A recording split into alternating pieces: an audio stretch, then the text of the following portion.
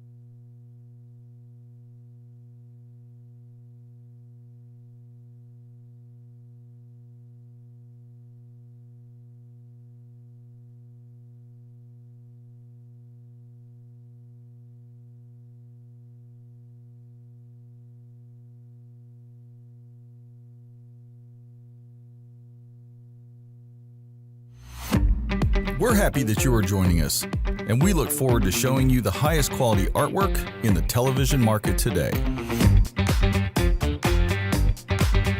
Ladies and gentlemen, it's the Fine Art Auction. But first, the rules. All bidders must be registered, and if you're going to bid, make sure you know all the rules. First of all, there is a 10% buyer's premium added to each winning bid. Bidders will be responsible for shipping. All works are guaranteed to be as described, or you don't own it, and you may return it to us for a full and prompt refund. If for any other reason you decide to return your purchase, you may do so for up to 7 days after receipt. But in this case, the buyer's premium and shipping are non-refundable. It is mandatory that you obtain a RMA number for all returns. To obtain this number, simply call customer service during normal business hours. All artwork must be received back to us in exactly the same condition as when it was shipped. Please visit the shopavc.com website for a full list of terms and conditions that apply to all of our auctions. And now, from our studios in Atlanta, it's the Fine Art Auction.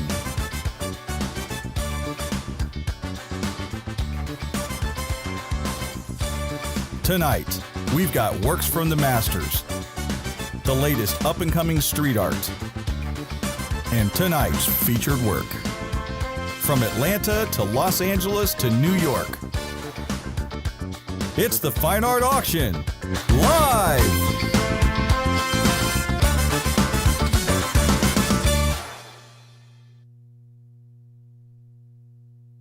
And a very good evening, and thank you for watching the Fine Art Auction here on America's Value Channel. My name is Tony Calderon, and I will be facilitating the show for the first hour, and then your host Ray Taylor will be in at 9 p.m. Eastern Time, and he will be taking you all the way to 1 a.m. Eastern, and we have a fantastically curated show for you tonight. I'm going to give you a quick rundown on what we are offering tonight so you can start planning your bidding ahead of time. And then we will get the auction started momentarily with this hand-colored Edgar Degas. We'll talk all about that in just a second. After the Degas, I have a full-size original oil on canvas by André Leon Varel, the gold medal winner for the Paris Salon in 1939. Then we have one of the most famous Pablo Picasso images of all time, the Harlequin's Family. It's from his Rose period. We have the print from it, the First State First Edition from 1954. Then we have a hand-signed Urte coming up after that when Ray takes over. Then we have a Vincent van Gogh copper plate engraving, an Andy Warhol from the Sunday Bee Morning, Marilyn Monroe edition. Then we have a hand-signed Louis Icart coming up after the Marilyn Monroe. After that, we have a Banksy from the Deluxe Edition 2021 Hula Girl. Then we have a very important, one of a kind, it's only one in the world, Harry Bunce, one of his rabbit sculptures. It's the black edition, the only one he ever made in black. It's the experimental edition, so that is a one-of-a-kind standalone original by Harry Bunce sculpture coming up. Then we have God Separates Light and Darkness from 1790 by Raphael. Then we have one of the Kef original mixed media works with diamond dust under resin. Then we haven't had one of these in forever. We have a hand-signed print from Sea-Pill. It's probably been about 5 or 6 years since we've had anything by Sea-Pill. We'll talk all about that a little bit later. Then we have a Jean-Claude Navarro hand-blown glass vase coming up. Then we have a Mad Charcoal hand-signed edition coming up after that. Then we have one of the last Salvador Dalis that we have from the Romeo and Juliet suite. So if you're looking for one of those, like I've said before on those, it seems like it takes us 8 to 10 years every time to find another portfolio of those. So it is one of the hardest Dali portfolios to find, the Romeo and Juliet. After that, we have the Lithograph in Colors by Henri Toulouse-Lautrec. And we are ending the show with the #1 most famous, most desirable image from Jean-Michel Basquiat, King Alfonso, from 1985, a lifetime Jean-Michel Basquiat, his most iconic image, King Alfonso. So we have a loaded show for you tonight. Sit back and relax and enjoy. Hopefully you want to bid on something. And let's start the show with this Edgar Degas, guys. Now, I've sold, last week on Friday and Sunday, there's 4 in this portfolio. We sold 2 last weekend. I have this one tonight, and I have the other one on Sunday night, and then the portfolio is gone. So if you were looking at these and you really love them, and like I said, these are very popular. We've had them a couple times over the years. I believe our range should be right around that $4,000 to $6,000 mark on these. I think last weekend we were getting that $1,500, $1,600, $1,700, which is a really good value. So we're going to talk all about this, and so let's get the auction started with our friend Edgar Degas. So Edgar Degas was a French impressionist, best known for his intimate portraits of ballet dancers and scenes from modern Parisian life. Though a fundamental figure of movement, he considered himself a realist and despised painting on plein air. So what does that mean? Degas obviously exhibited alongside of the Impressionists and was included in the original Impressionist exhibitions back in the 1870s, but he never considered himself an Impressionist. The whole thing about Impressionism was painting on location or on plein air, out in the open. So you would take your easel and your canvas and your paints and go paint on location as you were painting a landscape. Well, #1, Degas he did very few landscapes in his whole career. #2, Degas refused to use the moniker of an impressionist. He actually rejected it. And he considered himself a classic realist painter, classically trained studio painter. He often said he would never be caught dead painting out in the open air like the other Impressionists did. He just did not believe in it. He was a studio artist along the lines of like a Rembrandt or an Albrecht Dürer or one of the great classic painters like Eugene Delacroix or all the painters that came before him. So Degas actually refused and rejected the moniker of Impressionism. Trained classically at the École des Beaux-Arts and inspired by the old masters, Degas was peerless draftsman who prioritized precision outlines over purely blurred Impressionist brushworks. His dramatic, asymmetrical cropping and unconventional angles were heavily inspired by the Utikko Japanese woodblock prints and early photography. And this is a classic example of that. Before Degas, nobody would have ever thought of painting a ballerina in this situation, in this composition, in this pose. So this is just a ballerina backstage, and she's actually just rubbing her ankles after a performance. So this was what Degas, how he revolutionized art and why he's considered one of the greatest artists of all time. A lot of times it's not about what you do, it's about being the first to do it. And Degas was the first to use these unconventional angles and compositions and giving the viewer a different kind of perspective on the painting that he was painting. So that was really Degas' strength. And it comes from his love of photography. He was one of the first artists to embrace photography. So I've got a $200 opener, guys. Like I said, I'm looking for 4,000 to 6,000. These are very rare. And why are, after the artist's lifetime, prints like this so valuable for Degas? Well, the unfortunate thing is we lost about 80% of his print portfolio, or his oeuvre, and his copper plates and all his printmaking processes in the bombing of Dresden during World War II. So 80% of Degas' lifetime prints and his plates and everything like that were lost in the bombing of Dresden. That's why afters like this can carry such a high value in the Degas market. More than half of his total works featured ballet dancers. He rarely painted them performing. Instead, he focused on candid, behind-the-scenes moments like sketching, rehearsing, and resting. So this is a classic example of what we're talking about. Degas, unconventional with his composition, the way he chose to portray his subject matters like this. Like I said, before Degas, nobody would have thought to paint many people painted ballet dancers before Degas, but nobody would have ever thought to paint them in the compositions and the poses that he did.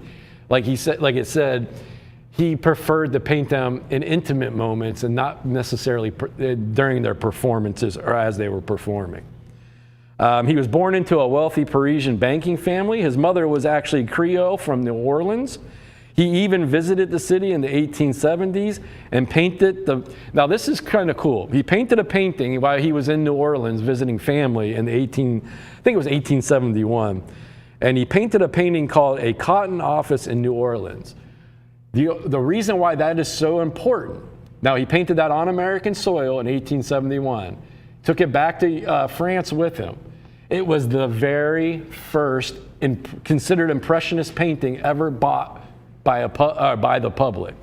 So A Cotton Office in New Orleans, the Degas painting in 1871 that he actually painted while he was in the U.S. visiting family in New Orleans, was the very first Impressionist painting ever bought by the public. So that is a pretty cool fact there. He was a lifetime bachelor. He never really found, he was kind of hard. He was like Picasso. He was hard on women. So that he was pretty much a straight bachelor his whole life. So he never got married. He never had any children. So that was kind of in the vein of Picasso. He was kind of hard on women. He was a devout Catholic, very deeply faith, and that came through in later works in his later career. In his mid-30s, Degas developed a progressive retinal eye disease. By the time he reached his 50s, he was legally blind, making it painful to paint in bright colors and bright light. So that could be another reason why he preferred the studio over painting outdoors. It was a physical condition. I think it was macular degeneration, but That's when he really transitioned into pastels, which are softer and easier on the eyes, and he really focused on sculptures. To accommodate his failing eyesight, Degas shifted his focus to pastels and sculptures. When he died at age 83, his studio was filled with over 150 neglected wax and clay sculptures. His heirs authorized casting of many of these bronzes, cementing his legacy as one of the most innovative sculptures of his era. And we had a whole series of those about 5 years ago, the Degas sculptures that were cast from his original molds. And we were selling them for $8,000 to $12,000. They are now in the hundreds of thousands of dollars 5 years later. They have been well accepted. They are in his catalog raisonné as original Degas.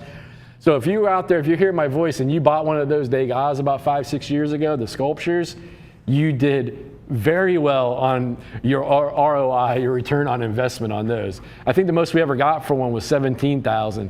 Now they are literally selling in the hundreds of thousands of dollars. So that's a little bit about our friend Edgar Degas. Now I'm only at $200 here, guys. You might want to pick up your phone. We've got about maybe four minutes or so left on this presentation. I highly, highly recommend, if this stays under $2,000, I would highly recommend you put this in your collection or in your portfolio. So this one is titled, the actual title of this one is Seated Dancer or Sitting Dancer. It was created in a pastel created by Degas between 1881 and 1883.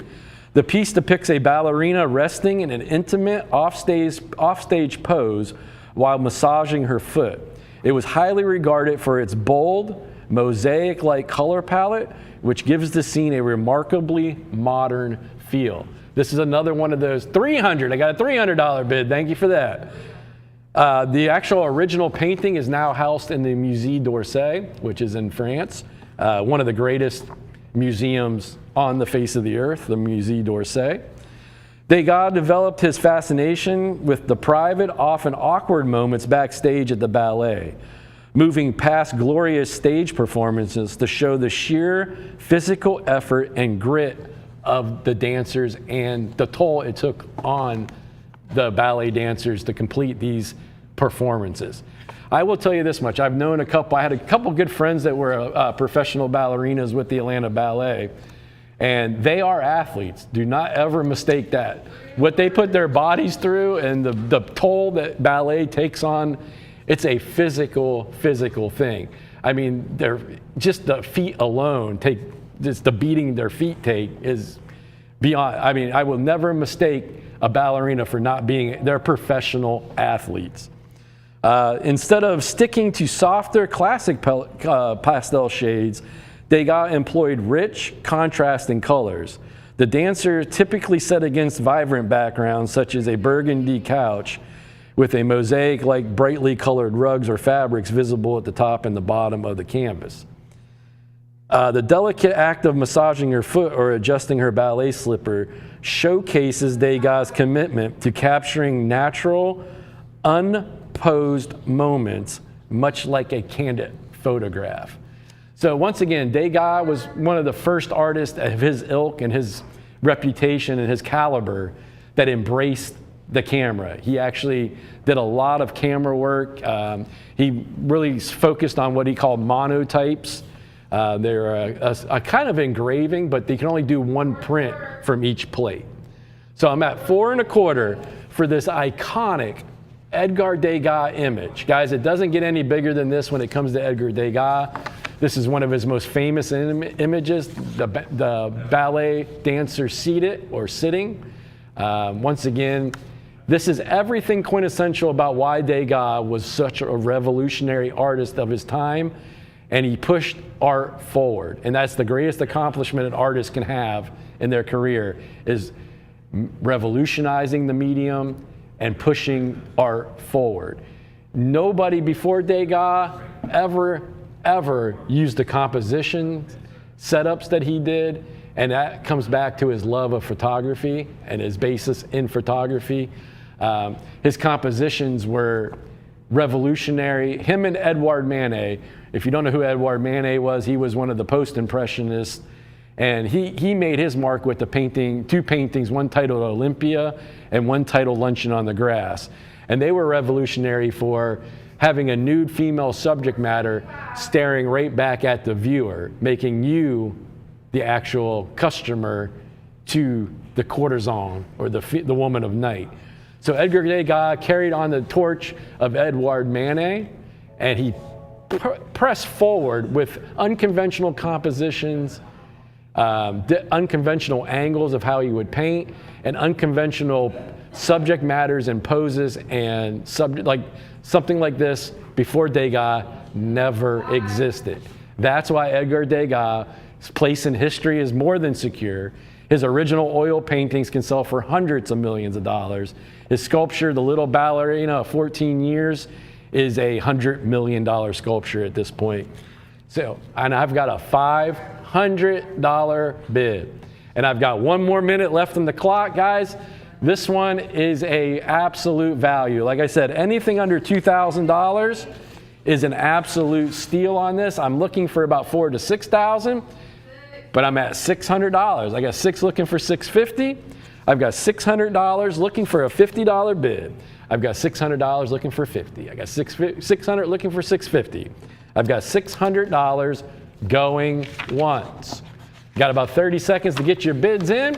As long as there's active bidding, I will keep it on the block. But as soon as the bids run out, we will drop the hammer. I got $650 looking for 7. I got 7 now looking for $750.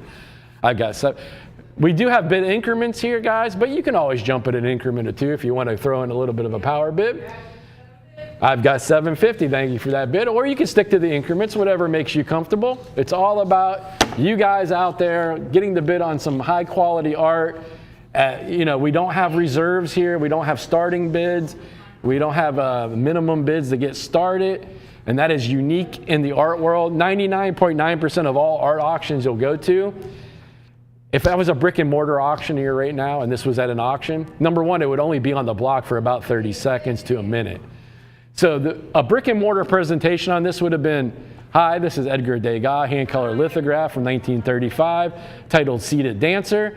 And they might have started the bidding at $3,000. They would say $3,000. If nobody raised their hand, they would simply say pass.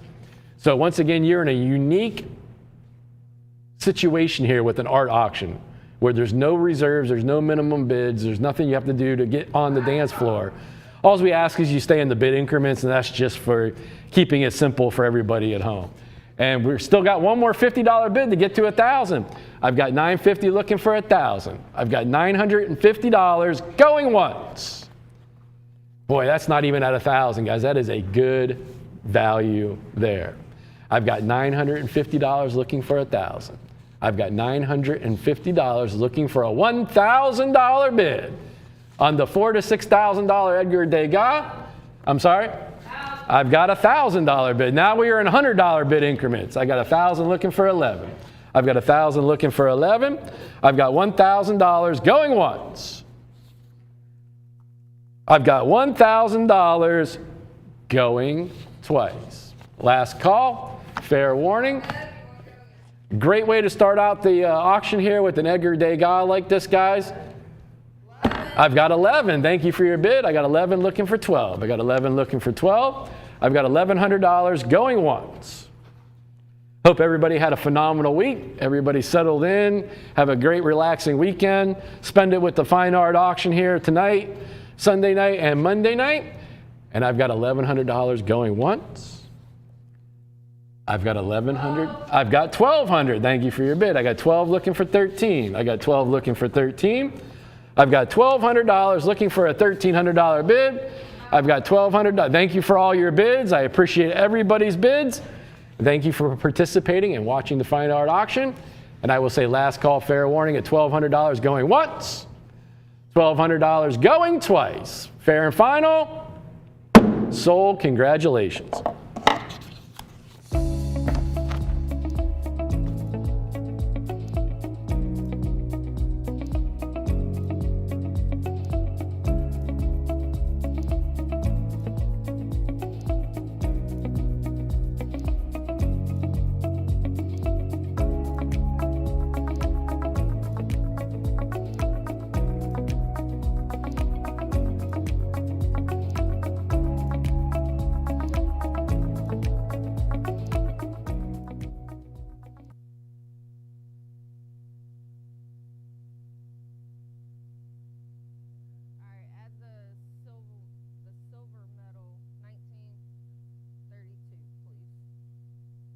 All right, ladies and gentlemen, now we're back with one of my favorite artists of all time, and we were lucky enough to be involved with his estate, and I'd be able to auction off the remainder of his estate. He passed away in 1978, and his estate sat on a large portion of his original works. And then we actually, about 10 years ago, we actually got acquainted with the estate of Andre Leon Varel. And we were able to facilitate the sale of the first part of his estate about 10 years ago. And now we are auctioning off the second part of his estate. And they are becoming there's a finite number of these left. And then once we're out of them, you're going to have to pay secondary art market prices, gallery prices. And for a man with credentials like this, you will be paying a lot more than you will be paying at the auction price here. I wanted to take a quick second there. You saw the bump shot or the feature piece between the Degas and the Varel. That was the Harry Bunce original sculpture in black. Now, if you remember a couple weeks ago when he was here, I asked him on air, because that one's what they call an experimental edition. So there's only one in the world. So you're bidding on a one of a kind. And I asked him, I said, are you planning on doing any more in the black or the red or the blue? And he actually said no, because he was shifting, and I saw a prototype of them today. He went with pastel colors. So if you have a chance to bid on one of the experimental edition of the Harry Bunce, keep in mind that those are one of a kind. He's not doing any more in the color black. So you are actually bidding on a one of a kind, unique, original work by Harry Bunce, which adds to the value tremendously. One last thing I'd like to note before we talk about Andre Leon Varel.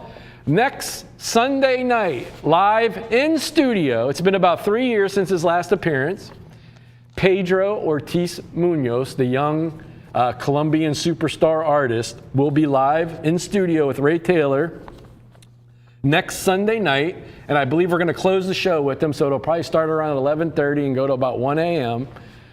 So that is Pedro Ortiz Munoz live in studio for his second appearance ever on the Fine Art Auction. I think it was about 3 years ago when he did his first appearance, and it was a huge success. And we're going to have, never before seen, we've never had the ceramic works by him, and a couple other new product lines that he's working on. So if you're interested, make sure you mark it down in your calendar next Sunday night, 1 week from this Sunday, Pedro Ortiz Munoz live in studio. So now let's talk about our friend Andre Leon Varel. So Andre Leon Varel was a staple at the Paris Salon. And if you're a regular viewer, we talk about the Paris Salon quite a bit. And there's good reason for that. Well, number one, it's the oldest and most prestigious art show in the world. It's been around since the 1660s when Louis XIV started it. And it's still going every year in February. The Paris Salon is held every year in Paris. So it started with Louis XIV in the 1660s, still going strong, and it is absolutely the most prestigious and important art show on the planet. Why do I say that? Because it's a career maker, and unlike a lot of art shows that you might, or art fairs that you go to, you can't just go in and buy a booth and show your art. You have to be judged in. You have to submit your portfolio, then go in front of the jury, and they judge you in. And they get tens of thousands of submissions every year, and they pick between 600 and 700 artists to feature every year at the Paris Salon. It is a massive art show. But once again, you can't just buy your way in. You have to be juried in. And once you exhibit at the Paris Salon, your paintings now command a lot more money. Once you get an honorable mention in a category at the Paris Salon, your painting prices go up. Once you win a medal, starting with the bronze, the silver, or the gold, your painting prices keep going up. And our friend Andre Leon Varel not only got an honorable mention in 1930, but he also won the silver medal at the Paris Salon in 1932. And then his career culminated in 1939 when he won the gold medal at the Paris Salon. So not only a gold medal, a silver medal, and an honorable mention, and he had a 24-year streak, 24 years in a row. He exhibited at the Paris Salon between if I'm going to get the dates wrong here, it was from 1920 to 1944 that he exhibited at the Paris Salon every year for 24 years straight. So let's think about this. He won the gold medal in 1939. I got a $300 opener. Thank you for your bid. This is a full-size original canvas, guys. Full-size original canvas. So let's think about this. 1939, Paris Salon. Who would Andre Leon Varel be competing against in 1939 at the Paris Salon? He would have been competing against people like Henri Matisse, Maurice Vlaminck, Andre Derain, Fernand Léger, Pablo Picasso, Diego Velázquez, the biggest names of the 20th century. All those names right there, their paintings are in the hundreds of millions of dollars, 50 to 100 million for original paintings. He went up alongside artists like Picasso and Matisse, and he won the gold medal in painting in 1939. So let's go back a little bit and talk about him in his younger years. He actually exhibited at the Paris Salon twice before World War I broke out. When World War I broke out across Europe, he enlisted and went to serve his country. Now, he wasn't a paper pusher, a logistics guy or a mechanic, he was on the front lines in the trenches, in battle, in combat. And he was awarded, in 1916, he was awarded the Croix de Guerre. What is the Croix de Guerre? Well, for a U.S. enlisted soldier, the highest medal you can be bestowed upon them for bravery in battle and going above and beyond in courage is the Medal of Honor. And they don't give those, very few of those have ever been given out. So the Croix de Guerre is like the French military's equivalent to the United States Medal of Honor. So not only did he go serve his country, but he was awarded the highest medal that a soldier could receive from the French military, the Croix de Guerre. So he must have done something extremely brave, extremely courageous, and very important to receive that award.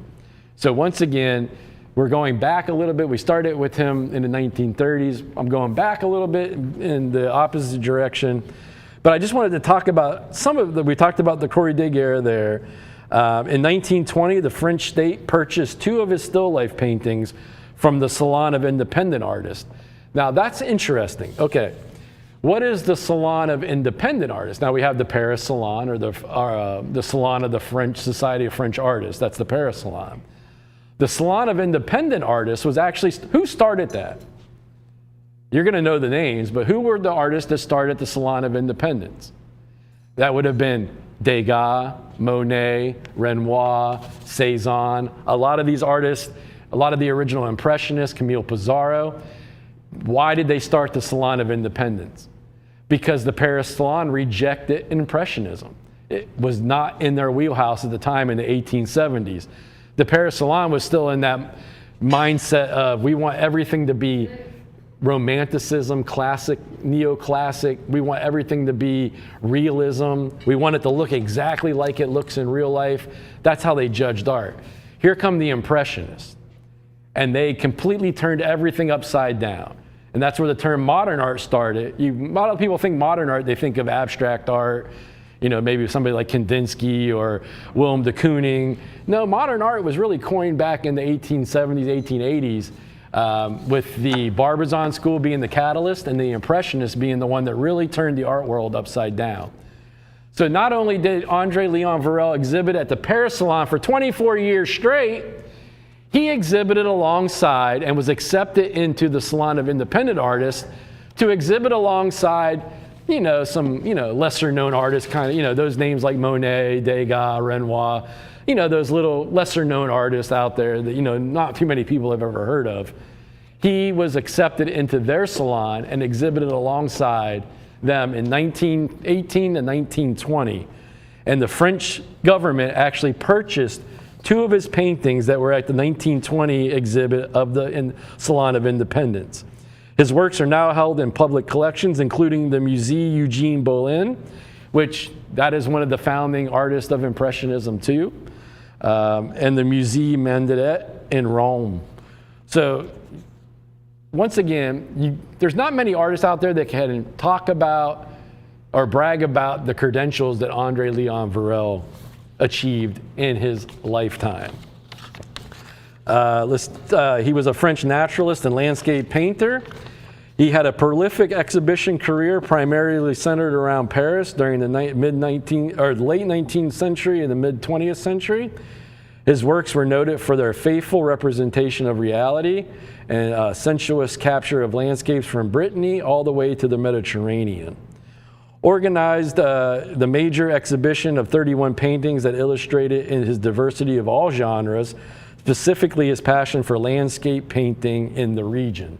So once again, now you're bidding on a quintessential. What he was best known for was landscapes. And he traveled all over France, from the Mediterranean all the way to northern France, and he would paint on plein air like the Impressionists, the ones that he idolized, and he actually exhibited alongside a lot of the major Impressionists. But right now you're bidding and you're having an opportunity to bid on a quintessential work, one of his landscapes, guys. This one was done in 1948, which is, 9 years after he won his gold medal at the Paris Salon. So this is when he was at the height of his powers. And you can tell by, just look at the water and look at the reflections of the trees and the sky reflections in the water. That is high quality brushwork. That is high quality painting. I mean, you could take the name off it. This could be we don't even have to know who the artist is to know that this is a quality work of art. Sometimes you want to remove the name out of your mind and just look at the painting and judge it just based on the merit of the painting without knowing who the artist was. So that kind of gives you a different kind of look at it. So if you take the name off of it, is it still a quality painting? Guys, if this was a 1948 painting that was unsigned of this quality, it would be worth a lot more than $700. But you're talking about, he won the Croix de Guerre in battle. He won the Gonzalva Prize in 1932, which is the prize, one of the highest prizes you can win. And what that does is that gives you one full year, from 1932 to 1933, the French government paid all his bills, gave him a stipend to live on, so he could focus solely on creating art. Why am I under $10,000? Once you win a gold medal at the Paris Salon, your original oil paintings, full-size paintings like this, are not under 5 figures anywhere in the world. This is global currency, guys. That's basically what art is. It's global currency. A Moreau that's worth $50,000 in America is going to be worth $50,000 in Dubai. It's going to be worth $50,000 in Japan. It's going to be worth $50,000 in China. This is global currency.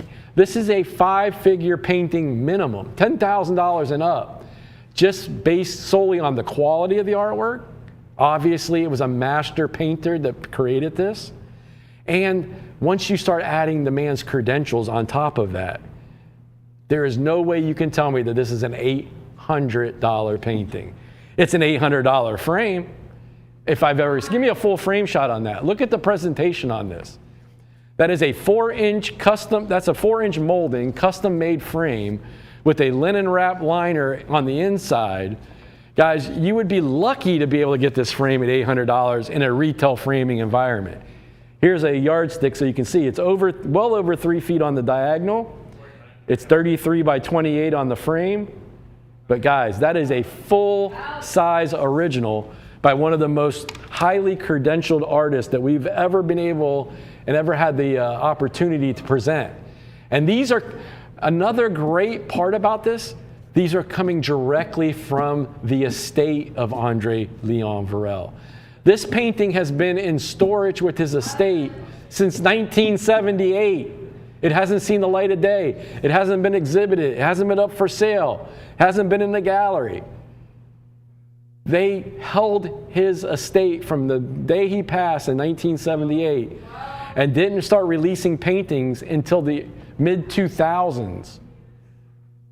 Guys, this is a very unique opportunity to be able to bid on an artist with this many credentials, the track record of this artist, and you're getting it directly from the estate of the artist via us here at the Fine Art Auction. We are lucky that we had that relationship with the estate, that we were able to auction off his works and be able to talk about and present Andre Leon Varel. Guys, this gives me goosebumps just because I know how important, he's not a household name. Not every artist that's important and wonderful and great like this artist is going to be a household name. But you're talking about an artist that went head to head with the Picassos, the Matisses, the Vlaminck's of his time, and won the gold medal over all of them in 1939. Won the silver medal in 1933, or 32, I'm sorry. Won the Gonzalez Prize in 1932. Got an honorable mention at the Paris Salon in 1920. His progression was amazing. His credentials are off the chart. His resume speaks for itself. And I'm under $2,000. Minimum $10,000 painting. If this was in a gallery in France, there's no way you would, I don't even think you'd get out the door for 10,000 euros. I think it would be 15 or 20. Just because of the credentials and the history that he had for the country, winning the Croix de Guerre in battle in World War I, winning every major award that he could at all the different salons, being a part of the Salon of Independence with Renoir and Degas and Monet and Cezanne and Pissarro and all these huge names, guys. Those are your household names. Andre Leon Varel exhibited, competed, beat them. It's an amazing opportunity for an art collector out there to be able to collect something like this under 5 figures. If we had a reserve-based auction, I think the reserve would be about that $10,000 mark and up from there. So once again, you're bidding on art history here, one of the most achieved, credentialed French artists of all time.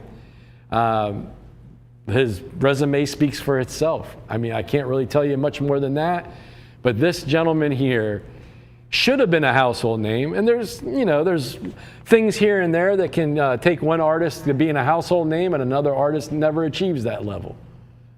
But once again, when you put his credentials alongside the greatest artists of all time, he goes toe-to-toe with all of them. And he has gone toe-to-toe with them at salons and at exhibits and winning medals and competing against the greatest of all time. I'm going to ask for one more minute, and I'm going to bid it out. You got 60 seconds. I've got 16 looking for 17. I got 16 looking for 17. I've got a $1,600 bid looking for a $1,700 bid. I've got $1,600 looking for 17. I've got $1,600 going once. And I'm just going to say it. Once again, there's a finite number of these left.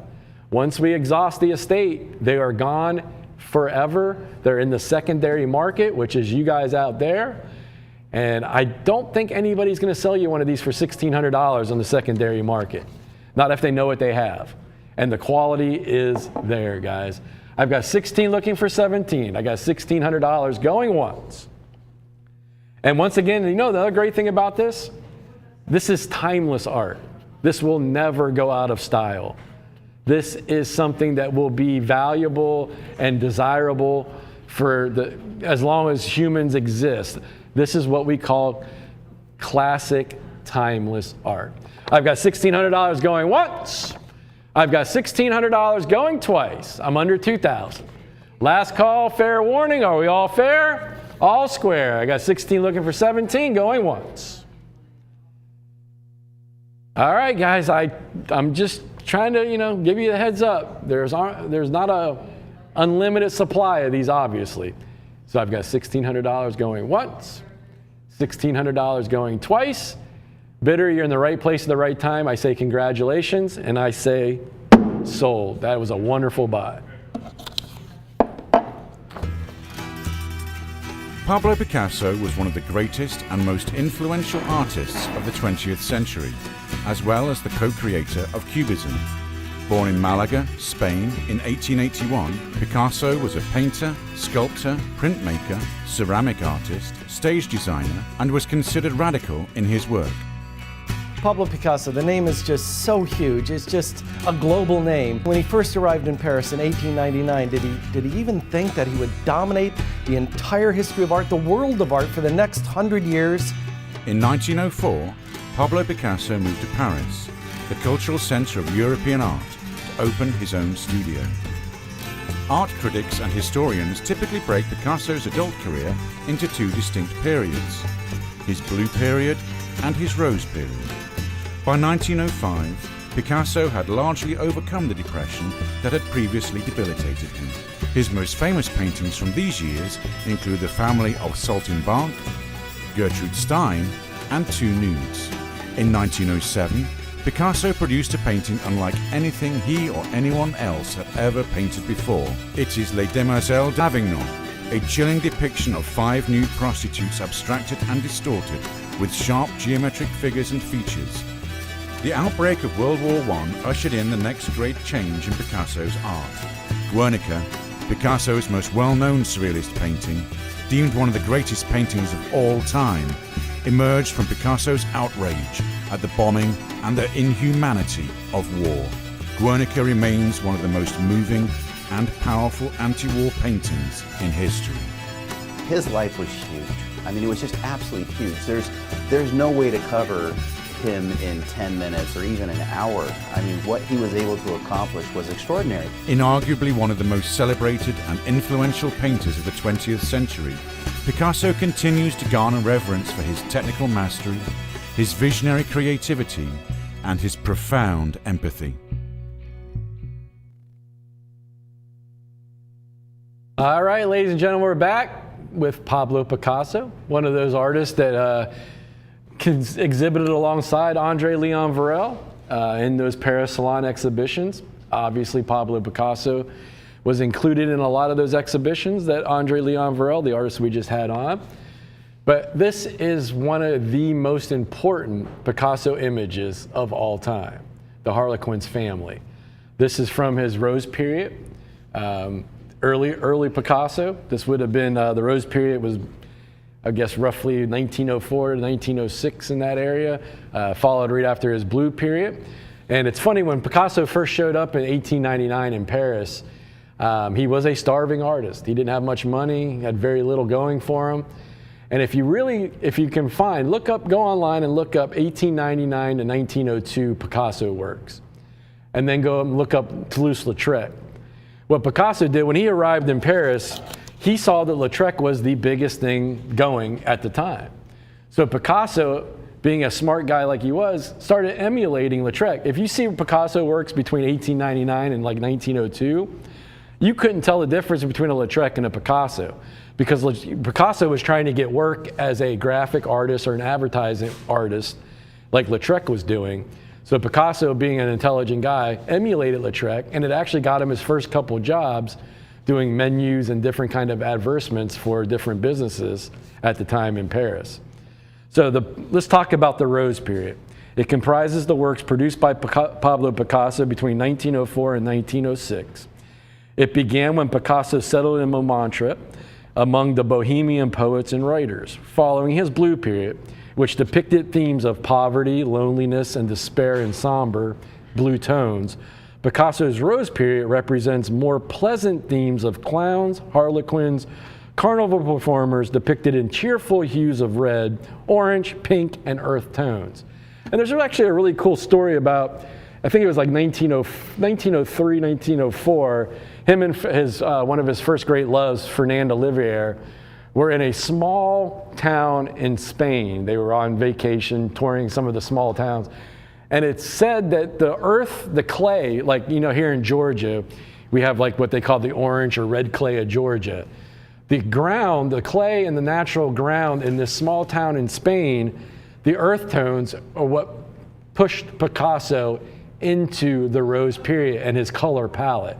So it was actually landscape in a small town in Spain, his home country, that he fell in love with those earth tones that were the catalyst to his color palette for the Rose period. Guys, this is I'm looking for at least $5,000 and up. This is a very important image, one of the most important by Pablo Picasso, especially from his Rose period. Based largely on intuition rather than direct observation, Picasso's Rose period marks the beginning of the artist's stylistic experiments with primitivism, influenced by pre-Roman sculpture, oceanic and African art. This led to Picasso's African period in 1907, culminating in the Proto-Cubist period and into Cubism and regarding one of his masterpieces, Les Devenants d'Avignon. The Rose period lasted from 1904 to 1906. Picasso was happy in his relationship with his lover, Fernand Olivier, whom he had met in 1904. And this has been the suggestion as to one of the possible reasons he changed his style of painting from the blue period to the rose period. It was actually a happy time in Picasso's life. Picasso was a very interesting character. So I think he had a lot of peaks and valleys, happiness, despair, loneliness, even though he was surrounded by people. He was a very, he was the study for he could have been a case study for a career for a psychologist, let's put it that way. That's the interworkings of Pablo Picasso. Let's go back to talking about Fernand Olivier. He was a happy time in his life and the catalyst to the Rose period, coming out of his more depraved. One of his best friends had committed suicide, and that was the catalyst in the blue period. There's other things going on in his life at that time, but that was the main progenitor to the blue period was Carlos Casademas' suicide and the subsequent depression that Picasso fell into after that time. The Rose period has been considered French influenced, while the blue period was more Spanish influenced. Although both styles emerged while Picasso was living in Paris, Picasso's blue period began in 1901 following the death of his friend Carlos Casademas and the onset of the bout of major depression. It lasted until about 1904 when Picasso's psychological condition improved. I've got a $200 bid, thank you for that. I got $200. Guys, bare bones minimum, I'm looking for $5,000. Just because, let's go ahead and show the cert on this one. So you got Pablo Picasso, Spanish artist, 1881 to 1973, the Harlequin's Family, offset lithograph in colors on wove paper after the original. The original was done in 1906. First edition published in New York City, 1954, and it is considered scarce. So now we've talked about we dabbled in the blue period, talked about the rose period, which is apropos because this is a rose period piece, masterpiece by Pablo Picasso. Now I would like to focus on the image itself. You can go back to the art. Thank you for that. So this was painted in 1905. It's titled The Harlequin's Family. It's a quintessential work from Pablo Picasso's rose period. It marks his transition from somber, monochromatic blue period scenes to a warmer, more optimistic themes, capturing intimate, melancholy glimpses into the lives of the inert circus performers. The year it was created was 1905. The original painting was done in watercolor, Indian ink, and gouache on paper. The circus performers or the comedians are the figures of the subject matter. The Harlequin as an altered ego. This is talking about Picasso and the Harlequin. The Harlequin, a comedic or acrobatic performer and character recognizable by his diamond patterned suit, became a personal symbol for Picasso. He often used the figure as a form of self-portrait to represent the duality of the artist, a public entertainer who simultaneously is an isolated and marginalized outsider. So that's kind of why Picasso and a lot of these artists fell in love with the circus and the circus performers like this, because they looked at themselves in that same vein, marginalized, outsiders, outside the fringes of society. So that's why it kind of fit perfectly into people like Toulouse. Toulouse-Lautrec, half of his works were based on the circus or circus performers. And nobody was more marginalized and on the outside looking in on fringe of society than Toulouse-Lautrec. So that's how Pablo Picasso saw himself, as a marginalized outsider trying to find, especially at this time, 1906, 1905 Pablo Picasso was not 1940, 1950 Pablo Picasso. It wasn't even 1920 Pablo Picasso. He was not well known in 1905, 1906. He was starting to make his mark on the Parisian scene, but let me tell you, fast forward to the 1920s, and it is a whole nother world. Pablo Picasso is probably one of the top 5 most famous people on the planet by the 1930s. But in 1905, that was not the case. Pablo Picasso was still trying to find his way, making his living as a professional artist on the Parisian scene. So that puts it in a little bit more historical perspective. The Pablo Picasso of 1905 is definitely not the same Pablo Picasso of 1930, 1940, 1950, when he was literally one of the most famous people in the world. And that is not overstating it, guys. Pablo Picasso at that time was Elvis, Michael Jordan, Michael Jackson, all of them rolled into one.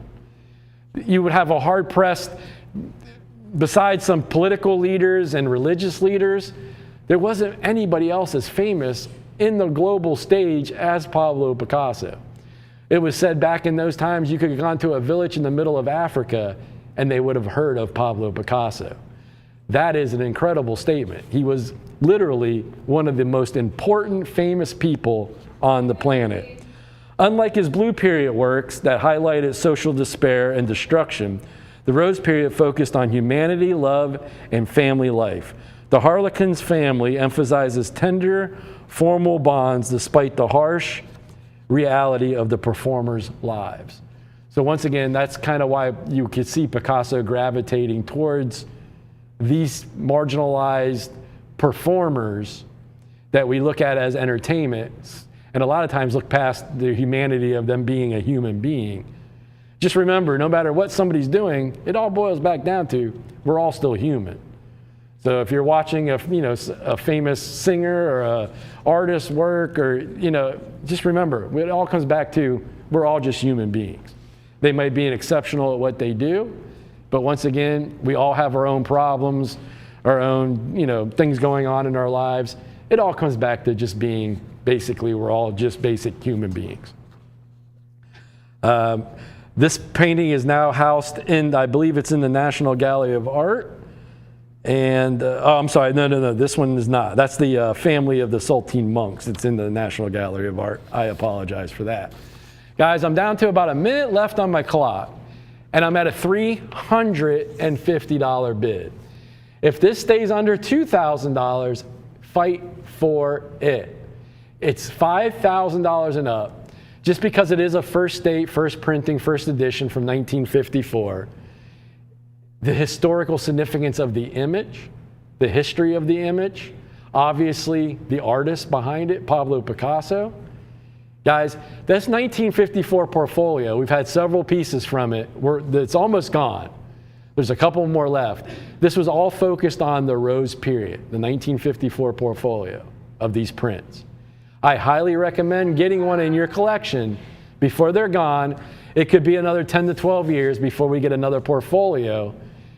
And once again, we are pennies on the dollar at $375. That is bare bones that's not even the price of the frame. I put the frame at I'll say $350 on the frame. So maybe you got about $25 into the art.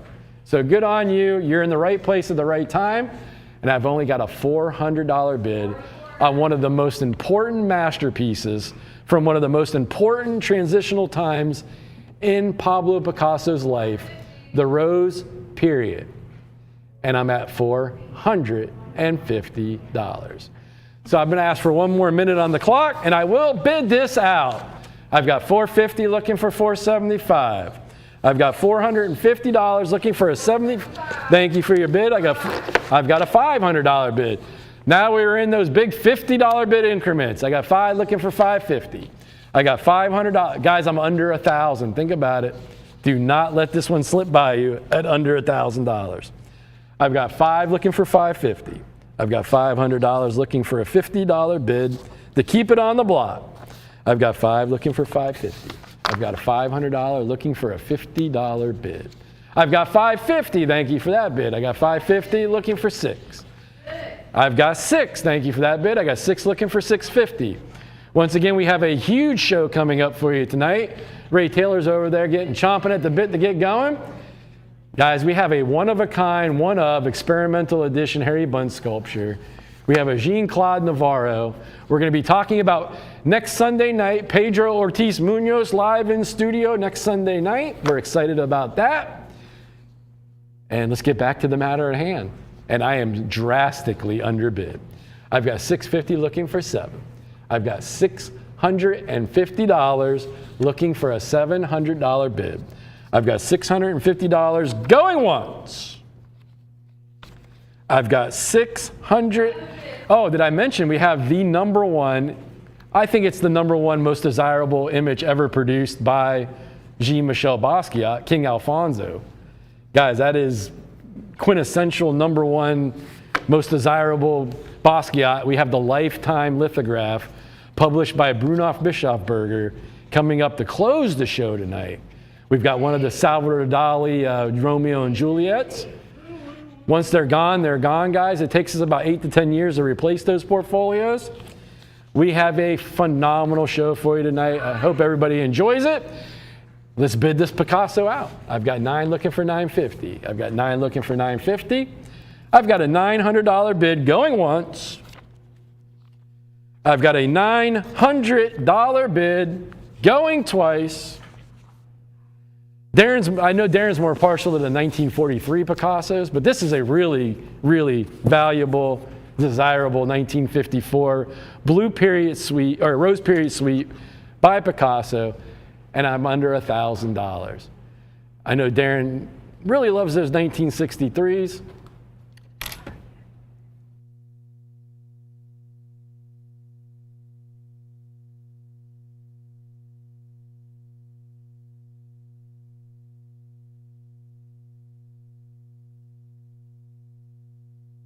All right, last call, fair warning. I got $900 going once. I've got $900 going twice. Last call, fair warning. Are we all fair, all square? Congratulations, Ray Taylor on deck. Enjoy the rest of the show. And I'm going to say, sold.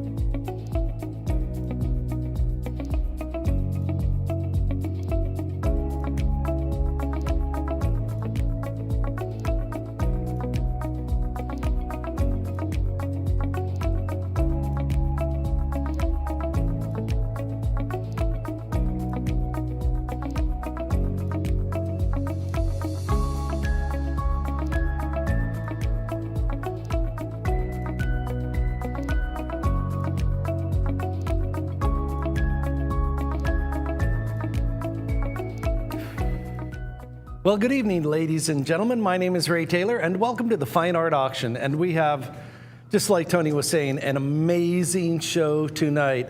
And I do want to, we're not supposed to go back in time on the auction, move forward, but whoever got that Rose Period Picasso, you did very well. You keep that in the family. Things are going to change.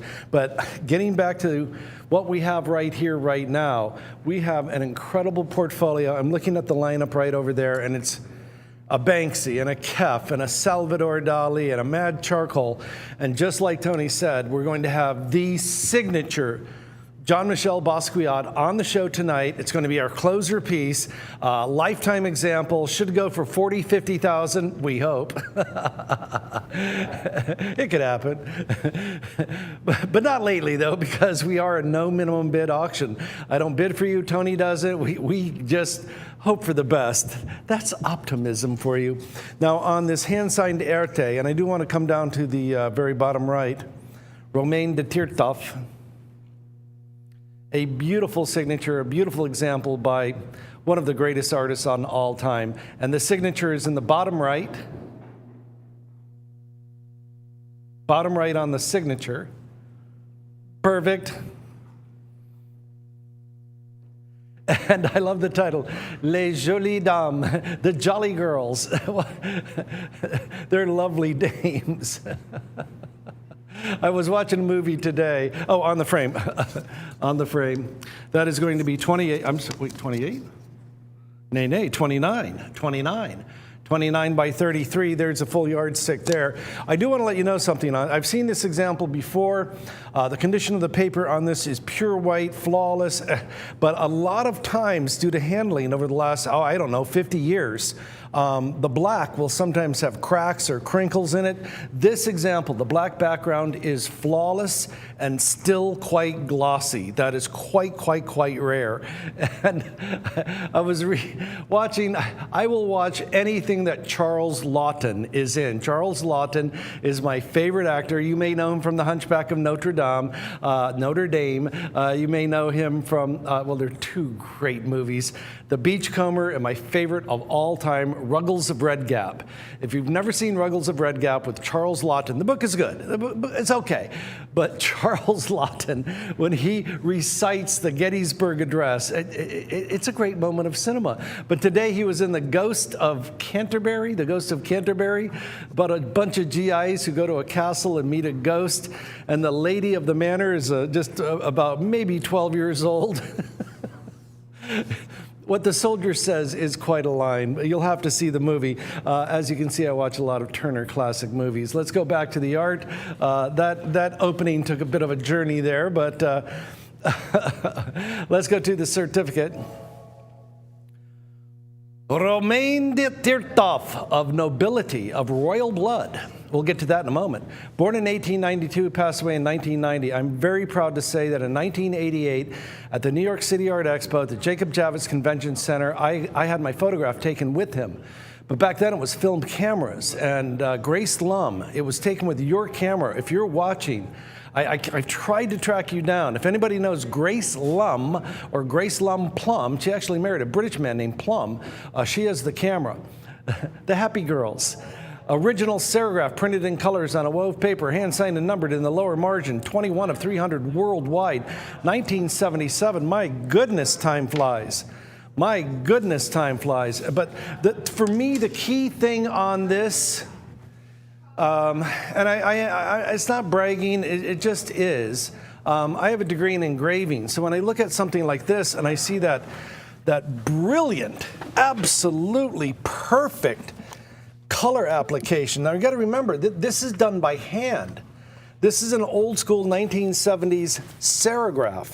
This is not done on a high-speed printing press at all. This is true silk screened prints. And I don't know if you're familiar with the process, but this is labor intensive and absolutely flawless. Now the glare that you're seeing, those kind of that variation in the black background, that's the glare of the studio. That's monitors and things in the studio, and that's not. Well, let me go up and adjust it, because it does look like an imperfection in the printing. But to print black with that precision using silk screens, this is a tour de force. Come in on, let's go ahead and give it a close-up, and I'll angle it a little bit. See what I mean? That is flawless, and that is rare. And every color transition is absolutely flawless. Now, it's not a rainbow. The colors are out of sequence. What this is a review, if you will, at the Moulin Rouge. It could be at the Lido. Wow.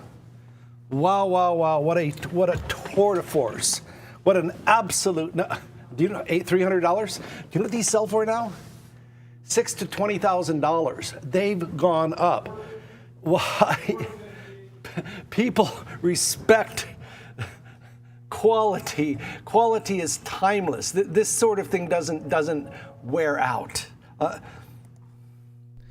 Romain de Tirtov was born in November of 1892. He passed away in April of 1990.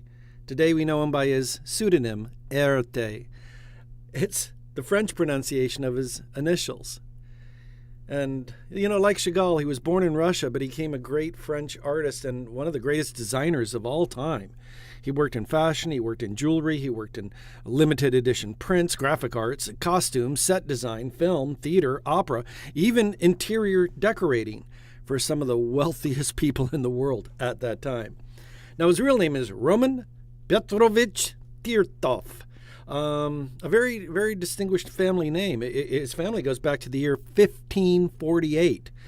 You've heard of Genghis Khan? Well, there was a Tatar Khan by the name of Tirt. So his father, Pyotr Ivanovich Tirtov, was an admiral in the Russian fleet. So what did he want for his boy? He wanted him to go to Naval Academy. Well, when he was 15, his father put him on a Navy ship as a cabin boy. He had seasickness the entire time. He said, I hated it. He said, but at the same time, even earlier in life, I became interested in a career, and it would either be theater or dance. I didn't know. I would ride my bicycle 30 kilometers to get a book on theater. I would go to another library. But eventually, as he grew and became a teenager, he said, I came to the conclusion I could live without dance, but I could not live, and I could not give up my passion for painting and design. I'm going to fast forward a little bit. In 1910, he moved to Paris to pursue a career as a designer. Now, that decision, and now he's only 18. He's 18. Now that decision did not make his father happy. His father really wanted him to go and become a naval officer. So when he first moved there, he didn't use his name, Romain de Tirtov. He used his initials, RT. And when the French first began seeing his art, they assumed wrongly that no man could ever have such a delicate line in their hand, the ability to make a line become very thin and very thick in one pull of the brush. Look at his art closely. It's amazing. So they named him, the French, in the French diminutive, Erte. It's feminine. He thought it was hilarious.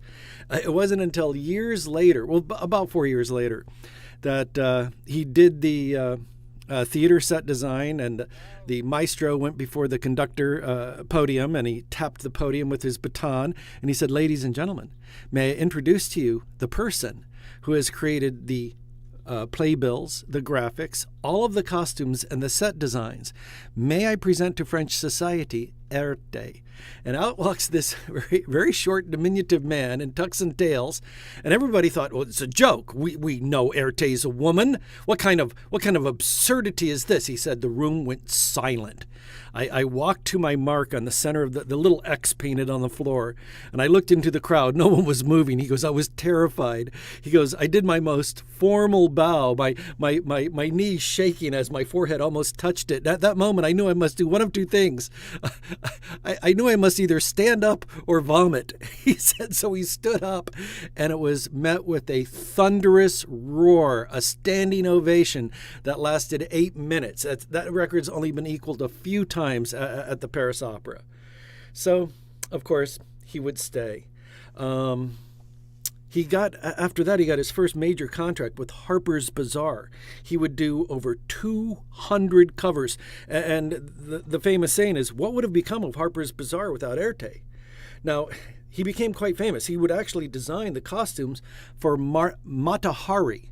Mata Hari, read about her life. She was an incredible stage performer long before World War II, and then read about what happened to her in World War II.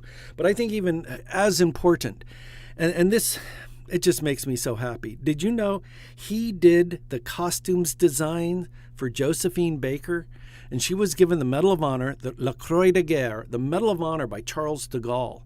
She did underground work at the risk of her own life for the French underground. She saved thousands of soldiers' lives. Read about Josephine Baker, one of my heroes. He would go on to do covers for the Illustrated London News, Cosmopolitan magazine, Ladies' Home Journal, Vogue magazine. And I think today when we look back, I think he's most famous for these elegant fashion designs that really capture Art Deco. His name is synonymous with Art Deco. I think these delicate figures, these wonderful lines, they're sophisticated, they're glamorous, they're instantly recognizable. And even today, I would say that his ideas, his art, still has an influence on art well into today, into the 21st century. And he worked throughout his life. He designed revues, ballets, operas, and you know something? When Art Deco kind of faded away as an art movement, replaced by more modern art, but what's wonderful about him that in 1960, Art Deco had a true revival.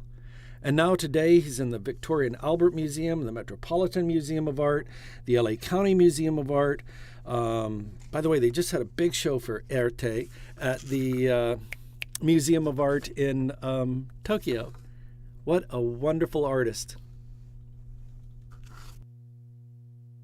You know, a bid at $1,000, it's literally in a $700 frame, and I want you to check. So let's go to my computer, and there you will see auction results. Now, I do want to let you know something. $1,000 today for an Arte of this quality that is hand-signed from the 70s is nothing. Look at these prices, $18,000. 19 by 14 inches, same size. They thought it would go maybe $1,000. This was a month ago. This was a month ago. There's no image. They didn't give me an image. I know what Manhattan Mary V is. It's this. Do you understand what's happening? This, and I can even show you. This is for sale on the internet right now, and this is a tiny one. This is not a big one. This is not a big one. Juliet, Romeo and Juliet. This was done in the 90s. This is a posthumous edition. This was done after he passed away. It's $7,500. I'm offering you lifetime real deal, lifetime real deal. Again, I want to let you know, he passed away in 1990. I met him in 1988. This was done 3 years after he died, and that's $7,500. Look at some of these prices. Oops, sorry, I made a boo-boo. They thought it'd go $8,000. This was $15,000 at Bonhams. Now that is the complete suite. That was $15,000.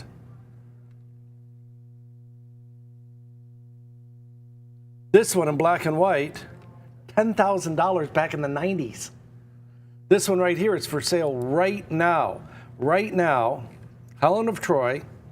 It is lifetime. $5,500. Bid the $100. I am offering you lifetime, real, fully authenticated. Again, when you look what's on the market today, it's unbelievable. Let's go back to the art and forget about his bronzes. About 5 years ago, his bronzes dipped. They were $4,000 and $5,000. Now you cannot find one over under $10,000. The good ones, the good ones. All right, and here we go. I do want to repeat. Let's go to the certificate. Once again, the Happy Ladies, original, lifetime from the 70s. We should be all day long above $7,000. Got it in a $700 frame. You're picking this up for $300. Bid the $100. When that clock runs out, I will auction this off. And it's Happy Ladies. That's the title. That's all it means is Happy Ladies. And of course, I don't know where they're at. It could be a ballet, but I'm thinking the Moulin Rouge, the Lido. All right, and here we go. Free money. One that was printed 3 years after he died is $7,500. I think you might be a little bit better off with the real deal. The real deal. All right, 25 seconds left, and here we go. I've got 1,000 now, it's going to bid 11. I've got 1,000 now, it's going to bid 11. Way under the money, way under the money, way under the money now. I've got 1,000 going once.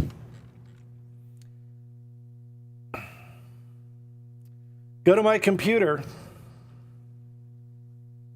and you can see the lettering is done in blood because it's Juliet, and she's dying. Not really the perkiest one. He died in 1990. This was done after he died. That's $7,500. Go back to the cert. I'm offering you a real one. Guys, just last month. I mean, this is go to my computer again. Last month, I'm telling you, they're going up. Last month, Manhattan Mary, 19, same size. They thought it'd go 100, maybe 1,000. Went for 18,000. That was, oh, I'm sorry, 2 months ago. 2 months ago. Almost 2 months and 1 day ago.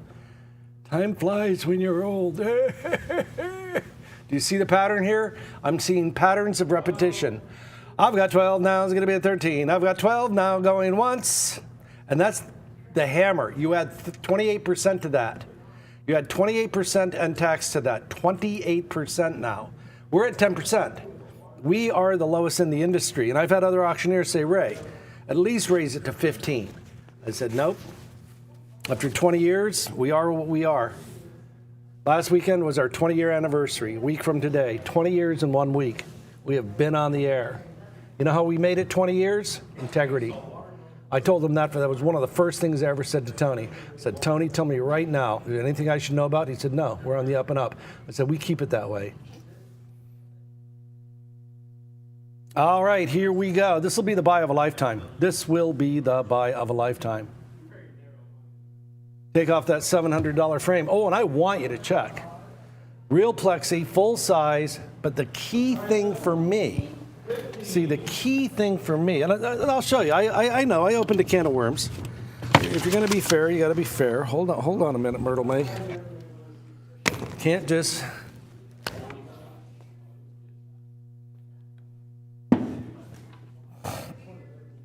Now, this is a student model. A tube of ink. Now, these are like $10. What a ripoff. Okay, a silk screen. How do I make a silk screen? Let's say I want to do the lady in yellow. I'm going to do the lady in yellow. Okay, so what I do is I get my screen. You see it's transparent. It feels like the sail on a sailboat. It'll hold water like a Panama hat. You know, a Panama hat's made in Ecuador. It'll hold water. But okay, so what do? I'm going to do the lady in yellow. So what I do is I get a paintbrush and I paint everything. I close the open weave except for that area with rubber cement. I make a pencil drawing of the lady in yellow. I paint everything else with rubber cement. I'm going to have to hold it this way. Then I take my tube of yellow. I make a line of toothpaste right there, big line of toothpaste. Then I take my squeegee, not to be confused with his brother Luigi, and I go like that. One pass. And then you have to come straight up. If you slide it, if you skew it, if you come up like that, it'll make tendrils. This is a tour de force, and I'm totally impressed by the black. The straight edge on that black, that's impossible.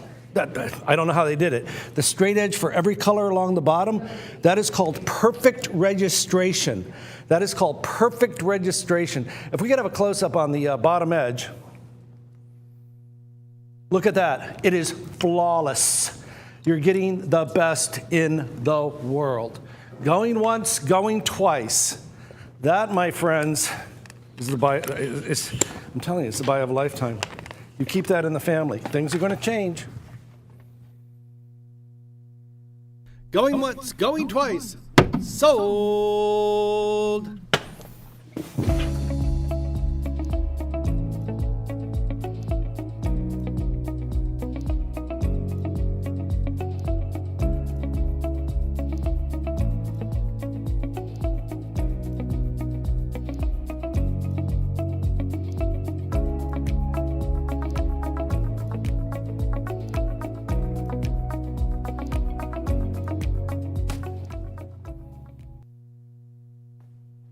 Where'd it go? Okay. Before we begin, I want to let you know something. After 20 years, I've come to a lot of realizations about this show. Stop it. Did you hear what he said? Weisenheimer. Every once in a while, we'll get something that's beyond rare, just beyond rare. And this is one of them. It is one of the very, very first paintings that Vincent van Gogh did when he was admitted to the insane asylum at Saint-Remy. It's one of the very, very first paintings. And what he did when he, sobered up, is he went back to religion. 20 years earlier, he was a traveling art dealer. He went from city to city. He was a road dog. He went from city to city. He was alone in a hotel room when he had his first bout of depression. So he gave up an art career and he went and he became a missionary, and then he became a priest, not a priest, a Protestant minister. He was Protestant, and he decided to be like Jesus and minister to the poorest of the poor. There was a coal mining district where the living conditions were so horrible. They actually had a riot. And if you can look this up on the internet, it's called the Riots of the Borinage. Borinage. People were starving, holding pickaxes and falling over in the coal mines. I come from coal miner stock. I do, from Wales and England as well, River Dee, County D, and I want to go back someday, but we'll see. So what he did was that the people that picked him up, literally out of the gutter, he was having a bout of depression, he was going through a fit of alcoholism, they put him in the hospital. He had no money, and he felt that they were the Good Samaritan. One of the things that he always remembered was a very famous painting by Eugene Delacroix called The Good Samaritan. This is taken from that painting, but the positions are reversed. To me, it is the book of Luke, start at chapter 10. It's right around chapter 33 that they make the specific reference to the Good Samaritan. But to me, the story of the Good Samaritan is everything that Jesus taught. Let's go to the certificate. Vincent van Gogh, inspired by, now this was done in 1888. It was the last year and a half of his life. This is one of the first ones he did in the insane asylum, Saint-Remy. The copper plate engraving is printed on black ink on wove paper after the original. It was never published during his lifetime. It was published by his sister-in-law. Johanna van Gogh Bonger married Theo van Gogh. 2 years later, Theo van Gogh would die. They're now buried side by side. That's another story entirely. But what I did want to talk to you about is the profundity of this work. And I truly believe that. And let's just start at the beginning. I have to do this. See, the story of the Good Samaritan in the book of Luke, it's all about true neighborly love. It transcends social, ethnic, religious boundaries. We need this today. It tells us to show compassion and mercy to anyone in need. Let me back up. In verse 25, Luke chapter 10, an expert in the law, a lawyer, asked Jesus, "What must you do to inherit eternal life?" And Jesus said that to love God fully, you must love one's neighbor as oneself. The lawyer asked, "Who is my neighbor?" And Jesus told him, "What would you do? A man is traveling from Jerusalem to Jericho. He's attacked by robbers. He's stripped. He's beaten. He's left half dead. A priest walks by without helping. A Levite walks by without helping. A Samaritan, considered an outsider, a lower class, despised by the Jews, stops, cares for the man's wounds, places him on his own donkey, brings him to an inn, pays for his hotel bill." Jesus concludes by asking the lawyer, which of the three acted as a neighbor? The lawyer answered, "The one who has mercy on him." Jesus said, "Go and do likewise." And that's it. That's all there is to it. That's all there is to it.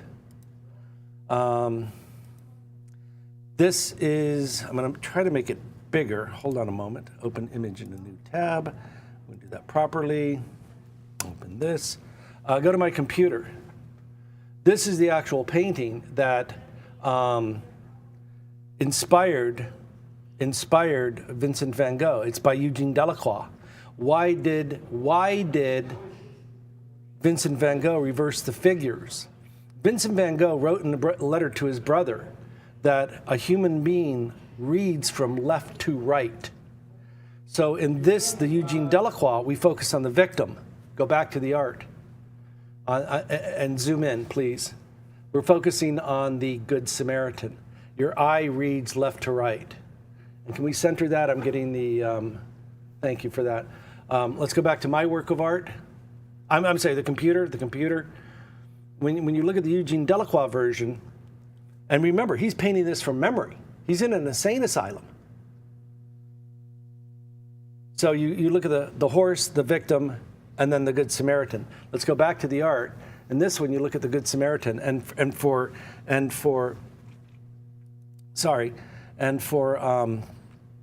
Vincent van Gogh, this is the important thing. And Isn't that amazing? And I do have a little bit of esoterica. There was an artist in the 1600s, an Italian Baroque artist by the name of Domenico Fetti. And you know, I can't help I can't stop doing this. Hold on. Go to my computer. This is the only image I could find of it. I believe this is the image that inspired Eugene Delacroix. Domenico Fetti inspired Eugene Delacroix.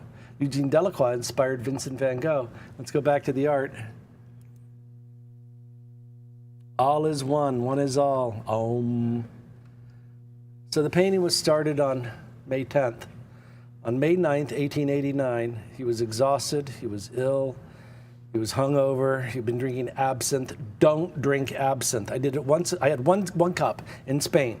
It's 180 proof. It's awful. He was out of control. He'd cut off his ear. So he was admitted to St. Paul's Psychiatric Asylum in Saint-Rémy de Provence. It's on the south of France. It's right by Provence. It's like a neighborhood. The sanitarium used to be a monastery. And it was way out in the middle of the farmland in cornfields, olive groves, grape fields. And he was given what are called 2 cells. He had one that he used as a bedroom, the other he used as a tiny studio. And his brother and the doctor, I know this name, Dr. Gachet, helped him and brought him paints. And one of the first ones he did was the Good Samaritan. Before that, his nickname in the town of Saint-Rémy de Provence, he'd become so difficult and drinking so heavy that the townspeople that he'd been living had given him the name, the red-headed madman. And then he had the big falling out with Paul Gauguin. They'd been drinking absinthe all day. Then they went to a bar, and they got in an argument, and they said, take it outside. And so Van Gogh pulled out a little pocket razor that he used to cut reeds to make ink pens with, pulled it out on Paul Gauguin. Paul Gauguin was about 1.5 feet taller. Paul Gauguin bowed up his chest, backed down. Van Gogh backed down, ran down the alley, and before the sun came up, he cut off his ear and gave it to a maid at a brothel, not a working girl. He gave it to the maid. He was almost run out of town. People helped him. They were good Samaritans. So now we're going to have fun. Let's go to my computer.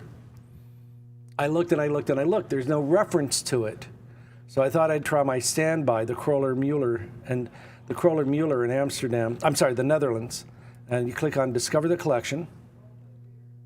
They have sculptures. And you can learn all about it here. Collection search engine. And what you want to do is type in Van Gogh, because they have a lot of other artists. Van Gogh collected a lot of art. Then, see the one on the left? Van Gogh didn't paint it. He collected it. The one on the left, Van Gogh didn't paint it. Okay, so then you have to do an advanced search. You have to go to paintings. That'll narrow it down to 88. Huh. Should be on page 3. And yes, of course, I've looked at all of these. I can't help it. Poor little Buttercup. Poor little Myrtle Bay. And there it is. Oh, they moved the position.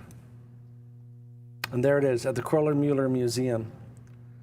So, yeah, after Eugene Delacroix. From memory. Delacroix is Van Gogh's spiritual mentor in color. It does not seem coincidental that Van Gogh chooses Delacroix's Samaritan, the compassionate man who interrupts his journey to help a defenseless man who had been robbed. Van Gogh also had to recover. And there with this painting, he alludes to his brother Theo, his own good Samaritan who was always there for him. Isn't that wild? I found it. $400? I wouldn't sell this for $5,000. It's 106 years old. It's flawless condition. The museum does not have one.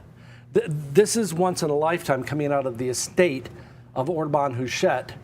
Guys, this is beyond rare. In 20 years, we've had one. It wasn't until last week that I knew it even existed. Let's go back to the art. If you want the home run of a lifetime, and I mean of a lifetime, I mentioned a name. Anybody can find this. Go to my computer. Johanna van Gogh Bonger. Who is she? This young lady. Look how brave she is. She never knew how strong she was.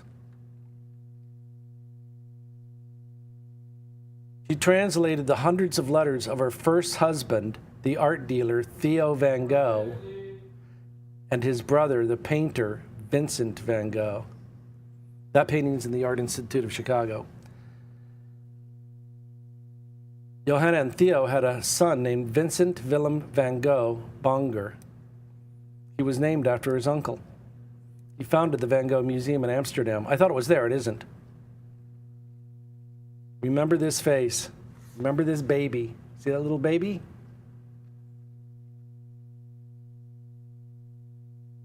You gotta read. She didn't want to marry him. Okay, I'm gonna jump to the fun part. I'm gonna jump. Hold on, just give me one. No, this is worth thousands of dollars. This is one of the rarest documents. Before we even continue, she died in 1925 in the Netherlands. This was printed in London in 1920. It's a real one. This is once in a lifetime. This is not monkey around business.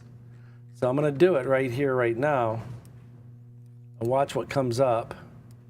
Searching the web for Johanna van Gogh Bonger, a lot of data. The Smithsonian has a great article. The Metropolitan Museum of Art has a great article on her. Okay, I'm going to do it, then we're going to go back. Metropolitan Museum of Art, but the one I want is from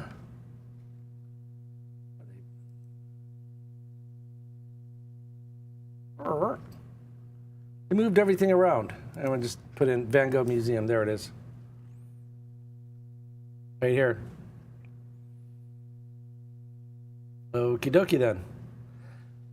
My computer's go back to the art. This might take a moment.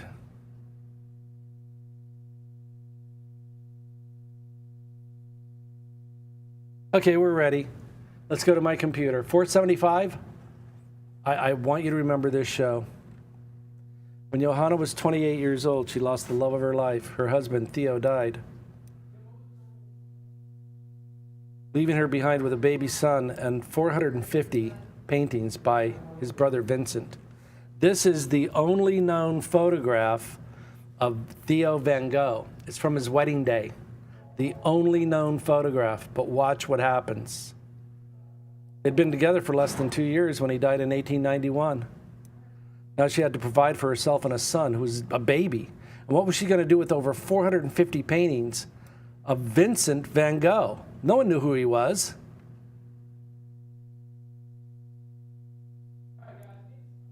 All right, yeah, we must. There's the baby. I'm going to jump way ahead. Anybody can read this. I've run out of time. You know what he did with the collection? The nephew, you know what that little boy did on the left with the collection? Gave it away. Billions of, not millions, billions of dollars. That painting under his arm, $200 to $300 million. Because that yellow house, 9 Rue La Place Lamartine, is the first apartment that Van Gogh had when he moved to Saint-Rémy de Provence. Arles.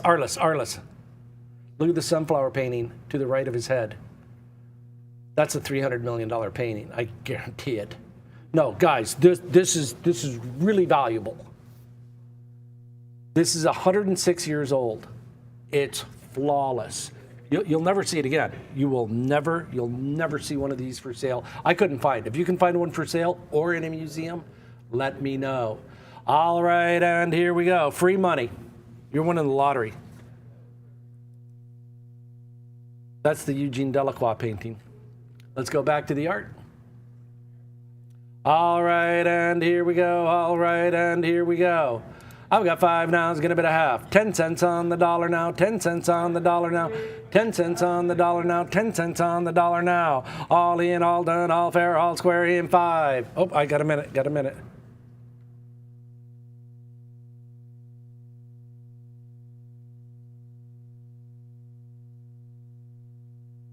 if this really is, and why am I getting so revved up about it?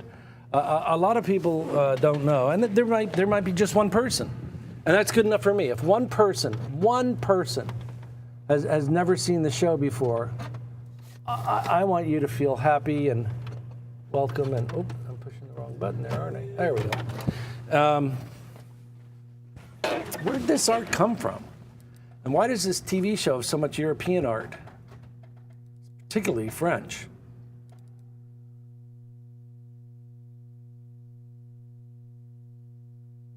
Let's go to my computer. In 1997, at an art auction, I met Orban Huchette, the gentleman on the right. If you've ever seen his art, he's published over 600 editions. He was an attorney, and he walked away from a law practice to become an art publisher and an artist in his own right. He moved to Paris, and at the end of World War II, he began buying art. I think he won a big case because at first, I thought he had 35,000 works of art unframed in a warehouse in Paris. And then, after selling his art for over 10 years, he said, you know, Ray, there's another warehouse. Are you interested? We said, like you wouldn't believe.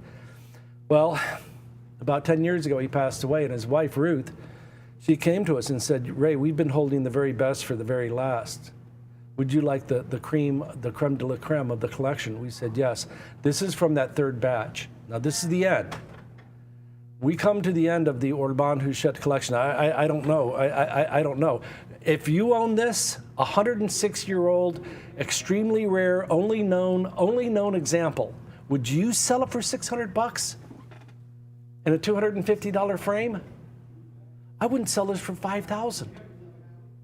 It's irreplaceable, and the hallmark of the collection is quality, and rarity. Let's go back to the art. You're living in an art collector's paradise. And I'm going to say it over and over and over again. This is an art collector's paradise. And the hammer's up and we're all done, all in, all fair, all square, and I sold it under the money now, way under the money.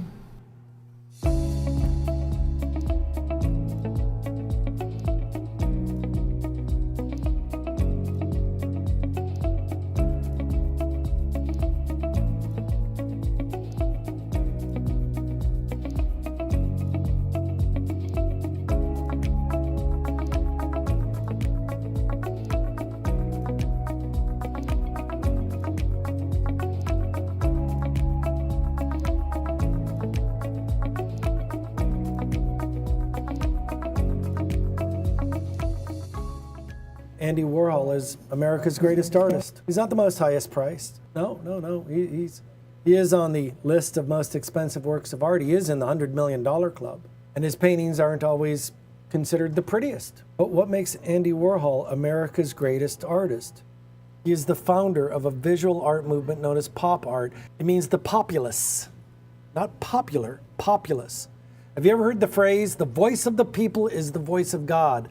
Vox populus, vox deus. His works explore the relationships between artistic expression, advertising, and celebrity culture. It all had flourished by the 60s, but no one saw it. He saw it and put it in a museum. His Campbell soup cans are legendary. Andy Warhol started his career as a successful commercial illustrator, and this early work formed his interest in manipulating popular images. He was fascinated with fame and enchanted by Marilyn Monroe. Shortly after her death, he set out to pay tribute to her with his Marilyn edition prints. The Campbell soup cans and the flowers followed shortly after. The 60s were groundbreaking years in his career. It was a time when he developed his signature style. And today, the works from this period are considered his most important and are highly sought after. They are hand-pulled screen prints on heavy paper. You can call it museum board, that's fine. The inks bleed to the edge with no borders. They're editions of 250. The importance of these iconic impressions to the pop art movement cannot be overstated. Original Sunday Bee Morning editions from the 70s are noted and recognized in Andy Warhol Prints Catalog Raisonné. So where's the original? Go to my computer. There's a set of 10. Marilyn Monroe, it's a portfolio of 10 screen prints. And here it is right here. In 1967, Andy Warhol established a print publishing business, Factory Editions, through which he published a series of screen print portfolios. Marilyn Monroe was the first one. Marilyn Monroe, I know it's hard to read, I'll enlarge it. One more. That's too big. He used the same publicity still of the actress that she had previously used. It was from the movie called Niagara, starring opposite Joseph Cotten. She was an excellent dramatic actress, and she was a great comedic actress as well. Now, each image was printed from 5 screens, 5 colors. One carried the photographic image and 4 different areas of color. Remember, we just talked about silk screening. They don't have an image. I don't think they have an image, but I do know where they do have the image. Now, that's one of them. Right here. What is Sunday Be Morning? And I can give you the link. It's not hard to find. What is Sunday Be Morning, and what is the connection to Andy Warhol art? Now, when there was about, I'm going to pause it right there. Oopsie, there. When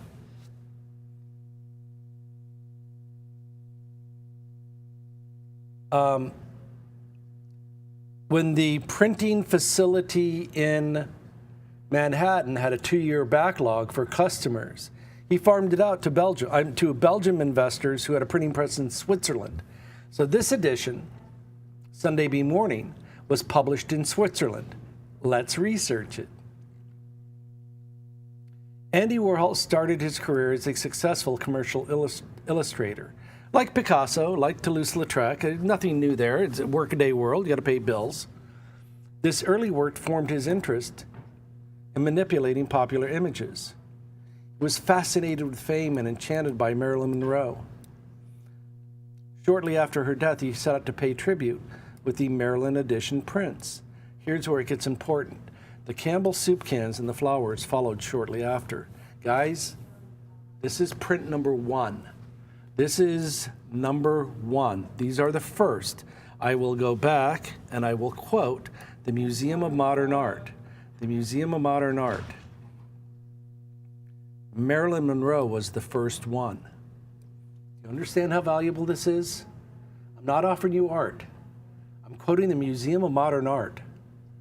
Marilyn Monroe was the first one of America's most famous and important artists. We're going to talk about why it's important in a moment. The Campbell soup cans and the flowers followed after. The 60s were groundbreaking years in Warhol's career. It was a time when he developed his signature style.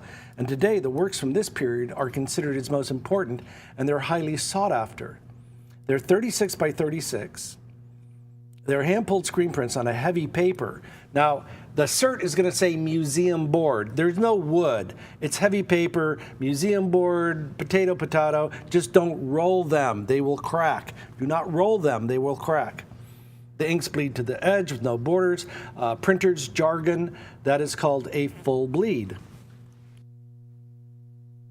The important thing on this is that it's kind of hard to find one of these prints without a condition issue. This is flawless. Once again, this is flawless, just beautiful. And get ready to open your wallet wide. A Maryland edition print can command over 100,000. Those days are long over. Now it's 250 since this was published. Pencil signed. But here's the key. The importance of these iconic impressions to the pop art movement cannot be overstated. I'm going to jump ahead. He had a very dry wit. There's an ink stamp on the back that says, fill in your own signature. And he was inspired by mass production, the American assembly line. And here we are, we just mass produced these prints, edition of 250. Sign your name here. Any name will do, because your name is just as important as my own. No, they're not. Might. If I sign that, Andy signs it, 100,000.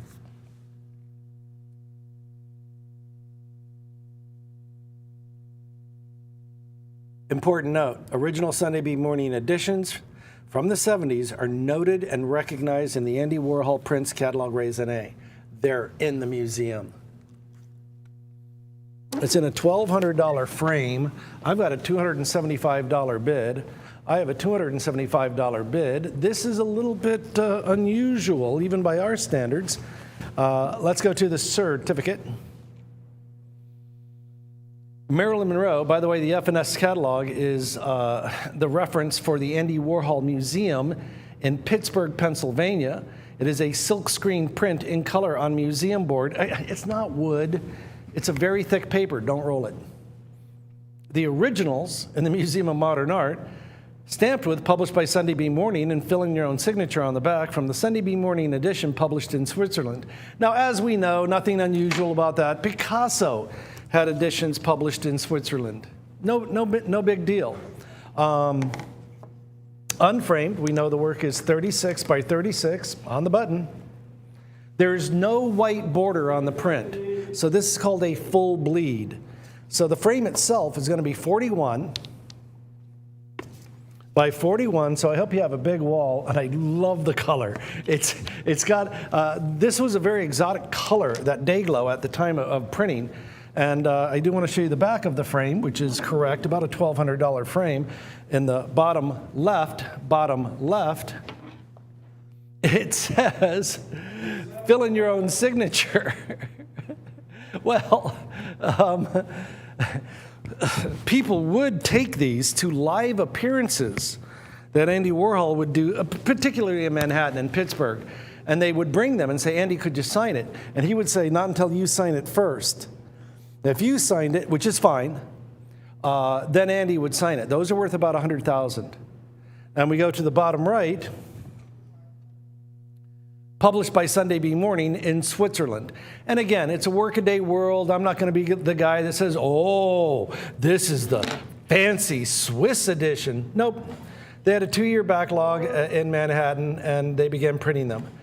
Again, pencil signed, pen and ink, ballpoint pen, Sharpie, about $250,000. Some are signed. This one is brand new, fresh to the market.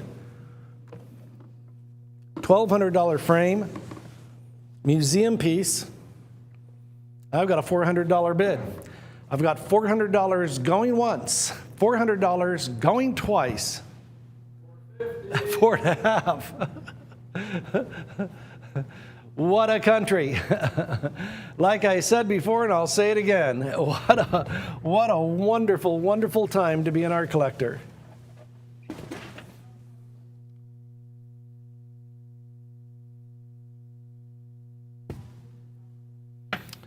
Again, let's go back to my computer. I do want to let everybody know. You are looking at works that are in the Andy Warhol Museum. Tony, our show producer, has a family reunion every year in Pittsburgh. And he has been to the museum many, many times. And he says, I've seen the Sunday Bee Mornings on the wall.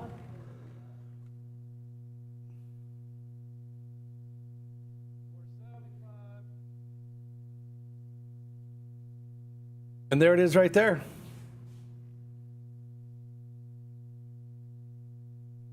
No, this is awesome. I know a guy in Manhattan that wholesales these for $5,500. I'm less than half the price of the frame. That's a $1,200 frame, and I want you to check. I want you to check. Museum of Modern Art, New York City. Portfolio of 10 screen prints. Marilyn Monroe was the first one. Boom. And you think that's $500? They wholesale at $5,000, unframed. And I love New Yorkers. There's no gray area. With a New Yorker, you're never going to wonder whether or not they're mad at you or they like you. You'll know. Yeah, no, you'll never walk away going, is he mad at me? You'll never say that with a New Yorker. You'll say, man, he was really mad.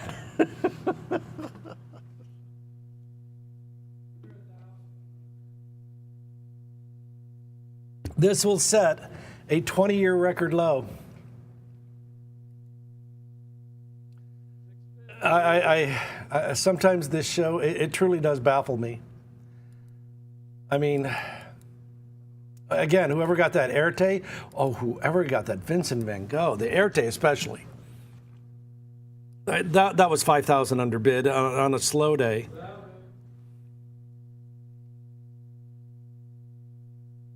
500 to go to hit the price of the frame. You want a home run, my friends? It is right here. My goodness. It's Andy Warhol. Oh, and I said I would do something. Hold on a moment. Oh boy, did I make a boo-boo. Oh, it's doubled. Go to my computer. I said $250,000. It's gone up to just about $500,000. Yep, but it's hand signed. They were stable at $250,000 for a decade. Now it's 400. In my book, that's $500,000. Yeah, they've gone up. I don't know if we should be selling. Now, ours is not pencil signed. Let's go back to the art. Gosh, just in a few years, it's gone from $250,000 to $500,000. Things are changing. Things are changing so quick. All right. Okay, let me give you an idea of how low the bidding is. Go to my computer. Hayward Gallery is fine. Nothing wrong with that. And this is a poster. You understand? From 1989. This is a poster. It's a poster for an art show. That's $3,850. I'm offering you a catalog referenced real one. It's on eBay. There's nothing to hide here. I'm offering you a catalog referenced real one. It's a poster. It says right here, it's a poster. It's a poster for an art show at the Hayward Gallery. Nothing wrong with that. I like vintage posters.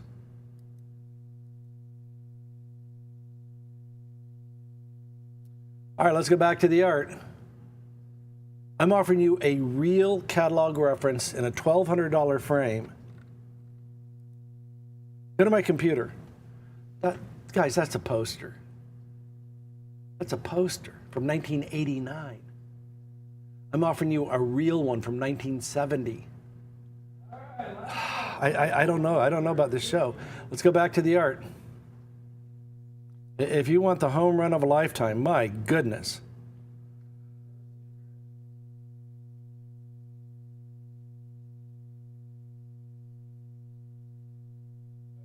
Go to my computer. This is a reproduction. It's a reproduction. It's an art exhibit poster, $3,450. It's a poster. That's not an autograph. It is not signed. It's a poster in a very affordable frame. How much is it? $3,000. I'm offering you a catalog referenced real one. It's a framed pop art exhibition poster. Poster. And go back to the certificate. I'm going to pitch a fit. Look at the title, Marilyn Monroe, reference FNS 22 to 31. Why is it on 9 pages? Because there's 10 images. Where are the 10 images? They're at the Museum of Modern Art in New York City. Go to my computer. $700 framed. I'm below the price of the frame. A portfolio of 10 screen prints. Marilyn Monroe was the first one. In 1967, Andy Warhol established a print publishing business through which he published a series of screen print portfolios on his signature subjects. Marilyn Monroe was the first one. You're telling me that's 700? How about 7,000? This is the Museum of Modern Art in New York City. They have all 10. Go back to the certificate. Look at the title, Marilyn Monroe, reference in the FNS catalog. It is recognized by the Andy Warhol Museum in Pittsburgh, Pennsylvania. I don't know what to do. We've never sold one this low in 20 years. It's a collector's paradise. Going once, going twice. Sold.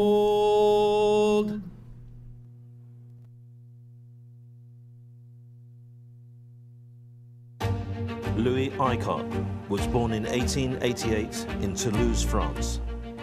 He began drawing at an early age. Icart started his career in a studio that produced sexy postcards of the type the French were famous for.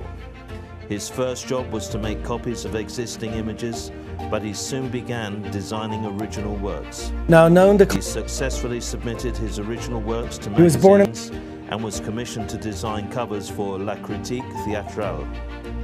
Icart enjoyed rapid acceptance as an illustrator of catalogues for fashion houses, and in 1913 he was invited to exhibit at the Salon des Humoristes. Icart learned the technique of etching on copper and took the art to new heights. Combining his understanding of fashion, his obvious love of beautiful women, and understanding the commercial value of his work, Icart became one of the most popular artists of his time. Icart met his second wife Fanny in 1914. She became his most popular model. She was an artist in her own right and a ravishing blonde beauty. He was drafted into the military in World War I. He became a pilot and flew combat missions. He sketched constantly during the war and did many etchings with patriotic themes. Icart is known worldwide for his etchings. It is believed he created more than 500 etchings in his lifetime. He also illustrated more than 30 books, many extremely erotic, and became an accomplished painter as well. He had several distinctive styles over the years, which are mostly expressed in his color palette. Many of his early paintings are moody, with use of browns, golds and reds. As the times became brighter, so did his paintings. In 1920, he exhibited at Galeries Simonson in Paris and received wonderful critical reviews. Icart's work was influenced by the Impressionists. Like many other painters, he took what he needed from them and used it in communicating his own vision of the times. His paintings are very personal and less commercial than his etchings. They were created for his own pleasure and not specifically intended to reach a large public audience. He exhibited frequently in Parisian galleries and several times in the United States of America.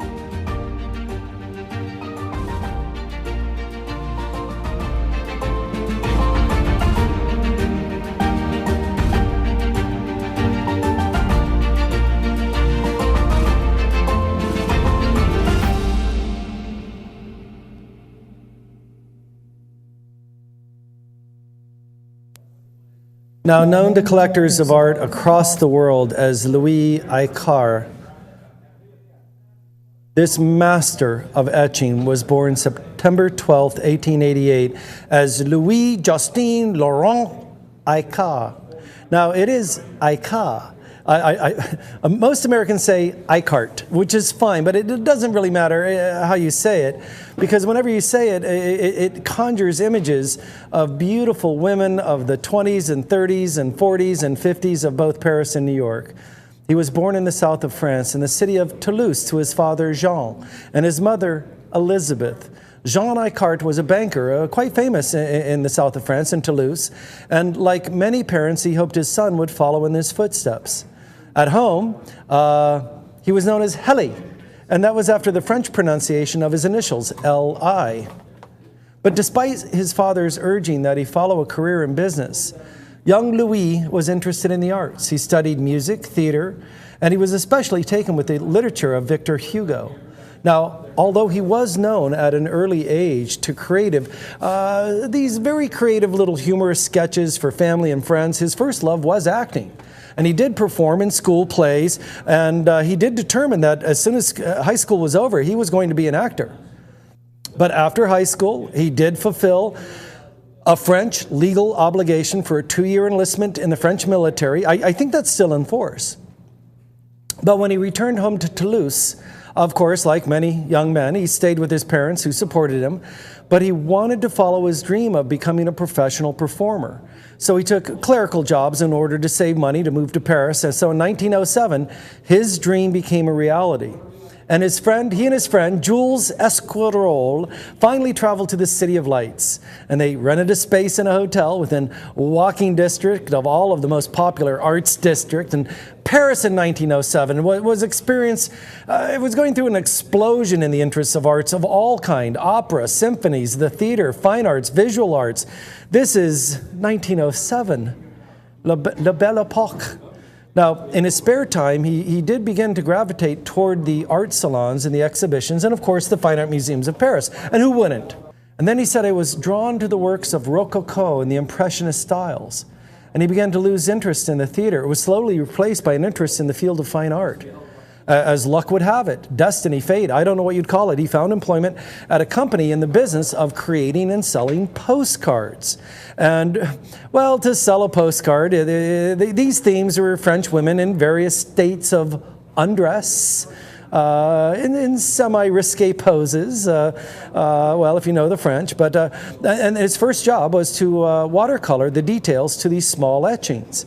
And it was during this time that he observed and learned the etching process that he would eventually master.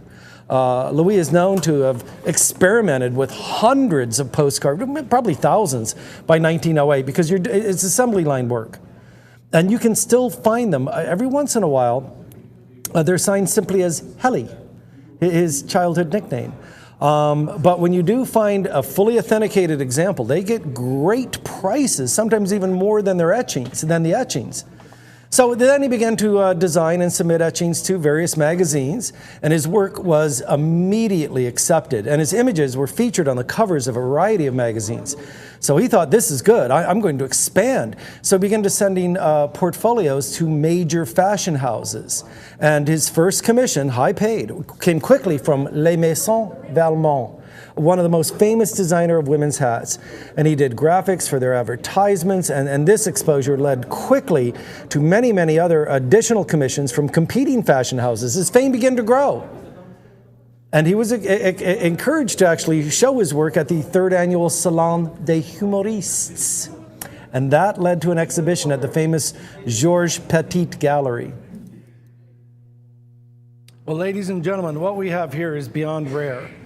103 years old, the match set.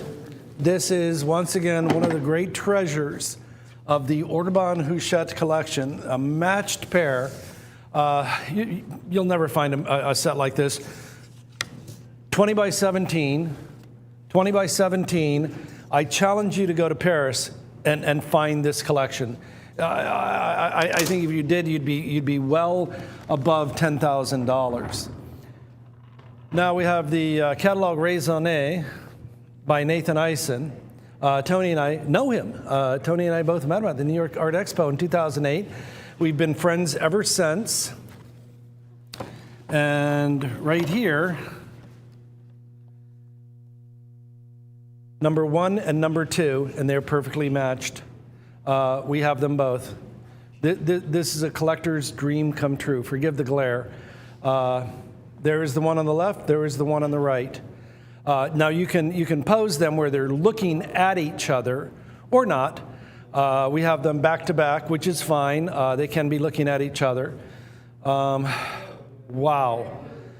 This is 1923, the roaring 20s, the age of the flapper, the girl that wore a dress. Are you ready? Are you ready? Above the knee. In days of old, a glimpse of stocking was considered something shocking, but now heaven knows anything goes. Look right down here. Full signature for Louis Eichardt. Louis Ica. Very delicate and very fine numbering on the number next to it, to the left. That is about as precise. I mean, he had to sharpen his pencil with a razor to get it. I mean, here's my pinky. I can cover the whole, the whole thing. Let's go to the next work of art. And we see another brilliant signature and the numbering as well, perfect. Now, both models are posed for by a woman he said was love at first sight. Her name was Fanny Volmers. She was a receptionist at a fashion house called La Paquin. And he said the second he saw her, he was smitten.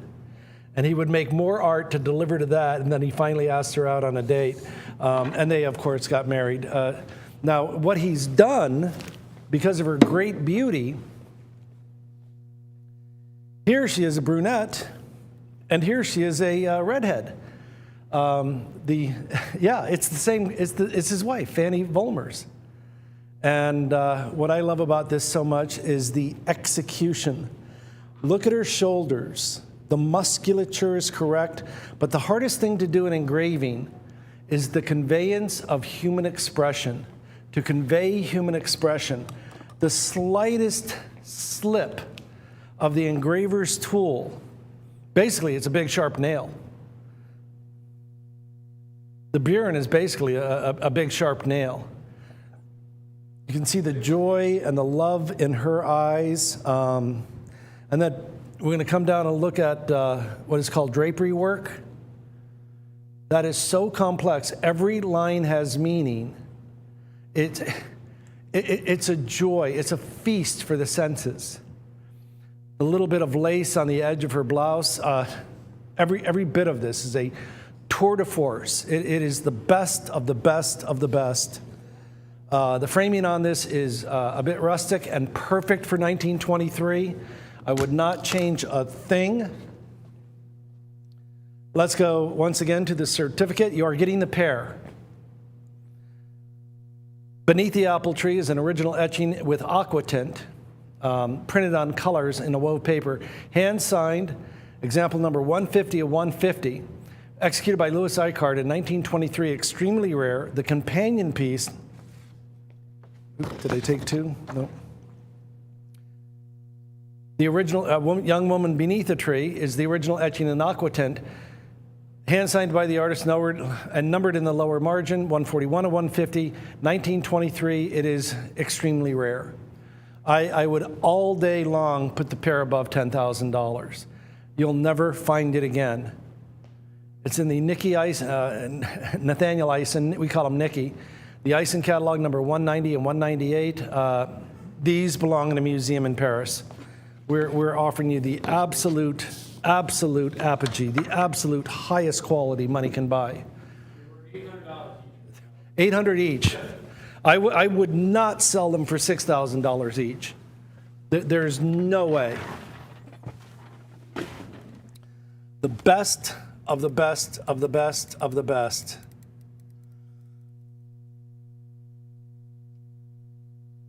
And I do want you to know something. In a historic sense, you are acquiring art that in your lifetime, I don't think the art market will ever be so advantageous to the collector as it is now. This is a phenomenon that is taking place in front of our eyes. I hope, I truly hope, that you take advantage. All right, ladies and gentlemen, we are going to, here's the other one. Go to my computer. La Printemps is one of the world's oldest shopping malls. It means springtime. And Les Magazines is they have one of the world's first food courts in a mall there as well. And the very bottom right is Orban Huchet's dog, Bahia. And I wanted to show you that this is one of the treasures of that collection. And I'm going to say it again and say it again and say it again. He saved the best for the last. We're at the very, very, very peak, the creme de la creme of his estate. Let's go back to the art.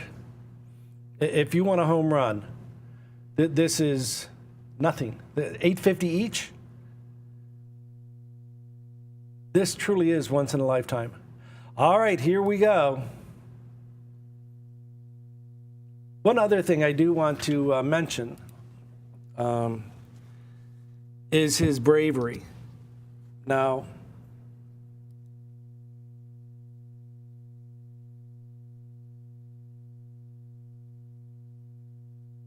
Go to my computer. This is a website for the American aviators of World War I.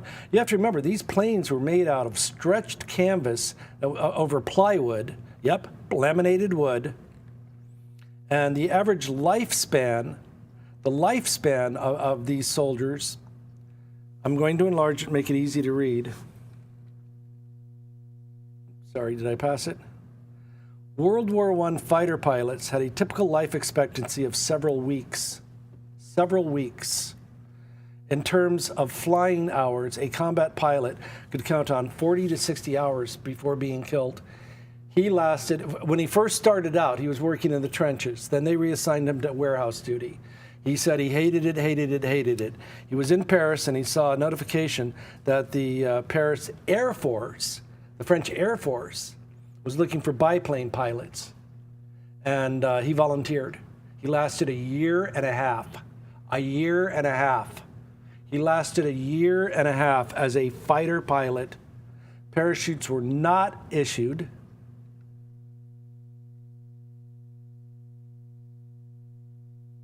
It's a phenomenal story.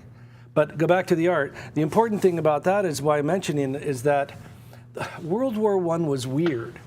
You could, the biplanes did not have any sort of navigation. They literally would tape a map to their thigh. And there was, this is going to be a pilot joke, maybe if one pilot's watching, they used IFRR, I follow railroads.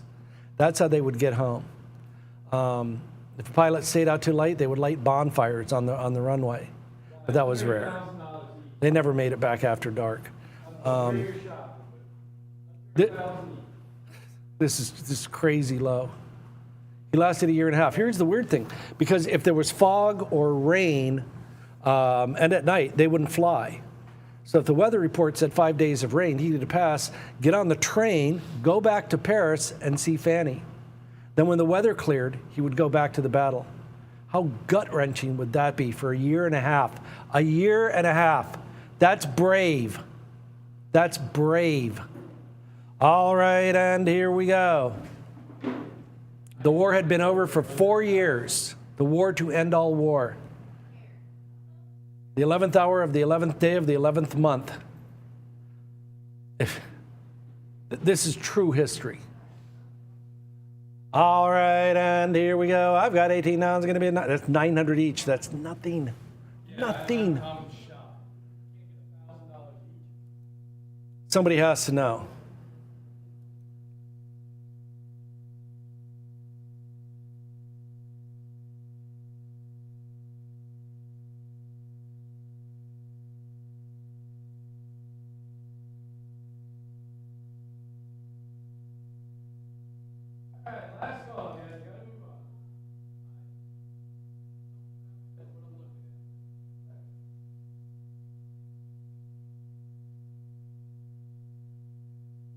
Go to my computer.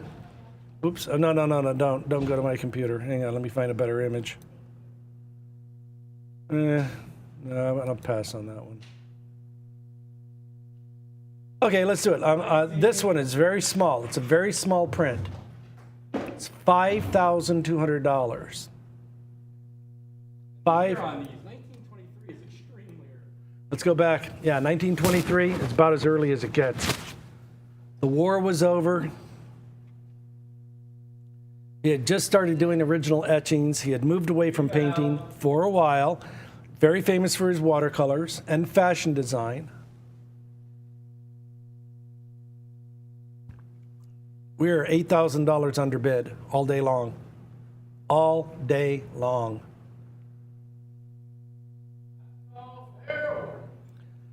All right, and here we go. All right, and here we go.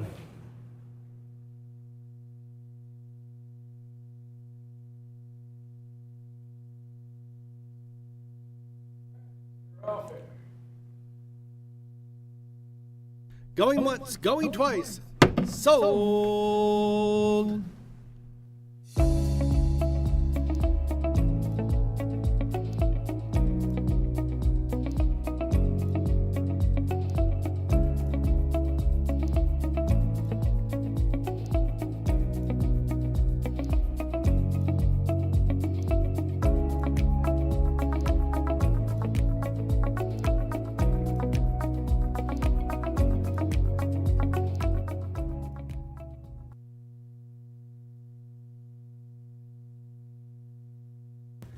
When Time magazine selected the British artist Banksy, the graffiti master, the painter, the activist, the filmmaker, the all-purpose provocateur, for a list in the world's 100 most influential people of the year 2010, he found himself in the company of Oprah Winfrey, Steve Jobs, Lady Gaga, and a lot more.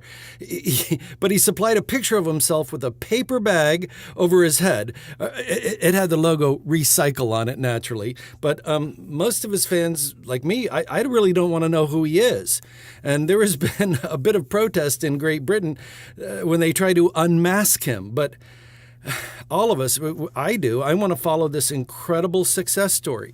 It began with outlaw spraying, or as the jargon has it, bombing, graffiti, walls in Bristol, England during the 90s.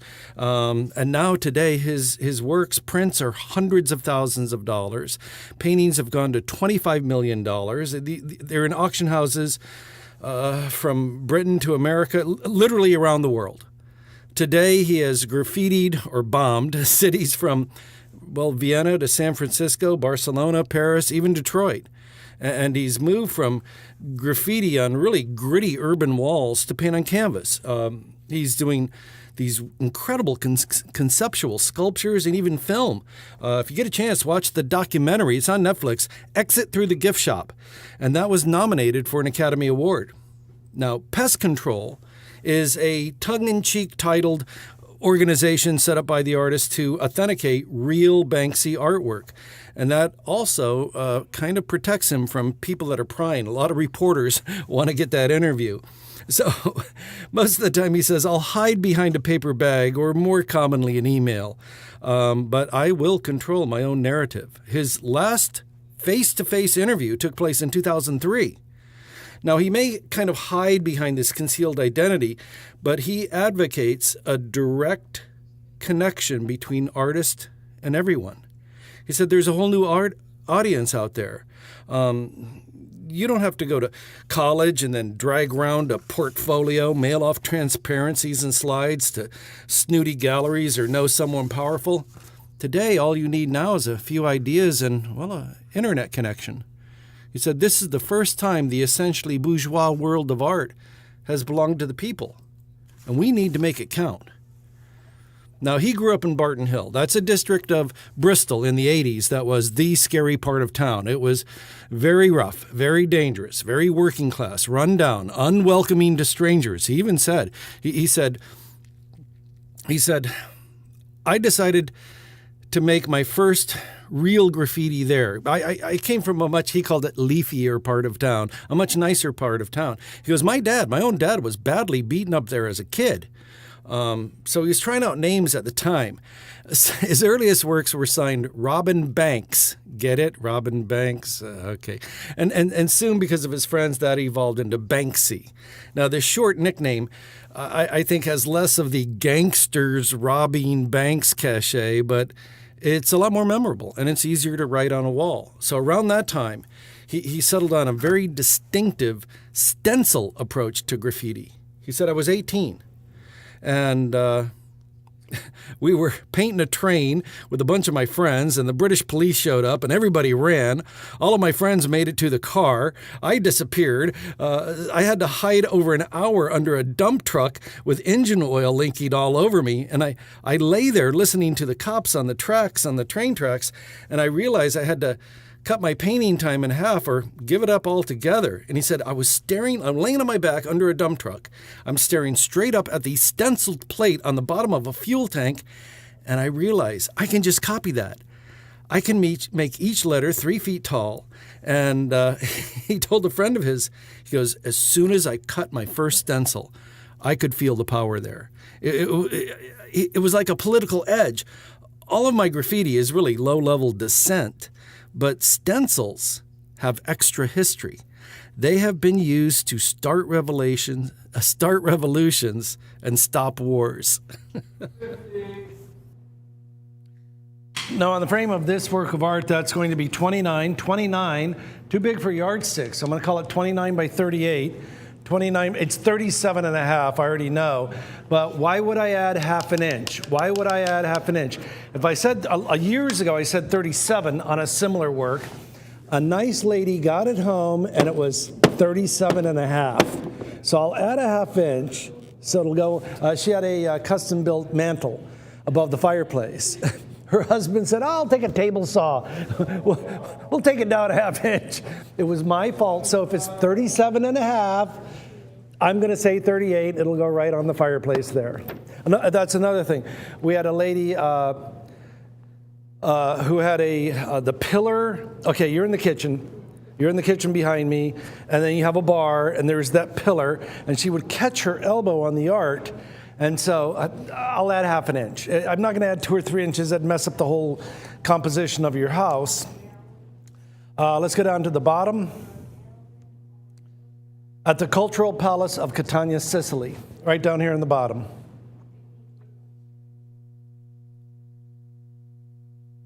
Palazzo della Cultura, Catania, Sicily. This is from a museum show that featured both Andy Warhol and Banksy. Now, why would a museum have an art show that featured both Andy Warhol and Banksy? What's the connection? At the end of World War II, America had done something that no other nation had done. We covered a nation with art. Now, it was at the end of World War II that Dwight Eisenhower, we like Ike, said, I want a ribbon of road that goes all the way from the pier in Santa Monica to the lighthouse in Bangor, Maine. From the pier in Santa Monica all the way to Chicago is called Route 66. TV shows, movies, Delta 88, the world's, or is it Rocket 88? By Ike Turner. Rocket 88 by Ike Turner, the world's first rock and roll song. Look it up. After that, you have to go on Route 78, which take you to Bangor. There's 3 highways. You can go. I had a guy get fussy with me about that. But in any event, we covered America with art. Burma Shave, Coca-Cola, See Rock City. I did see Rock City. And Ruby Falls, I really enjoyed myself. I recommend that as well. And on our clothing, we began to put art. We had a new process called silk screening. And we put art on our clothes, then art on our automobiles, art on our barns. Did you know why on American highways there was so much art on barns if you drove down the freeway? Before billboards, a city slicker would come up to a farmer and say, I'll paint your barn for free. What's the catch? Let me put Campbell's Soup. Let me put a Jolly Green Giant. Let me put See Rock City. They'd paint the whole barn, put up their ad, and be on their way. The farmer would get a coat of paint for free. Barn would last longer. What happened is that we were surrounded with the art of Madison Avenue, and no one saw it. And no one saw it. It was Andy Warhol who isolated it and put it in a museum setting. The history of man is the history of art. The history of art is the history of man. No one saw it but Andy. He took the Campbell's Soup can. He took the Brillo soap pad and so many other things. And the art curators around the world went, oh, he's right. That's us. A little embarrassing, but that's us. Where do we go from that? Street art, urban art, graffiti art, like it or not. We live in the era of urban art, street art, graffiti, whatever. It started as graffiti, and yes, I know there was graffiti on Hadrian's Wall. There was naughty graffiti in Pompeii, questioning the virtue of a young lady and of a young man. You can look it up. Separate cases. And there were insults on graffiti in Pompeii. Why, that fellow, whatever. And we now live in the era of street art. Go to my computer. Global street art. Nike, Levi's, Fendi, Versace, everywhere. It's around the world. It is the art of our time. Let's go back to this, back to the art. So who's the best in the world? Banksy. Wouldn't you want the best in the world? Look at the irony of this. In a war zone, a bicycle gets blown up. Yet this young lady can use a scrap of war to play and have fun. The symbolism here is that humanity lives, humanity thrives. The endurance of the human spirit. Let's go to, did I lose my, no, let's go to the certificate. Very famous, the Hula Girl. is an offset lithograph in colors on thick wove paper from the deluxe edition published for the exhibition at the Palazzo della Cultura, the Cultural Palace of Catania, Sicily. 5 years ago, the edition sold out. We're looking for $5,000. No kidding. Why? Why would I say that? Seems a little high. Supply and demand, current market value. On tonight's show, I just discovered that a pencil-signed Andy Warhol image of Marilyn Monroe went from $250 to $450,000. What? That's life, Dean Martin would say.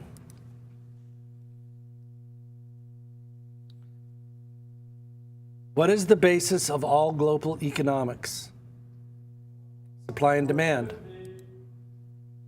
So let's talk supply and demand. Go to my computer. Why am I using Wikipedia? It's free. Anybody can look it up. You don't need a fancy art book collection. And it's a good general overview. It's not, it can get a little deep. Anyhow, why should I buy this? Boy, if I had a nickel for every time never mind. One sentence. Prices have gone crazy. Supply and demand. When demand rises and supply comes to a halt, what happens to price?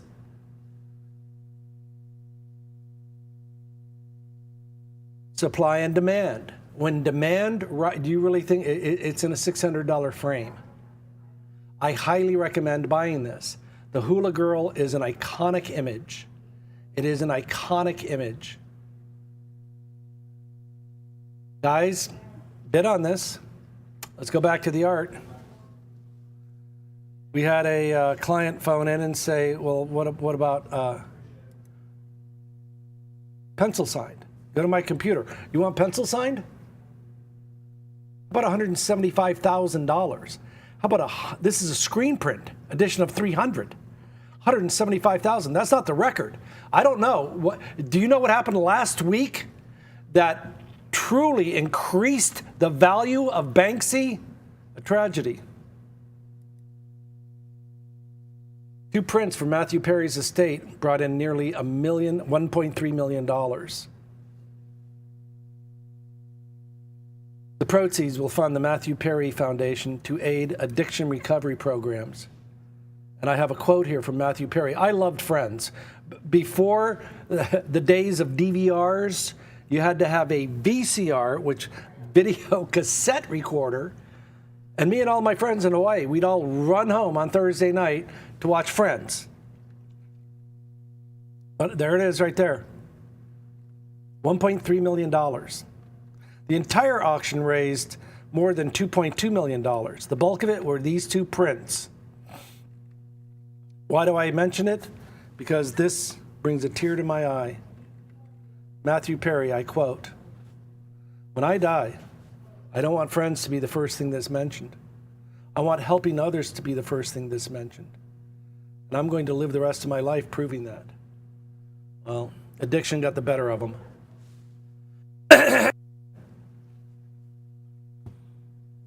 Let me see if I can enlarge that some more. When I die, I don't want friends to be the first thing that's mentioned. I want helping others to be the first thing that's mentioned. 2 prints have just sold for $1.3 million. Banksy's works took a big jump. Go to my computer, bid on this, $50. This was in the news, 4 days ago, 5 days ago? 2 prints, $1.3 million. Matthew Perry. All right, let's go back to the art. Guys, I recommend it. I'm below the price of the frame. Buy this. Bid on this. I'm telling you as a friend, it's free. It's from Sicily. It's Italiano. And you can't buy them anymore. Why? Go to my computer. What do you think this will be in 5 years? Do you think it'll be more than free? I'll give you a $100 discount on the frame and I'll give you the art for free. I will give you a $100 discount on the frame, and I will give you the art for free. A museum piece from a museum show in Italy, in Sicily. I've always wanted to go to Sicily. My new hobby is 4K travel videos. You know what's fascinating? Siberia. There's an 8K video of Siberia. What a world I never knew existed. Go to YouTube, type, the other one, drone footage of climbing Mount Matterhorn. Terrifying. Who would climb a mountain? Oh, I know who would climb a mountain. Robert Bissell, because he's a nut. 200 days climbing mountains. Let's go back to the art. No, bid on this. Bid on this. Go to my computer. Look it up right now.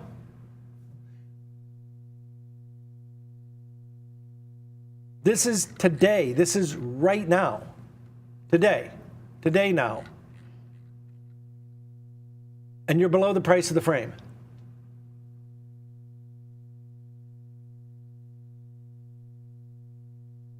Pencil signed, a little bit higher, and that's not the record. The record is 25 million. The record is 25 million. This is an addition of 300. And Matthew Perry, I think, added to the value. Those are prints for $1 million. Prints. Prints. All right, my friends, last call, last call. And I turn on the DVR. I want you to be able to show people 5 years from now. And they're going to be, no, you didn't. You didn't get that for $500. Oh, let me show you the video. They're like, what? Why didn't you buy 3 of them? Well, they only had 1. Guys, I know I sound like a nut, but I've been doing this for 41 years. We've done this television show for 20 years and 1 week to the day. All right, let's go back to the art. All right, and here we go. I've got $475 going once. We will literally pay you to buy it. I am below the price of the frame. You are getting it for free. Free.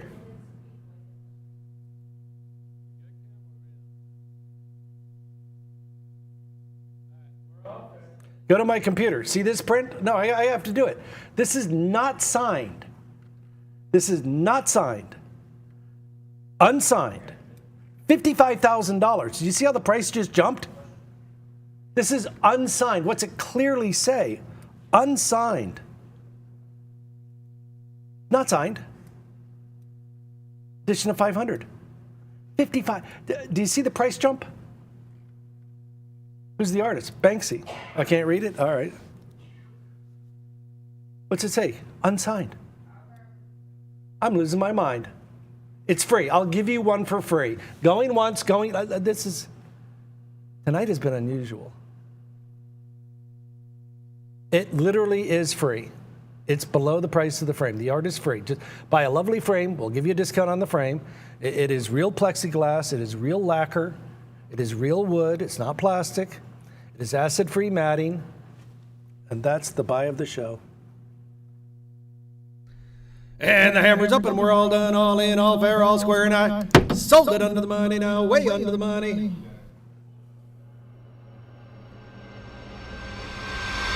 When I got back into art after a little detour into fashion for about 20 years, I went right back to my first love, and it stuck.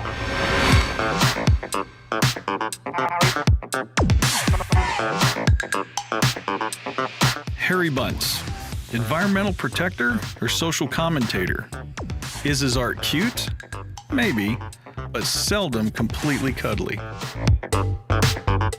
Inspired by local folklore and children's books, his cast of cool, unknowable, vaguely sinister, anthropomorphic animals rests deep in our consciousness.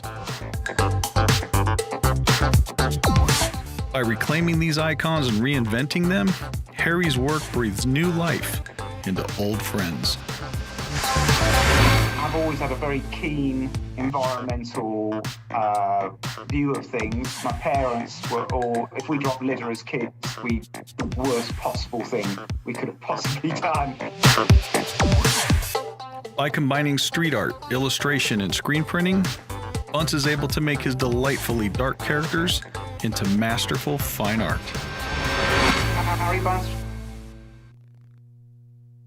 We were so lucky just a few weeks ago to have Harry Bunce on the show.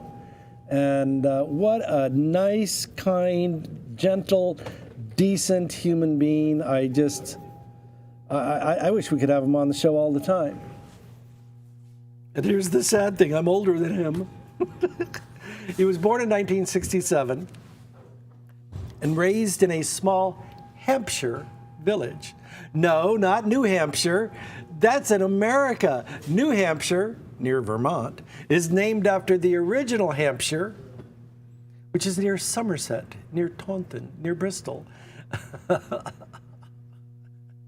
Anyhow, he's from England, the United Kingdom, if you will. And I don't know, there's something that I find very appealing about England. And I think, like most Americans, I love their accent. It's just music upon my ears. And if you, again, I'm going to say it again. Charles Laughton in The Ghost of Canterbury and my favorite movie of all time, Ruggles of Red Gap, has the most perfect British accent. Anyhow, he was a prolific artist when he was a little child. Like Sarah Wall's parents said when she was on the show, the kid would paint on anything. Paint on the walls, paint on the sofa. Ah! But his family was in the construction trade. And I quote, they were ill-equipped to guide him beyond school. And by the way, Harry was the first member of his family to get a fine arts degree or degree of any kind. And Harry, I understand that. My father was an Army sergeant in a MASH unit, yep, just like on TV. And I once asked him, I think I was about 16, I go, Dad, why don't you get a fancy car? And he goes, son, your mother, everybody in your mother's family, my mom was raised on a farm in Wisconsin, and everybody in my family never had a degree. All 4 of my kids are going to go to college and get degrees, and we did. Good on you, Pops. Anyhow, he said, I had a very short but a volatile spell at the local art school. It almost killed my love of art. You weren't allowed to like David Hockney, which, by the way, and Cheryl Green, I did get your text. David Hockney passed away yesterday, and it is a very sad time in both British and global art history. You weren't allowed to like David Hockney, and he was the only one I knew. He said, I was very disillusioned. I moved west from Somerset to the big city of Bristol, and he studied fashion and textiles. And like a lot of artists, you go to work. He said, after I graduated, I had 20 happy, but really ultimately unfulfilled years in the fashion industry. So in 2007, he went to the 40th birthday party of an old school friend from high school. Everybody he'd met, he hadn't seen them in decades. Everybody walked up and said, hey, Harry, how's the art going? And he realized right then and there, it was a pivotal moment. He said, right then and there, I'm going to get back to art. So he began to draw and paint every moment. I worked late into the night. He said it was a frenzy, an attempt to make up for lost time. He said, I look back at my early pieces and they kind of feel anti-art. He said, but my art wouldn't look out of place in a country pub. He said, my rationale is that the public is my audience, not the critics. He considers himself largely self-taught, but no, he's formally trained. But every artist has to find their own path. So he said, I created a space I could call my own in the new, growing Bristol art scene, and that's where I want to go. Every year, they have the Bristol Underground Art Street Art Festival. I want to go to that. He said, because of that, I got a huge, loyal following. And that is how he met Banksy. He did a collaboration with a screen printing giant, Screen One, who worked with Banksy. And he said, that really gave me my unique, edge. And what I like about him is that, and I like about this, a lot of these new generation of artists, they're very noble. He works with environmental projects. He's a fierce defender of the countryside. He's contributed to projects with Greenpeace. And I like this. This is so very British. In America, we have the war on drugs, the war on poverty. In England, they have Keep Britain Tidy. I like that. Keep Britain tidy. Don't litter. Keep Britain tidy. And they do. Well, the big breakthrough for him was that he recently shown at the Saatchi Gallery in London. And that is huge. It was just featured in an auction at Sotheby's in London. And he's growing. He's a winner. He's a giant.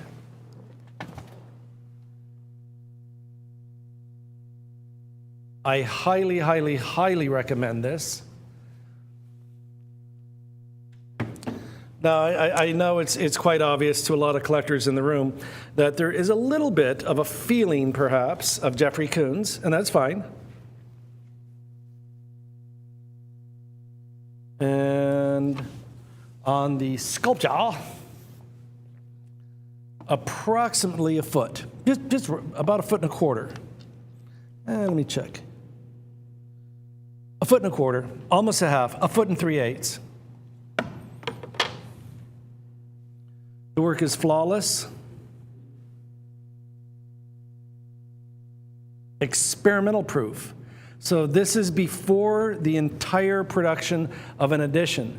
Now, because he is a boxer, now in England they call a rabbit a coney. Because he is a boxer, look at the little tear in his eye. He's got a little tear. You can barely see, right? Let me get the flashlight. He's got a little bit of a tear in his eye. He told us when he was here. Do you remember why he has a tear in his eye?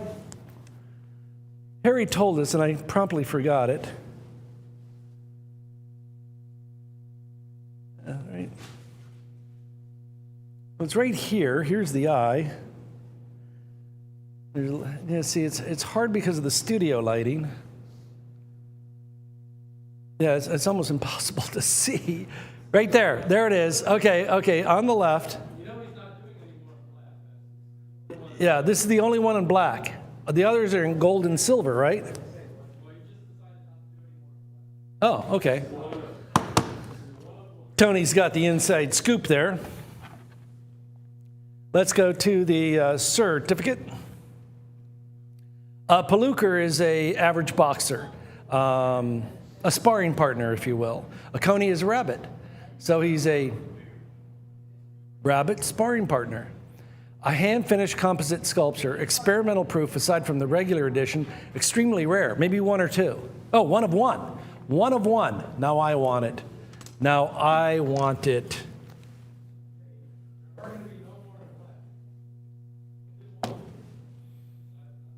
Yeah, this is it. This is the only time I'll ever see it. Flawless.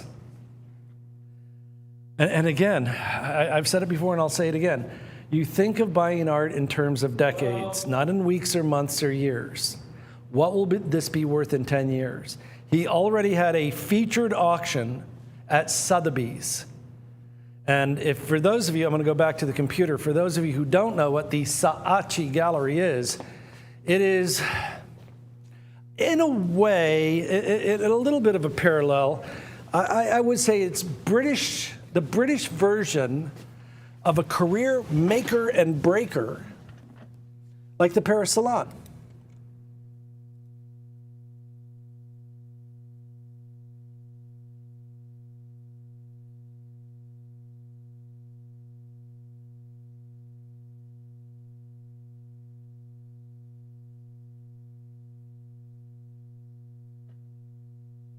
Let me see if I have the proper. Here it is. Pardon me. It's very polleny here. Go to my computer, the Saatchi Gallery in London. And of course, they're always having shows. And if you can get a show here,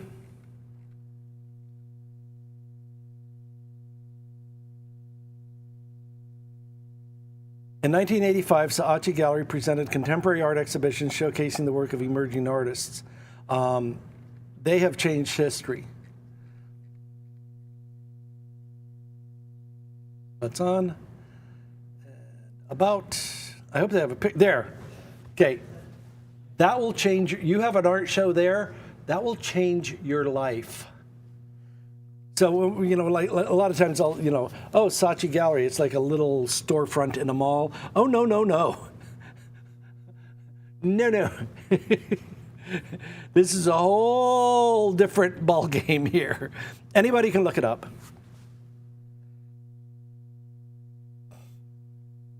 All right, and here we go. Let's go back to the art. Holy mackerel.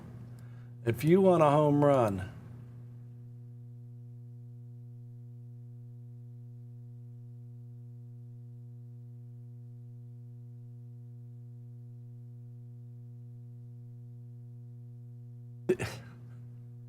The regular editions are $7,000. I'm offering you one of one in the world. I'll buy it. Oh my goodness.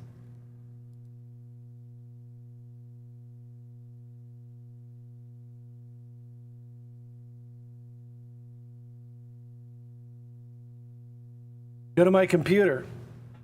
This is the experimental version that led to the giant rabbits. Or as they say in the movie Harvey, John Weineman, thank you, John Weineman, a puka. Here's what's coming, the big edition.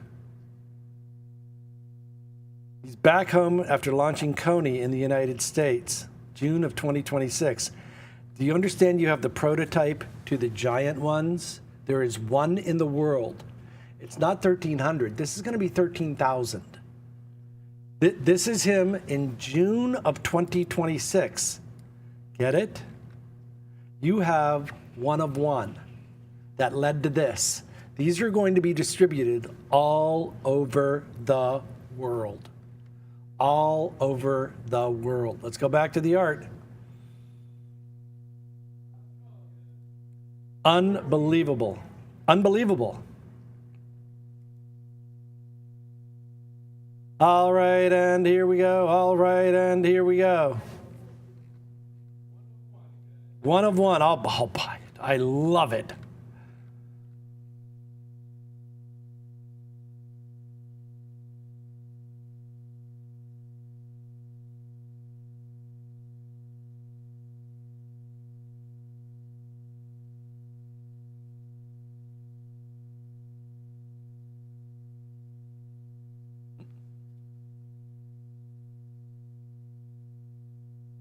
I've got 14 now, it's going to bid at 15. I've got 14 now, it's going to bid at 15. Oh, way under the money, way under the money, way under the money now. I've got 14 now going once. I've got 14 now going twice on the experimental one of one. You know what that led to? A global production line. A global, the big ones. This is the prototype.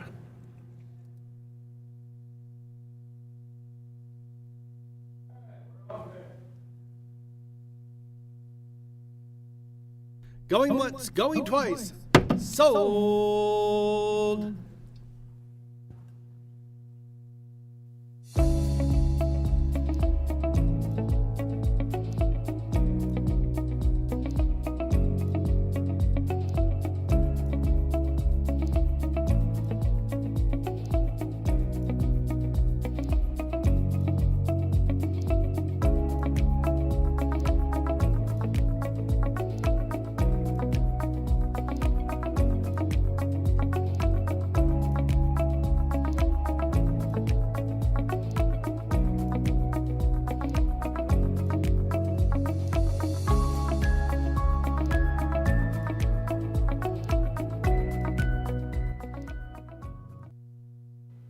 Born April 6, 1483. He passed away April 6, 1520. He had a very short life.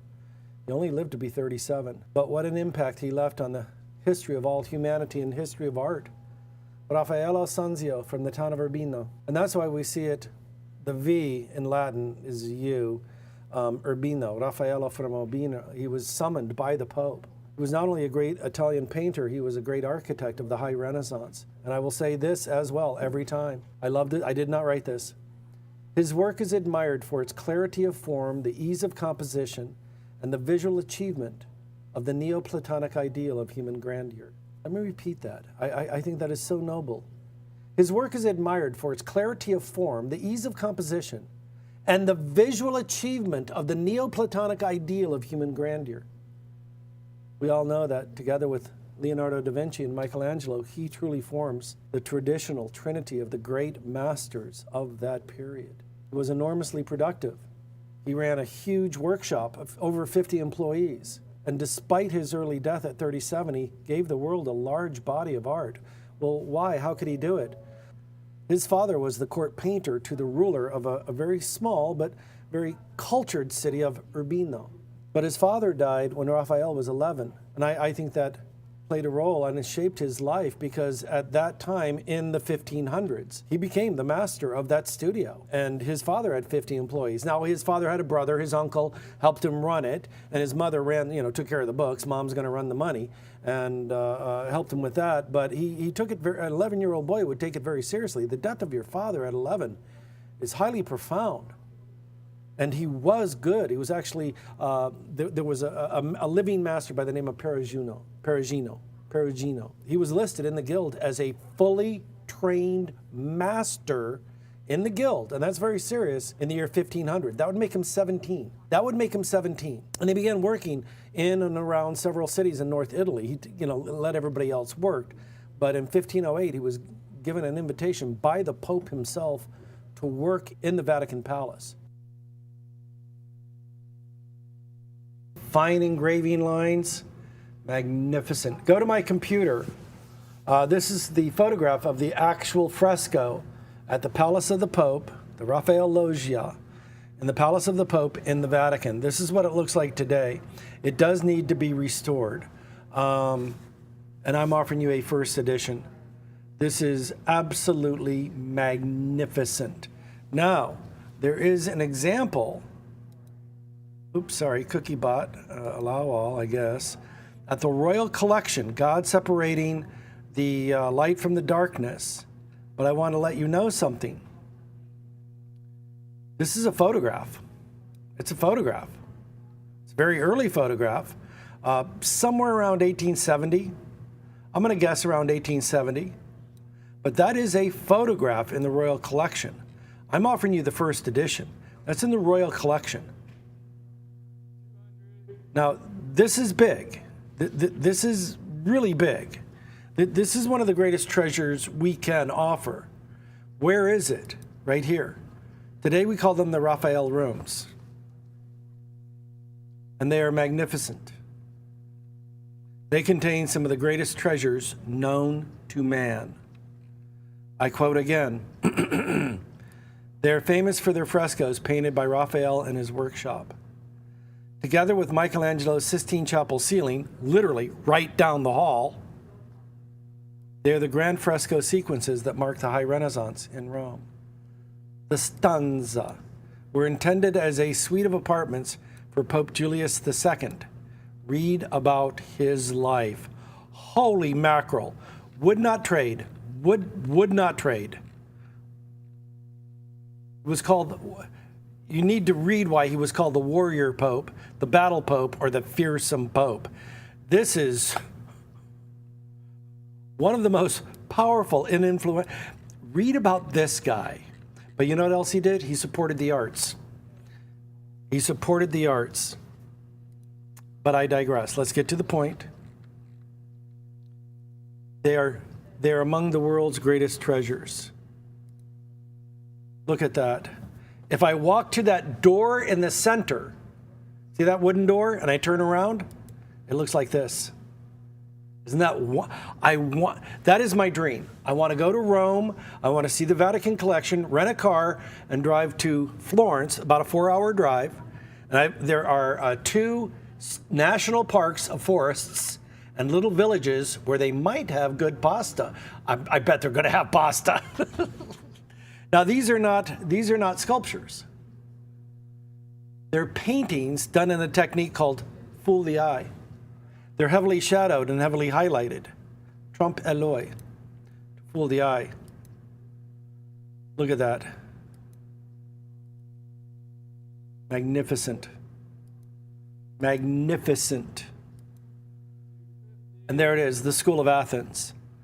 We have in the center, we have Leonardo da Vinci posing as Plato. He's pointing upward. Everything on the left side of the composition is theory. On the right, we have Aristotle. Hand, palm facing downward. Practice. Theory and practice. In the lower left, we have Pythagoras.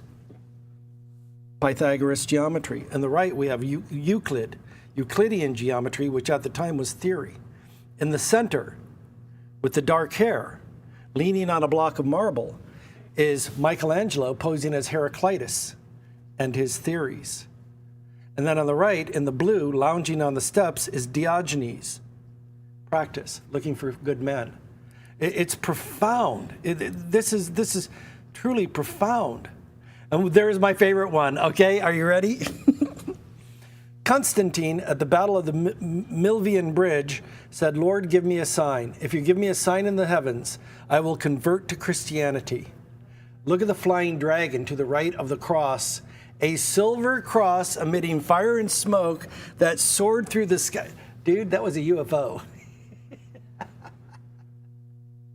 Hush. No, that's not right, Raymond. Y'all need Jesus. Now, a lot of them do need restoration. And I can go on and on. Oh, my goodness. The Father, the Son, and the Holy Ghost. On the bottom right is Dante Alighieri. He was there. Anyhow, there's another. I think this is some of the greatest anythings. But let's go back to the art. There is a panel in the Vatican. Go to my computer one more time. And the fresco of the Raphael Loggia of the Palace of the Pope. And there it is. I'm offering you the first edition. No, I'm looking for $12,000 to $15,000. Do you understand? This is a first edition. This is a first edition. It was printed on the Vatican printing press. America was what, 14 years old when this was printed? Now, as you know, as we approach at 11 o'clock, we only have 2 hours left in the show. We are offering you the finest of the finest, the best of the best. This is an art collector's. You'll never see another one. Let's go to the certificate. Raphael Sanzio from the town of Urbino, who was trained in Florence and moved to Rome. He only lived to be 37. These are very rare. God separates the light and the darkness from the book of Genesis in the Bible. The engraving is printed on a black ink on a laid paper after the original. The original's in the Vatican. First printing, the engraver was Luigi Cunego. By the way, Raphael never made an engraving. He was a painter and a sculptor. Made in Rome in 1790. This is not rare, it is extremely rare. I'm looking for well over $10,000. I've got a $300 bid. It's in a $300 frame. This was printed by the Vatican. You know, the Pope himself would only choose the greatest living engraver in the world, the Western world. We can't count Asia. On the frame now, that is going to be 20 by 19, 20 by 19, 20 by 19 on the frame. It's going to be 20 by 19. This is the only example you're going to see. Why is it hexagonal? Why is it six-sided? The portions of the apses and the naves of the palace, the Vatican Palace, are convex and concave. This would be in a barrel vault, an arch. The book of Genesis. God creates the heaven and the earth. God separates the light and the darkness.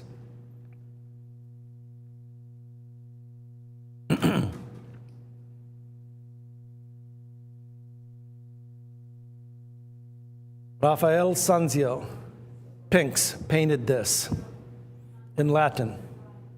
And no, I wouldn't have it restored. That is very minor foxing. Don't restore it.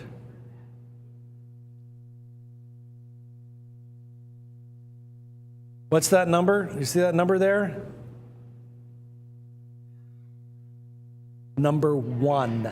It is the first fresco in the Vatican Palace. Do you understand? Doesn't get any better than number 1. In the beginning, God separated the light and the darkness. This is fresco number 1 in the Vatican Palace.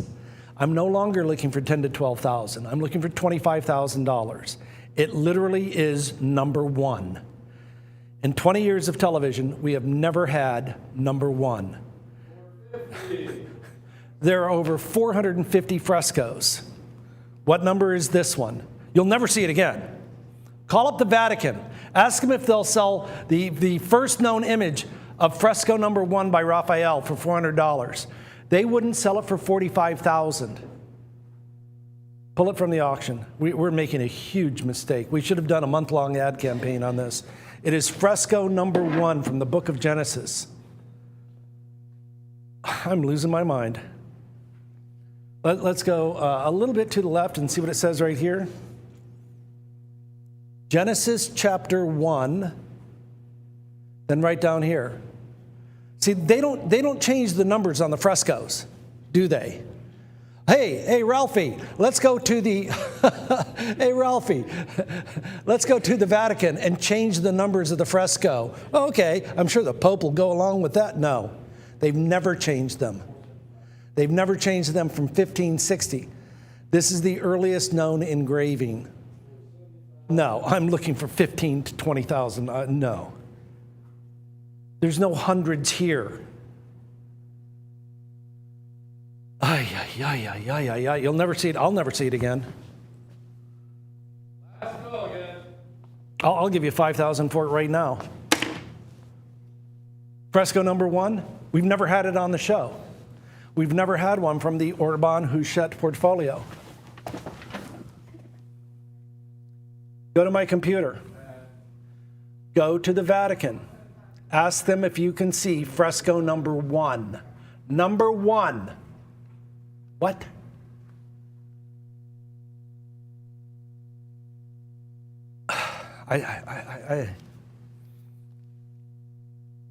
There will never be another show like. If you owned it, would you sell it for $500? I wouldn't sell it for $5,000.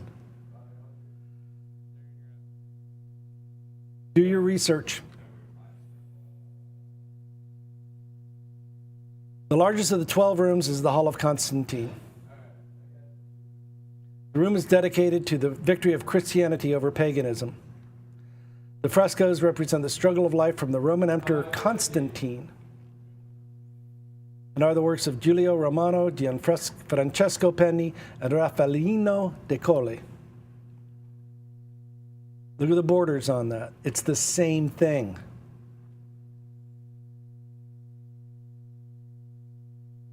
This is why there is a city called Constantinople. And this is why 2/3 of Europe is Catholic. There's the baptism of Constantine as an adult. Why? Because of what he saw. The cross in the sky.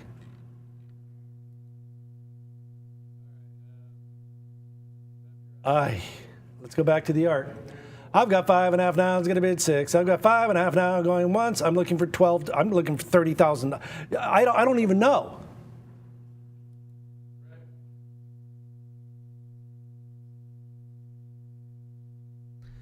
And the hammer's up and we're all done, all in, all fair, all square, and I sold it under the money now, way under the money. Every line, every curve, every color, every breath held and every breath released. Art is created. Every moment spent in Berlin, creating this style. Every moment spent in Shanghai, mastering this style. Every moment of doubt, every moment of joy. Hours painting, years of creating. Harmony, peace, tranquility. With every collaboration, with every exhibition, his name grows. Sold. Sold. California. Sold it under my. Sold. Sold at $41,000. Sold at 63. With every hammer drop and every piece sold, now is the time for Kev. Without a doubt, the hottest artist in the world right now is Simon Rollin. His real name is Simon Rollin, but his art name is Kef.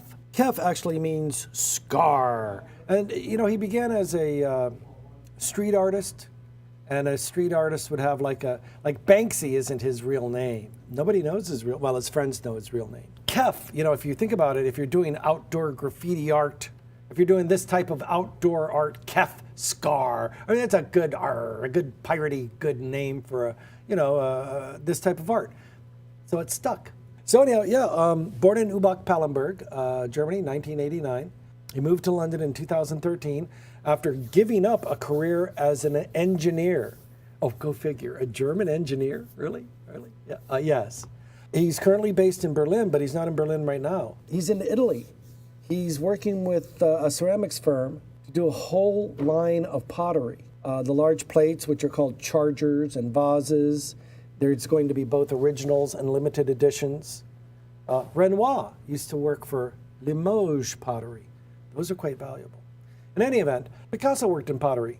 So I think it's a wonderful, wonderful thing. There are so many people that just love his art. And I think it's, there's an old saying that great art is autobiographical. If you look at Picasso's art, it really is a diary of his life. Kef really approaches art the way he is. He's probably the nicest person I've ever met. His art has this sense of balance and harmony because it's influenced by the spirit and flow of Buddhism and nature and freedom. Anyhow, it is based out of urban art, graffiti art. It is more decorative than traditional graffiti. It's got these swirling lines, it's organic waves, it's enlivened, it's energized, it's harmony. And what he has really done is transcended the genre. If you look at great art of its time, the artists that rise above, there were 100 of Impressionists, maybe 5, maybe 10 I could name, but there were hundreds of Impressionists. It is the ones that the cream does rise to the top. And that is why he had commissioned works at the House in Berlin, Park Lane Hotel in Hong Kong. Then he went to the Commerce Building in Baton Rouge, Louisiana. Then he went to Mexico. He's had murals and sellout shows in the United States, China, England, France, Germany, Guatemala, Israel, Spain, and Wales. Boy, a little bit of diverse personality, yet wherever he goes, they love his art. They love his art. There's something human about it. I've had people say, I meditate. I find the art soothing and calming. But right here, why do I say he's the hottest artist right now? Well, people like Robert Plant of Led Zeppelin, a little charity fundraiser he did for the cancer research. Venue magazine, if you want to look it up, just type in Venue, and then type in Simon Rollin, also known as Kef. And who else was there? Andy Taylor of a little band called Wham. Yeah, with Duran Duran and charity fundraiser. The auction, the Kef at the auction, very similar to this, brought in $61,000. Yeah, so right now I think in the news we see a lot of World Cup soccer. Well, 4 years ago, Argentina won, and it made global news. So how many people watched last tournament of World Cup soccer? How many people watched? 5 billion. We have 8.5 billion people on the planet. More than half watched. Why do I mention it? Why do I mention it? Wait. What? The inspiration behind my design is that first it's the desert rose from Qatar, which I think the organic shape suits very well my work. And second, the colors of both countries, Germany and Qatar, I made them meld together into my design.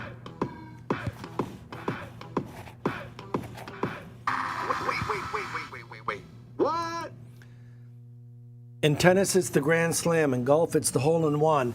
In World Cup soccer, you kick it through the goalpost. He was one of 8 of official artists for World Cup soccer.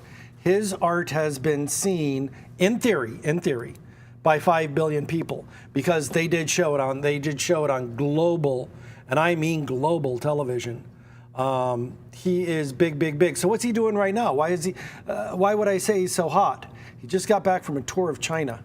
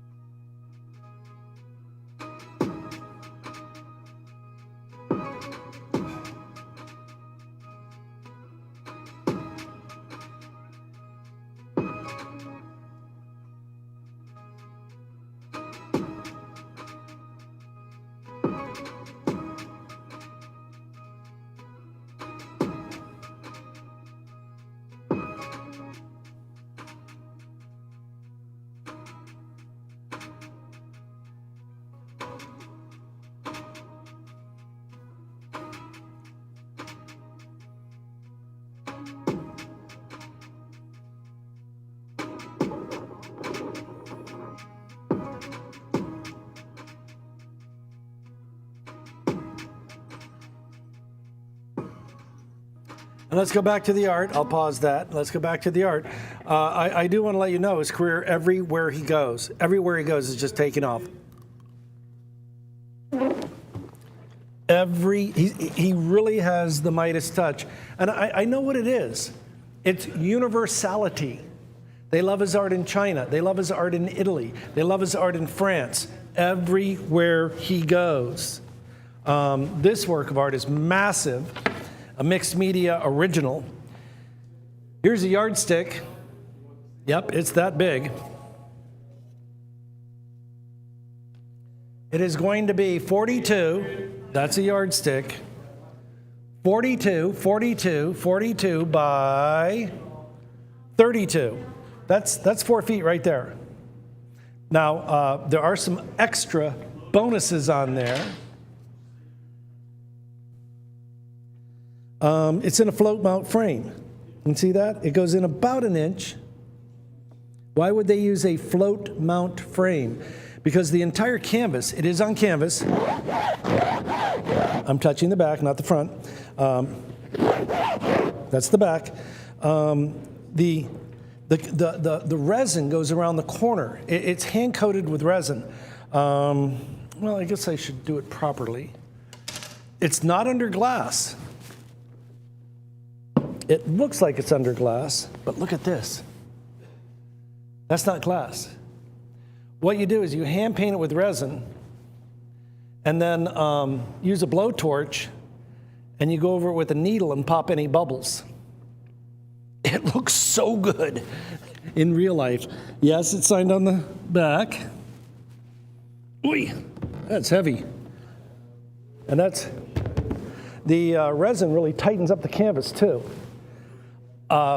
You have to get it, it's very hard to show on television, but all of the black is covered with a diamond dust. It's so much more beautiful in person.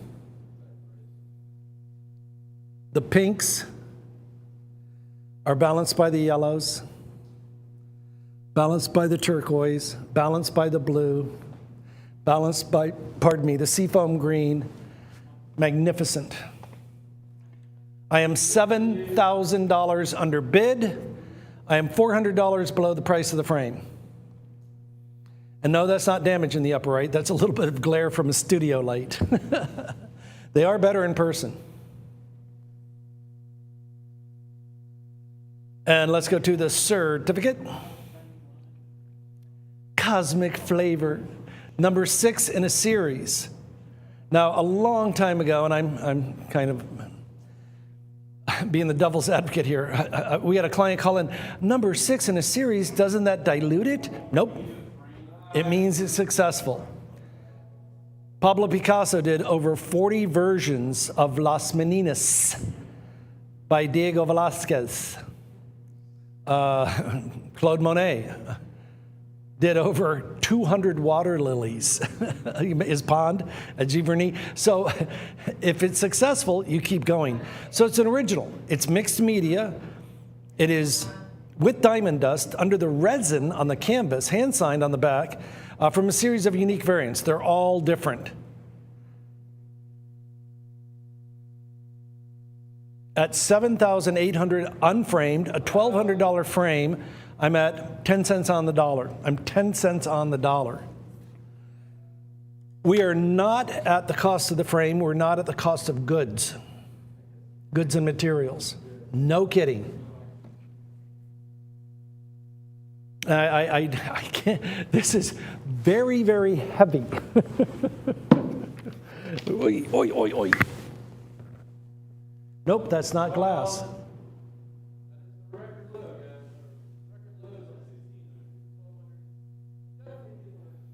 It's beautiful. And it's actually 2 frames. It's a frame, you can see it's a frame within a frame because of the float mount.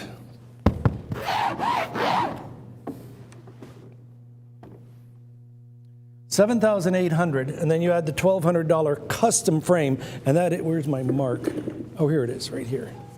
Then you add that $1,200 frame, you're doing all right.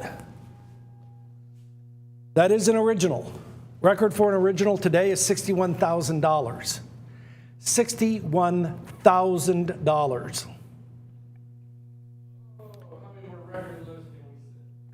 All of them tonight. It's a bidder's night, I will say that.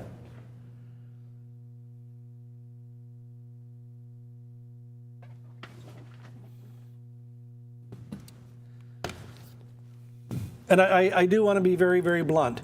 He does, and it's just fact, he does better at other auctions, at other shows. He's had 2 museum shows. He had a sellout show in Italy. And everywhere he goes, even China. He's an unknown in China.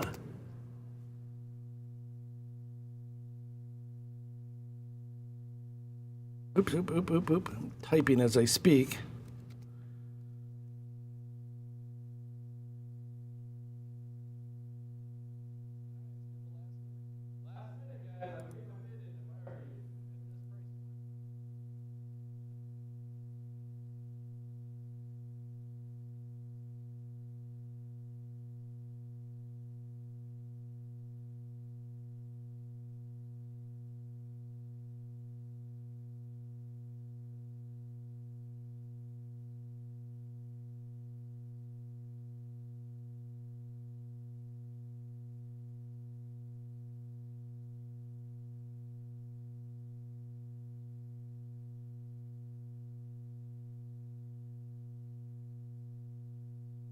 Hang on, I'm typing. I'm trying to do this. Sometimes when I type it, it just comes right up. Maybe this is it.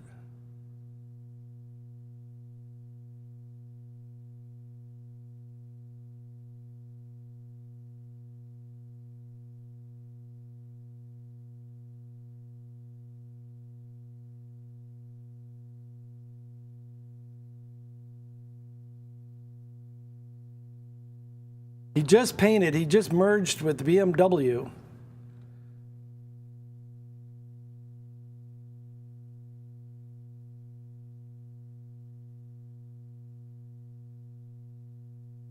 Found it.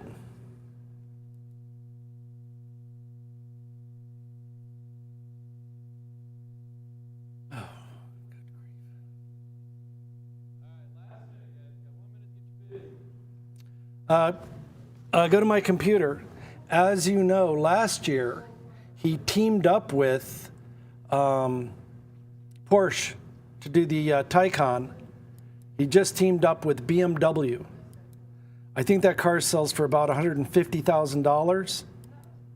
Could you imagine taking a brand new BMW and asking an artist, he did sign it. I just think it's wonderful. Now, there is a precedent from last year. I go back to the art, and I have that here.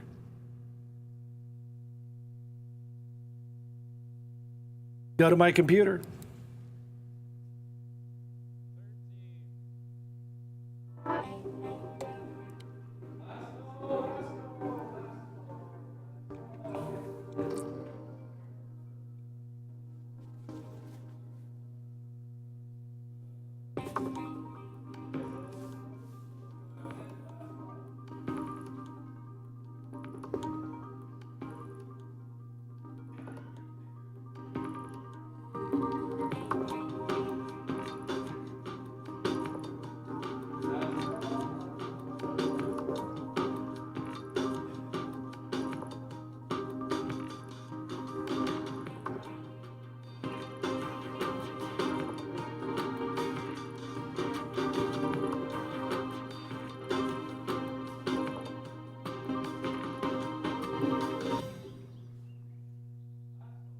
Let's go back to the art. When you team up with Porsche in Mulhouse, France, the home of their racing capital, and then you team up with BMW, that's an indicator. Wow. Go to my computer. BMW. It's the BMW i7. That's their flagship. Oops, sorry. I want it. It's not letting me go backward. Let's go back to the art. Going once, going twice. Any further advance? Sold.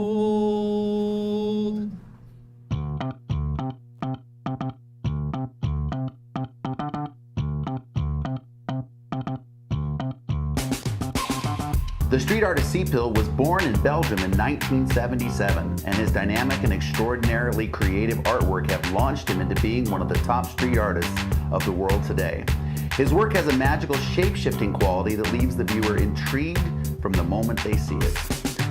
I went to art school when I was a child, says C-Pill, but I got quite bored by the time I was in high school. When asked to paint landscapes and churches over and over again, it stopped being interesting for me. I was young, I wanted to be creative while they were all too serious, and so I quit. One of his favorite subjects is horses. If you can paint horses, you can paint everything. A horse is in the grass, so you learn how to paint landscapes. And it can be ridden by people, and there you learn how to paint people as well. Moreover, their body is so complex that if you can paint that, you most definitely know how to paint. However, horses aren't the only animals depicted in his work. C-Pill widened his array to all animal species, which allows him to pick the image that best suits a specific wall. His iconic glitch effect also proved to be helpful when he couldn't make up his mind in which animal to paint. C-Pill's work is known all over the world, yet he does not seek out the spotlight. Even though he is one of the fastest rising stars in the street art world today, he has a unique outlook on what he does. For me, it's the creative process that is most important, not me. After the work is finished, and I have taken the final photos, I let it go and forget about it, and I move on to the next project.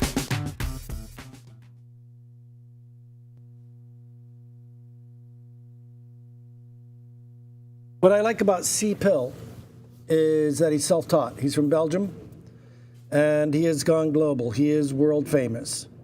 And it started with graffiti, then it went to murals. You saw him do his murals. And now his key is the optical illusion. Get it? Batman and the butterfly, a batterfly. Now he's born in Ostend, Belgium, and Ost means west.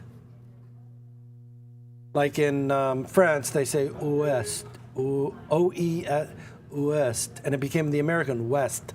Ostend, the west side of Belgium. And like I said, he's a street artist, and now he's become in some of the biggest art shows in the world. He is internationally famous. And I don't know if it's a Banksy thing, but he likes to be elusive. Photographs, he's usually in sunglasses, he's got a hoodie, his back is turned while he's paint. But when he's interviewed, he always says, my art should speak for itself. But he backs it up. They're hyper-realistic. He's got optical illusions. He is copying no one. He kind of blends animals and machines sometimes. It's nature and civilization. He can do anything from a huge building-sized mural, like Weiland, to very intricate and very finely done prints. Now, what's kind of interesting, he is a bit of the Renaissance man. He's gone into digital art. He's gone into electronic music. So I think we find that with a lot of artists that are immersed in the arts. Graffiti, murals, street art, optical illusions, big optical illusions on murals. By the way, I just showed you the image of Saachi Gallery, which looks like a giant museum. He just had a breakthrough show there. And that is a career maker and a breaker. It made his career. And I don't have a lot of personal quotes from him because I just have this quote. I prefer to emphasize the creative process over personal recognition. And I do like to move on very quickly after completing a project. He's living in Belgium in a town called Ghent, which has incredible art historical background. He rarely gives interviews. He's very low profile. I've got a $150 bid. My goodness. Go to my computer. Same thing. Giclée on paper. Unframed. $2,000. Can't read it? All right. How much? $2,000. What is it? A Giclée. Hand signed numbered. Same size. I like that one because the bunny's head fits right in the peace sign. I'm including a $450 frame. Let's go back to the art.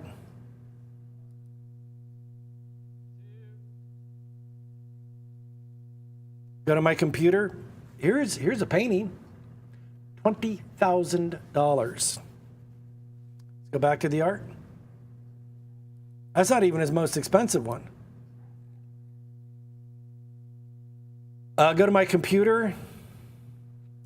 This one, art is very subjective.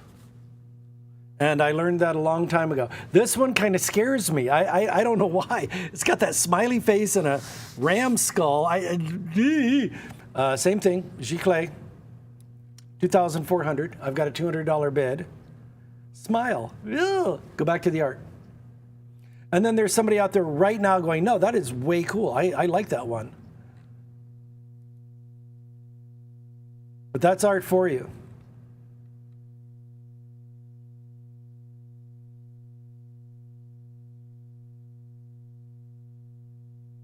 Go to my computer. This one's quite valuable. $5,000. All right, let's go back to the art. I'm half the price of the frame. The art is free. I'm looking for $2,000 unframed, $400 for the frame. That'd be fine.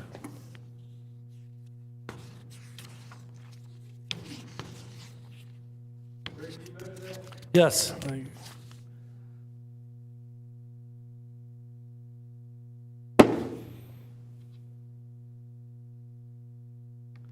On the frame, that's going to be 29 by 23, 29 by 23. And I'm looking at this ornate white lacquer. I'll put the frame at $550. It is hand-signed bottom right.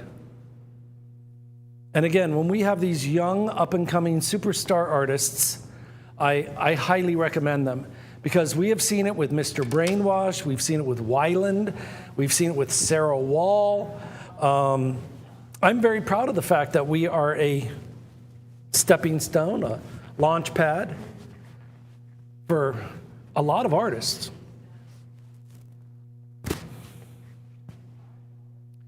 And I will tell you this. If you've ever been lucky enough to buy a Carl Stryker, a Mr. Doodle, Mr. Brainwash, even a Banksy on this show, you're buying them at prices Nowhere else in the world. C. Pill. Now, this is big. He's an international superstar. And it is my prediction that Simon Roland is going to outgrow this show. But you know why he keeps coming back? Loyalty. We gave him his break on American television. He goes, I know I'm taking a loss. He goes, but you know, guys, this is a loss leader. It's a buyer's market. It's a buyer's market. At $2,000 retail, I just showed you one at $2,000. A similar at $5,000. Let's go to this certificate. A batterfly. A giclée of archival pigments. Hand signed and numbered, and there's the key, hand signed, hand signed, hand signed. Number 6 out of 200, executed under the living and direct supervision of the artist. All right, and here we go. I've got 2 1/4 now. It's going to be a half. I've got 2 1/4 going once. The art is free. It's a $2,000 work of art in a $450 frame. What a show. What an absolute crazy show. Go to my computer. This is the same size, same signature, same printing press, same. Came out 5 years ago. Unframed. That's unframed. You understand? That's unframed. At a very, very famous art gallery. I'm not supposed to show the competition. Let's go back to the art. If you want a home run, it is right here. Free money. That is free.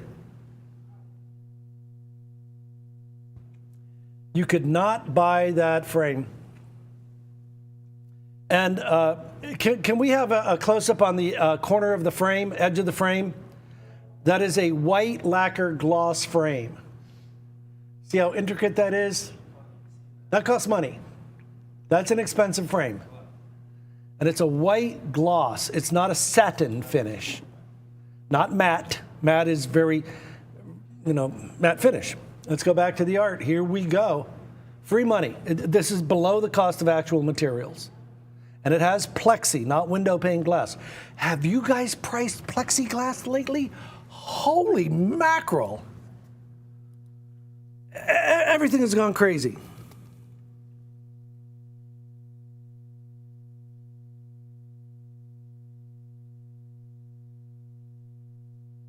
I have a work of art, and it's got, there was a little scratch on the plexiglass.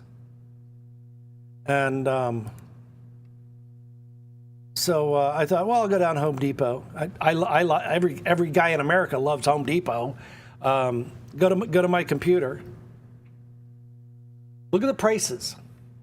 What? Everything is crazy now. Everything is crazy now.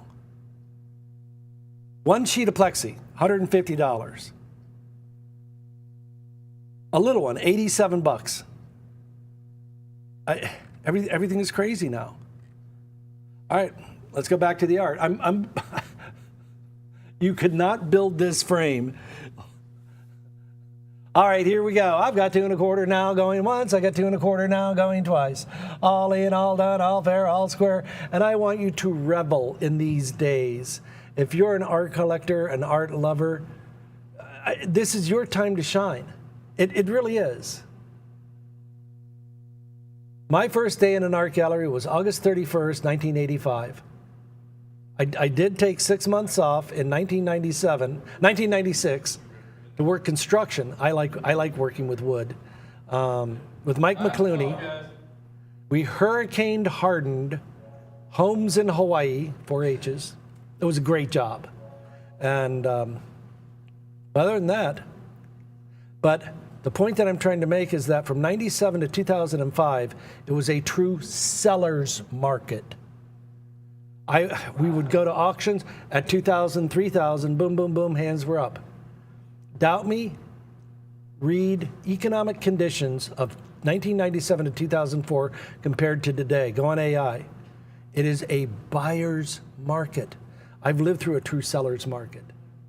The last time it was a buyer's market like this was called the Great Depression in 1930. Buy art if you can afford it. My 3 rules over and over again. Do you like it? Is it quality? Can you afford it? If you can afford it and you know you're getting quality and you really like it, buy it. Because art doesn't wear out. That, my friends, is a home run. Going once, going twice. Sold.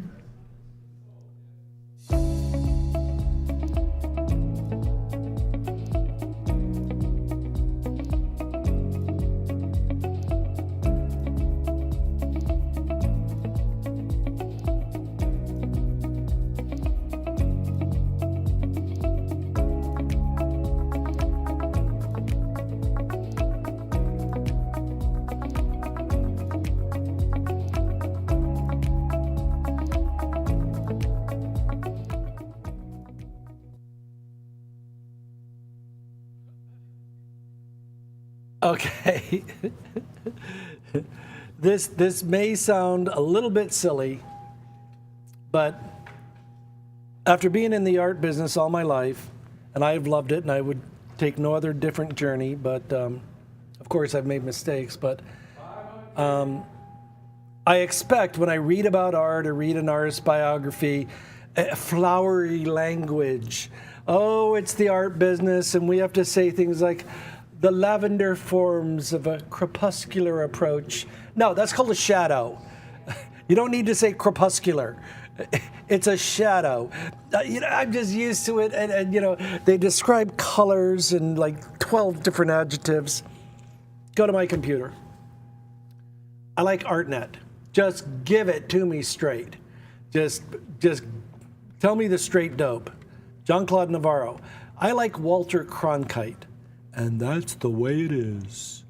Just give it. Okay, ready? Jean-Claude Navarro was a French artist. Boom, we're on the right track. Considered one of the greatest glassmakers of the 20th century. Thank you. That puts him in a level of Dale Chihuly. Let's repeat that. Considered one of the greatest glassmakers. It's in the first sentence. I like that. Just give me the deal. I don't care if it's good news, bad news. Just tell me. Navarro's lamps, bottles, and vases utilize Art Deco-inspired shapes to create swirling, colorful forms. He pioneered techniques which included adding and layering unique material directly into the molten glass, such as metal oxides. Now, glass will melt at about 2,800 Fahrenheit. In the video, they quote Celsius, or centigrade, Celsius. Glass will melt at about 2,800. To work a big blob of molten glass, like about 4 pounds, 2 to 4 pounds, you're going to need 3,000 degrees. Gold melts at 1,200. So I don't know how he did it. He would include precious stones and luminescent powders that glow in the dark. And it's so funny because we had a client, it's glowing green. Did he put uranium in it? No, there's no uranium. He's in the Guinness Book of World Records. The maker of the largest hand-blown glasswork ever created. Born in Antibes. You know who? He was born in 1943, a war baby, in Antibes, the French Riviera. You know who moved there after the war? Pablo Picasso. He began studying glassmaking at the age of 14. He passed away in Monaco at the age of 72. 2 weeks ago was the Monaco Grand Prix. Kimi Antonelli has won the first 5 races. I think that's unprecedented. And he's the youngest 5-time winner in history. He's 19. He's 19. He set a track record at the age of 18. He's a legend. Kimi Antonelli. I believe they're racing in Barcelona Sunday. Qualifying is tomorrow. All right. Here's the key. Considered one of the greatest glassmakers of the 20th century. Let's go back to the art. 500. Oh, Wait till you see his prices.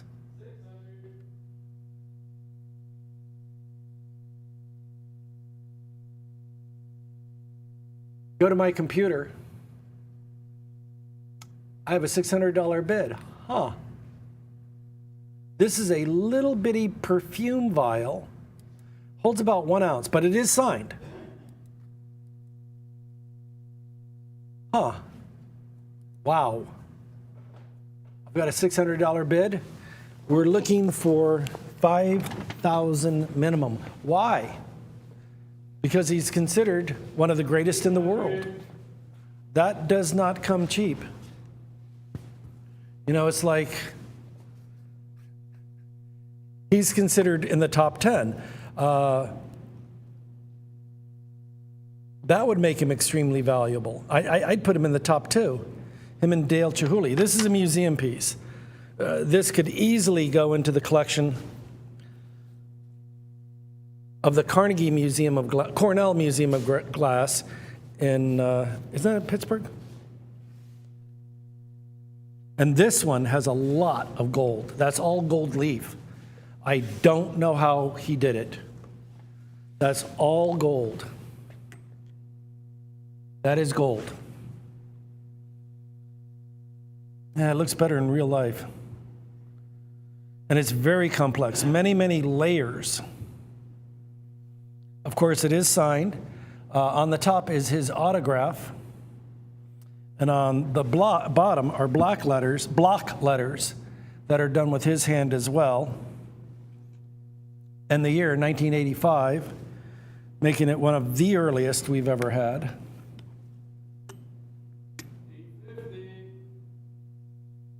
Rich cobalt blue and the gold.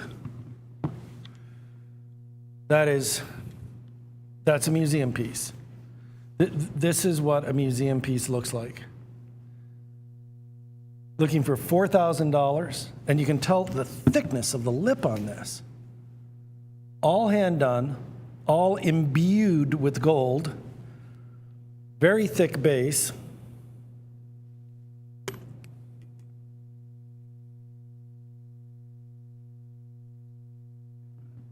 What, a week ago today, didn't we sell one for what, 6,000?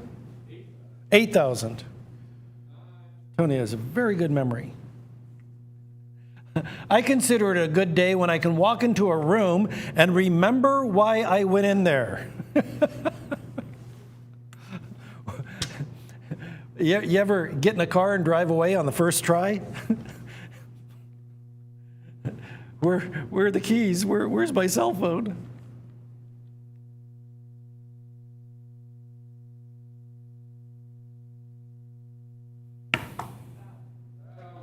That, my friends, is world class.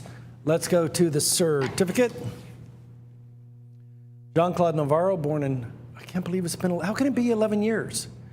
I do want to let you know we are working directly with his family. This glass sculpture is blown glass with cobalt, green, and gold foil. That makes it valuable. Not all of them have that. That is nearly impossible to do. I do have a video for you. Signed and dated by his hand from his personal collection in Monaco. This is one of the earliest we've ever had. 41 years old, never been shown in a gallery, coming directly from Monaco. It is because of Orban Houchette that we have the connection to the family, that he said you can trust them. Go to my computer. Oops.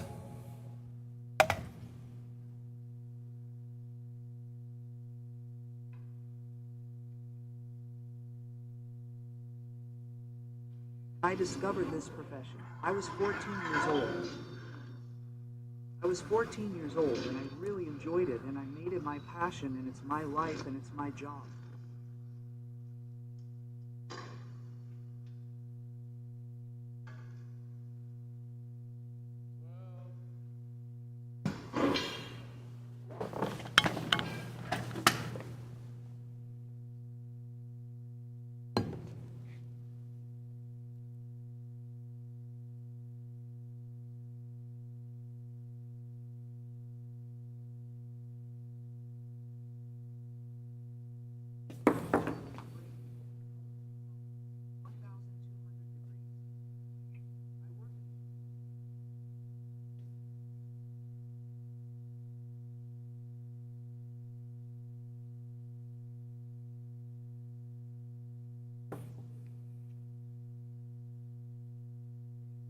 open the kiln to take the pieces out. There are some good ones. There are some bad ones. That's normal. That's how it is. I was 14 years old in my little village in Vio, and I would go and play. Building the tiny glassworks there. I would go and play, and when I saw the ovens heating up, I really liked it. I got hired. I was 14 years old. I grew up at the Bioti Glassworks. I learned my trade down there. Not that, I didn't take that. I learned how to make glass, stemmed glasses, carafes, and pitchers. I learned that, and I always tried when I had time to do something other than what I had been taught. And that lasted 20 years. One day, I left the Bioti Glassworks. I made my first glassworks. I made 50 in all.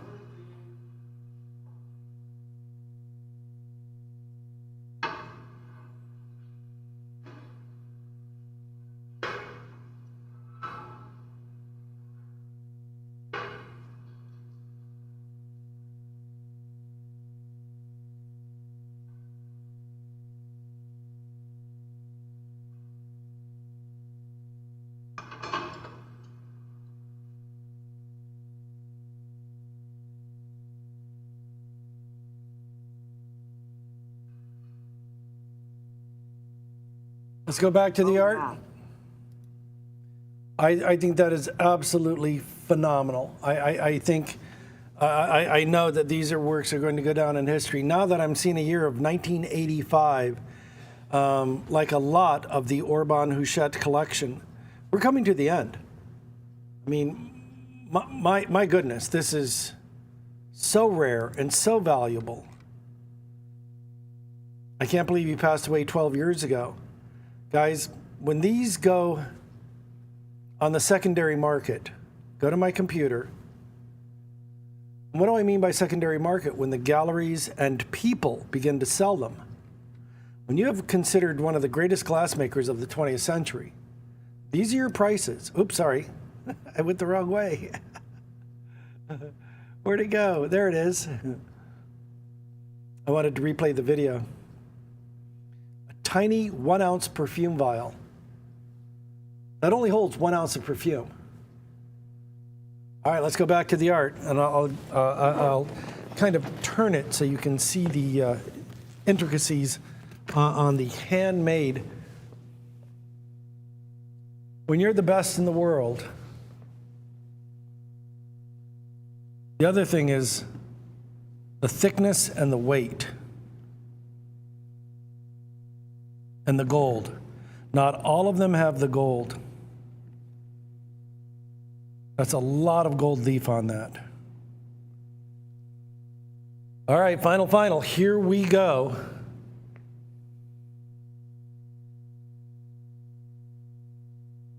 Absolutely museum grade. Absolutely museum grade.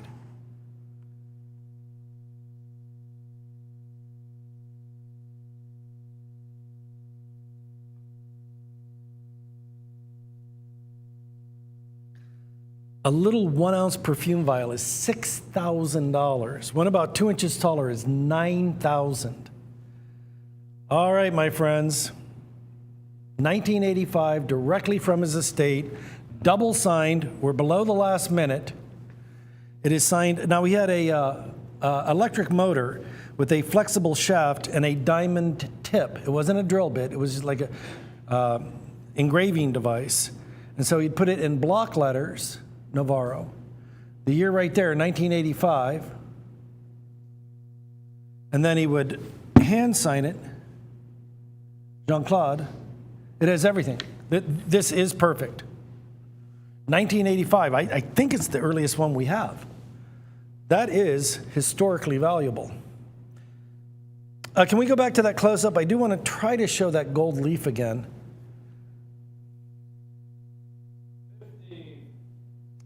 All right, my friends, 10 seconds left on the clock. That is historically valuable. I've got 15 now, I was going to bid at 16. I've got 15 now going once. I've got 15 now going twice. All in, all done at 8,000 to 6,000 on it for a 1 ounce perfume vase. We just sold one for 8,000 a week ago today. Last call. Here we go. At a giveaway price on the original now,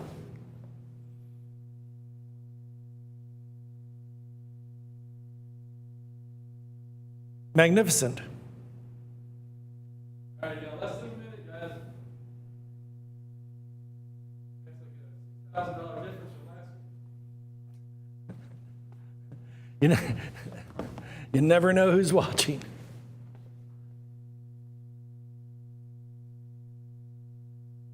I do like, and yes, do put flowers in it.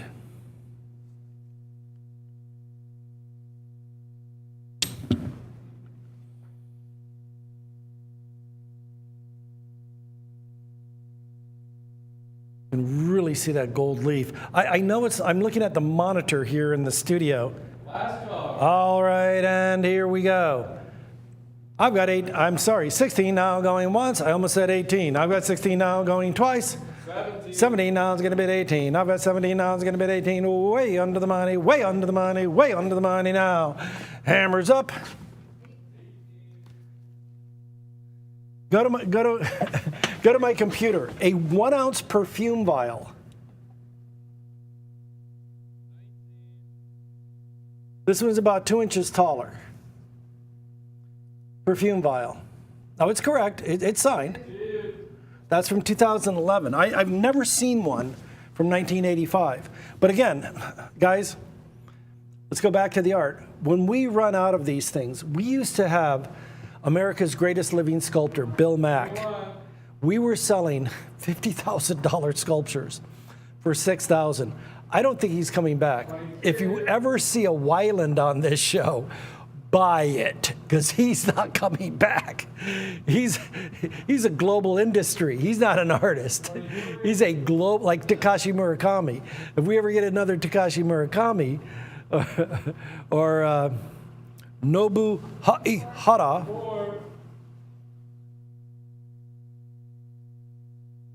there are a lot of artists that have given us a try. And I'll give you an example. Sometimes of artists we just run out of. Remember when we first started getting the originals out of the Urban Huchet collection? We had the world's first female surrealist named Leonore Fini. We were selling her watercolors $600 to $800. Now they're $8,000 to $12,000 watercolors on this show. And you know, my gut instinct, Ray, you should buy this. You should probably buy this. Hammers up. Going once, going twice. Any further advance? Sold. An astounding new artist in the realm of contemporary art, Josh Hernandez, aka Mad Charcoal, is one of the most exciting and innovative artists we introduce to our audiences. Termed a groundbreaking figure in expressive abstract realism, his evocative portraits capture human emotion and experience, blending technical mastery with raw, emotional depth. With millions of followers on Instagram and over 7 million TikTok followers, he is truly one of the most talented young artists to emerge onto the art scene. Renowned for his mastery of charcoal, he creates artworks that blend hyperrealism with emotional depth, producing works that resonate deeply with viewers and collectors. His rise in the art world has been marked by an uncompromising dedication to exploring human emotion, the fragility of existence, and the power of narrative. With a unique vision for detail, he crafts intricate, large-scale compositions that are at once haunting and captivating. His subjects, ranging from raw portraits of human faces to dynamic movement, leap off the canvas alive with intensity. The stark contrasts of light and shadow in his pieces evoke a visceral reaction, challenging viewers to confront the underlying themes that permeate his work. Through his unique, innovative use of charcoal, he has established himself as an essential voice in modern art. Mad Charcoal's fearless experimentation with tools like erasers, brushes, and the use of his hands as an artistic tool has transformed the traditionally rigid medium into a fluid, dynamic art form. Join us at the Fine Art Auction for a front row seat and experience the extraordinary artistry of Mad Charcoal as we showcase these magnificent works of art and make them available to collectors worldwide.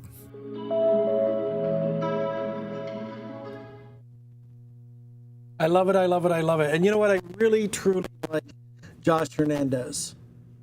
Why? He's the real deal. Artists that are artists who just are.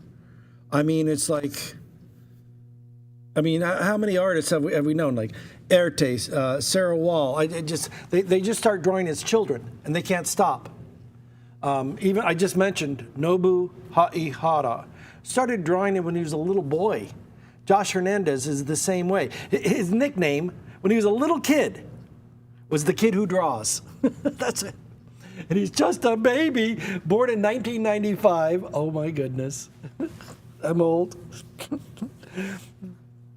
But he's self-taught. Of course, he's from LA. He's Hispanic. But it's these charcoal portraits. They're wonderful. They're chaos, but they're control. They're abstract, but they're real. When you look at his oeuvre, his lifetime catalog, you'll see that there's a lot of faith, a lot of love, and a lot of raw emotion. Really born and raised in the urban heart of LA, but now he lives in Phoenix, Arizona, which I love. I was just there 2 weeks ago. I took my vacation, and it's just such a wonderful.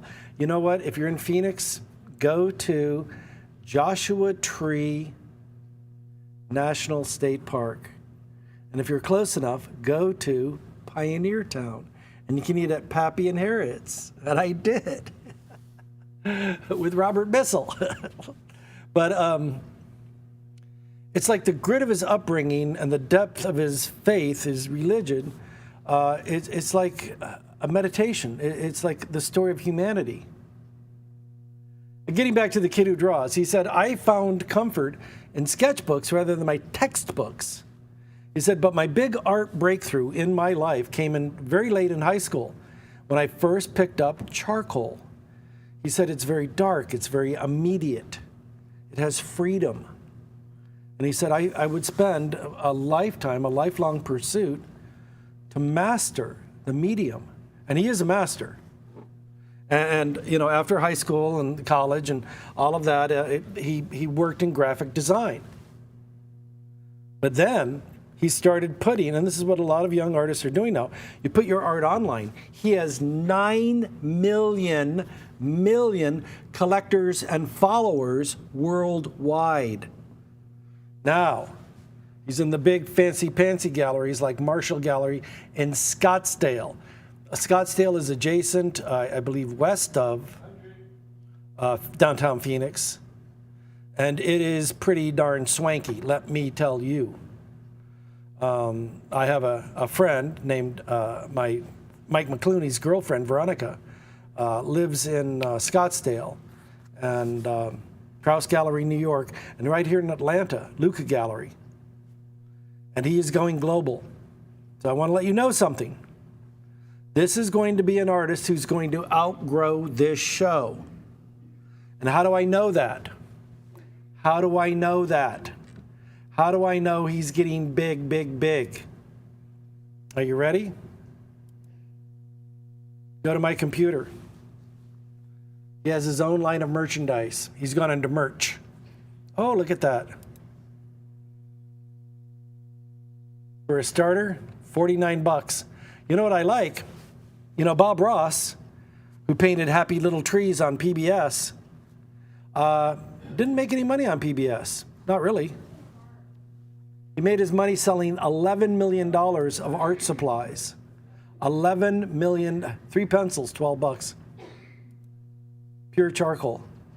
That's a good way to go. Yep.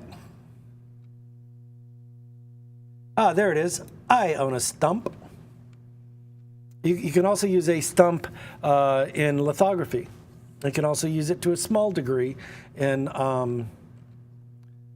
to blend in engraving, but very rare, very, very rare. Yeah, so when you have an artist that's gone into merchandising and is going huge, huge, he now has drawing courses, $259. So like I said, he's going to outgrow the show. Even has gift cards. You buy $100. Gift cards. Let's go back to the art.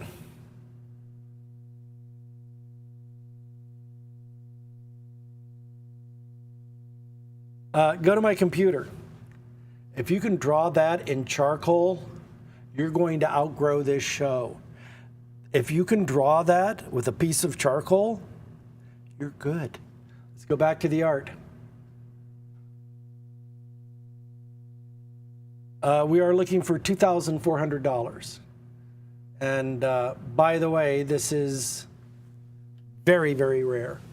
You're bidding on artist proof number 1.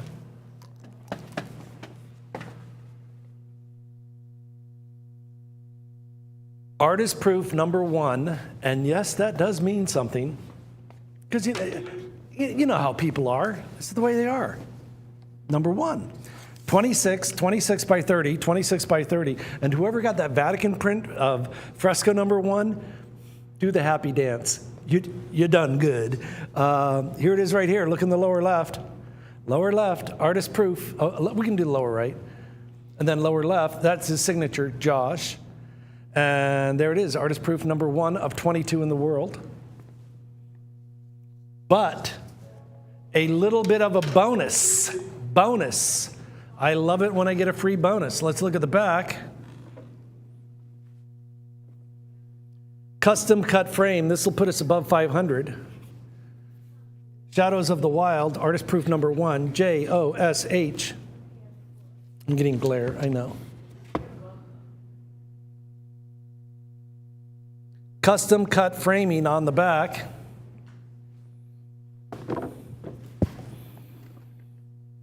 So that'll put the frame above 500. Satin finish, real plexi, float mount, full bleed on the print. Artist proof number 1. That's a home run.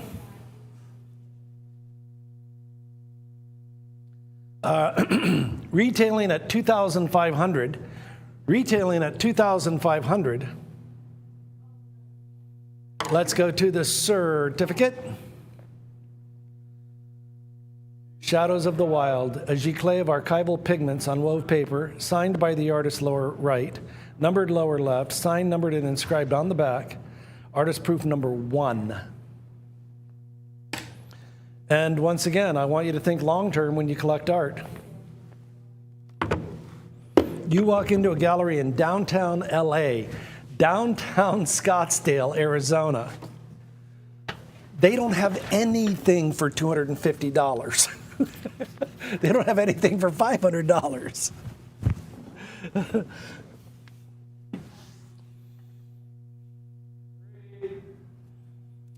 But I realized he hit the big time. Go to my computer.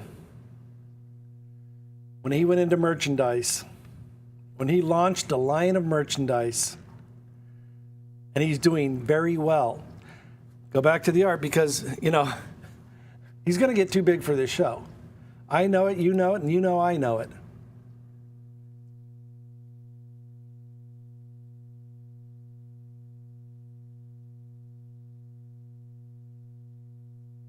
Before making any Go to my computer. art, we have to make coffee. Espresso room. We need coffee. I'm going to jump ahead. Don't judge the way I make coffee. Here we are again.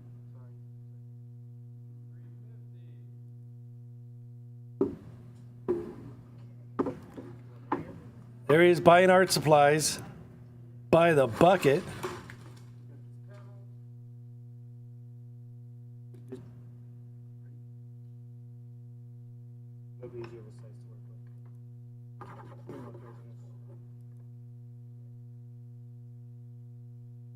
Take this massive brush. I'm just going to brush all the charcoal together.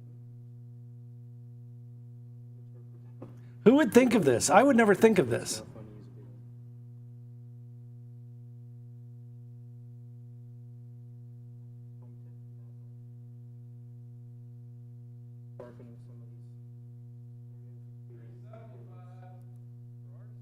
Oh, he's going to go back and get more coffee.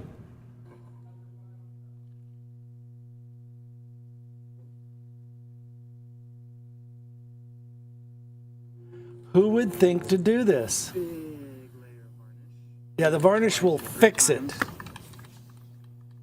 Hold it in place. Don't like drench the paper, but definitely protect the piece, right? What do you think that'll sell for in a gallery? Not $375. That is wonderful. Let's go back to the art. This is going to be part of my January, February original launch. Guys, I want you to remember these days that the young, super talented, non-derivative genius by the name of Josh Hernandez, that you could have bought Artist Proof #1 for $100 less than the frame. We'll give you the art for free. I'll give you a $100 discount on the frame, and I want you to check. Oh my goodness. Frame shops all over America are closing left and right. Why? The cost of material. Go to my computer. No Naked Walls is a mainstay of St. Petersburg, Florida. Look at the area code. Due to the rising costs in labor and material, we will not be able to make custom framing any longer. We have closed to complete our existing orders and prepare for a new concept. Oops, go back. I pressed the wrong button. I don't know what I'm doing. There it is. Look at the... It's live TV. When he outgrows the show, don't call me up and say, Ray, I'll give you $2,000 for any Artist Proof. We won't have them. I already see the writing on the wall. He's that good. He is that good. All right, and here we go. All right, I've got 375, now it's gonna be a 4. I've got 375 going once, I got 375 going twice. All in, all done, all fair, all square in 5, 4, 3. You're below the price of the frame. Artist Proof #1 is free.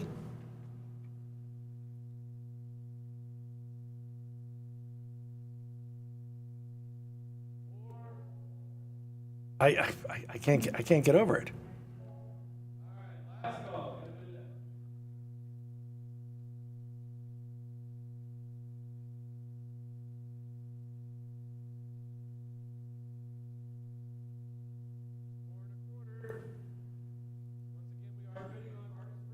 If you want a home run, I don't know what else to tell you.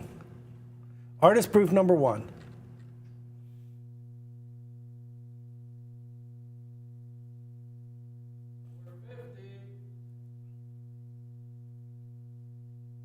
Okay, go to my computer. Let me give you an idea of supply and demand.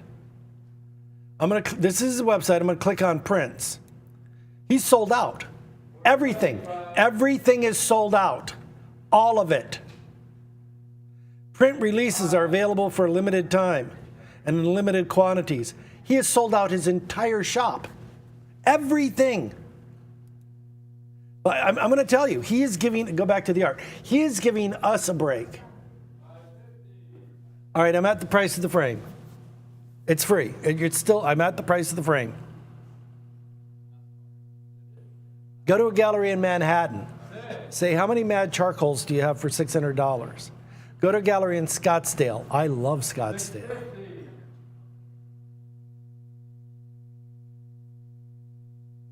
But I love Atlanta. Atlanta's home. But I go there every year. Why? Why do I go every year? Go to my computer for the UFO convention. I'm not saying it was aliens, but there was aliens. Go back to the art. That's Giorgio. He's a good old boy.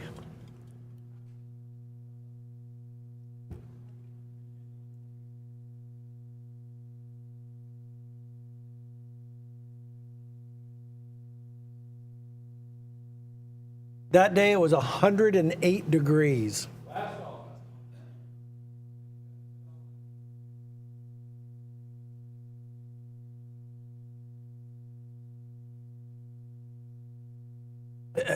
Okay, it's Artist Proof #1. We must move on.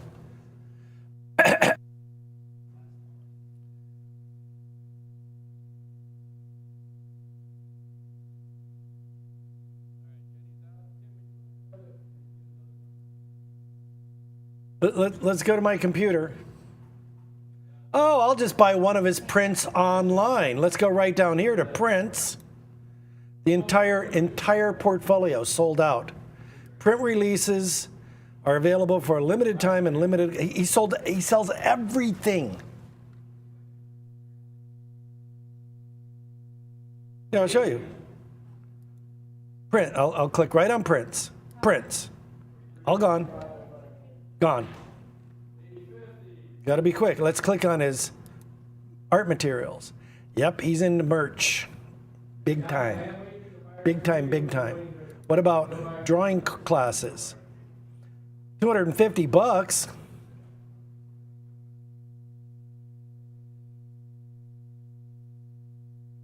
Yeah, $250. All right, let's go back to the art.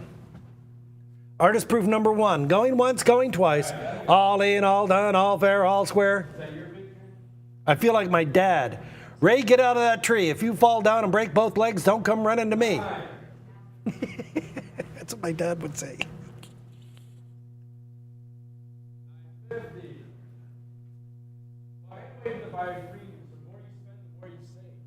Ah, it's genius, Tony.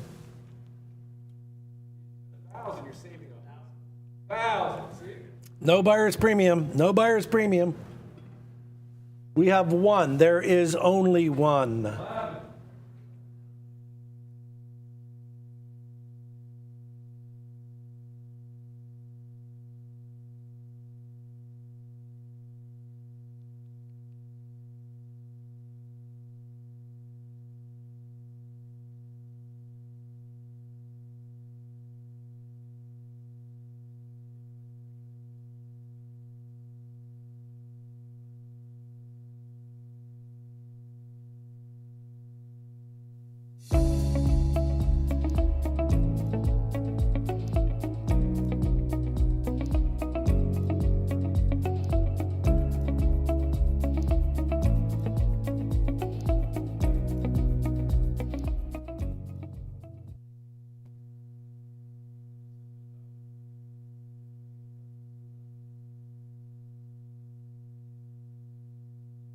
All right, and here we go, here we go, here we go. Hammers up and I'm all done, all in, all fair, all square. And the hammer's up and we're all done, all in, all fair, all square, and I sold it under the money now, way under the money.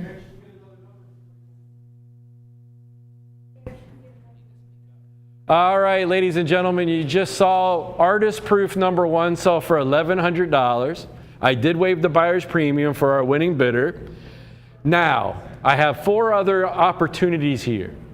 Only 4 available. You're going to get numbers between 2 and 22. I don't know which number you'll get. It's pretty random. But you will get an artist proof edition between number 2 and number 22. And I'm going to do those for the low price. Now, listen to this. $395, no buyer's premium. There's only 4 opportunities here. Give me a 3-minute clock. Now that is less than half. That's almost a third of what number 1 sold for. We did waive the buyer. Now number 1 carries a premium because everybody wants number 1. But you know what? Only one person can win number 1. So why wouldn't you take advantage of this at a third of the price? You can get numbers 2 to 22, the same artist proof edition. And like Ray, like anybody will tell you that's being honest with you, it's the same ink, it's the same paper, it's the same signature, it's the same edition. The only reason artist proof number 1 carries the caveat and the gravitas is because it's number 1. And a lot of people love to collect the number 1. But at $395 for one of the 2 through 22, the same edition, you're getting it from the same artist proof edition. The only difference is number 1 sold for $1,100. Now you have a chance to collect numbers 2 through 22 for a third of that price at $395, no buyer's premium. I believe 1 is sold, so I'm down to 3 available. We only have a couple minutes to spend here, guys. I would highly recommend this. Now that is definitely under the price of the frame. Now, once again, we don't pay retail framing prices. It's the difference of if you walked into a retail framer with 1 piece of art and got a frame, you would probably pay at least $500 for that frame that you're looking at. We frame 50,000 pieces of art a year, and we have our own framing facility. So obviously, we're not paying. We wouldn't have made it a year if we had to pay retail framing prices. It just wouldn't. The math wouldn't be. As the kids say these days, the math wouldn't be mathing on that one. So yes, when we talk about framing prices, we are absolutely talking about retail framing. If you walk through the front door of a retail frame shop and said you had this print unframed and you wanted that exact frame, you're going to spend $500. So I would recommend taking advantage of us, taking advantage of your getting the artwork hand signed by this guy's career is going to take off. Mad Charcoal, he's going to outgrow us very quickly. So take advantage of it, collect them while you can. We're not going to have a friendly, loving relationship like we do with Kef with all of our artists. Kef has a certain loyalty to us, and we have to him. So that's kind of where we're at. Kef could have moved on. He doesn't need us. He really does. I mean, I'm sure he likes making money, but he makes enough money, and he's not a money-driven person. I can tell you that from just hanging out with him and being around him. That's not his, he's not motivated by the almighty dollar. Or euros, whatever he gets paid in over there in Germany. But once again, guys, I'm down to 2 available, 2 are gone, 2 available. Once again, you are purchasing one of the 22 or one of the other 21 artist proofs, numbers 2 through 22, from the same one that the number 1 sold for $1,100 just a minute ago. I can't believe I didn't sell out all 4 of those in that 3-minute class. That's mind-boggling to me, but you know what? At $395 no buyer's premium, you cannot beat that. I'm going to ask for 1 more minute. I've got 2 available. If I can't sell these out, I guess I'll just go home. Ray, you're doing the rest of the show. I'm going home. Goodness. We couldn't sell all 4 of these at $395. That's shocking to me. Well, I guess they'd rather pay. That's $105 under the frame price. Yeah. And number 1 just sold for $1,100. I know number 1, everybody wants number 1. But if you really love the image at 1/3 of the price of number 1, I would take advantage of that. Just myself speaking. But once again, guys, I'm down to 2 available. You got about 30 seconds. Take a good look at it. I got 1 call coming in. I got 1 person on the phone. I haven't heard anybody say I'm taking the 1 or the 2. Now I am. Okay, thank you. I'm down to 1. 1 available. Only 1 left at $395, no buyer's premium. Obviously, there's going to be a shipping charge. And don't beat us up on the, you know what? FedEx, we have a huge account with FedEx. We get killed on shipping. Shipping and insurance and handling, we take a loss on a lot of times on a shipping. I don't know how we can afford to take any more losses. It's loss after loss after loss. It's a labor of love at this point, because I tell you what, I'm not making much money anymore. All right, guys, I've still got the 1 available. I've got the Salvador Dali from the Romeo and Juliet suite coming up next. And if you're a serious collector, I have the number 1 most desirable Jean-Michel Basquiat, King Alfonso, coming up after the Dali. Remember, only 1 left of the Mad Charcoal at this price, Shadows of the Wild. We're going to go ahead and move on. 1 more available. Let's go ahead and move it on. Salvador Dali is among the most versatile and prolific artists of the 20th century. And of course, the most famous surrealist. Well, the thing that makes Salvador Dali so important as a painter is his level of skill. He was properly and academically trained. He was brilliant. Though chiefly remembered for his painterly output over the course of his long career, he successfully turned to sculpture, printmaking, fashion, advertising, writing, and perhaps most famously, filmmaking. If you go to the Dali Museum in Spain, you'll see a painting called Leda Atomica. There's no brushstrokes. It looks ethereal. It doesn't even look real. He would paint with 1 eyelash, and he would build his own brushes. Dali was renowned for his flamboyant personality and the role of a mysterious provocateur as much as he was for his undeniable technical virtuosity.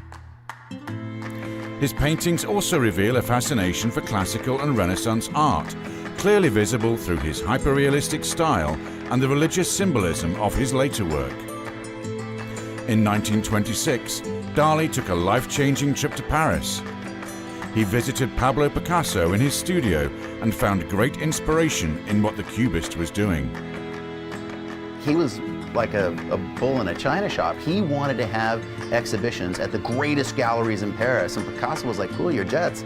You know, you have to kind of, you know, there's a process to this. He began studying the psychoanalytical concepts of Freud, as well as metaphysical painters like Giorgio de Chirico and surrealists like Jean Moreau, and consequently began using psychoanalytic methods of mining the subconscious to generate imagery. His first serious work of this style was Apparatus in Hand of 1927, which contained the symbolic imagery and dreamlike landscape that would become Dali's inimitable painting signature. In 1929, Dali met the French surrealist poet Paul Eluard and his wife Gala. Soon after this original meeting, Dali moved to Paris and was invited by André Breton to join the surrealists for the next several years. Dali was known for having an extraordinary ego. He truly believed he was destined to be the greatest artist who ever lived.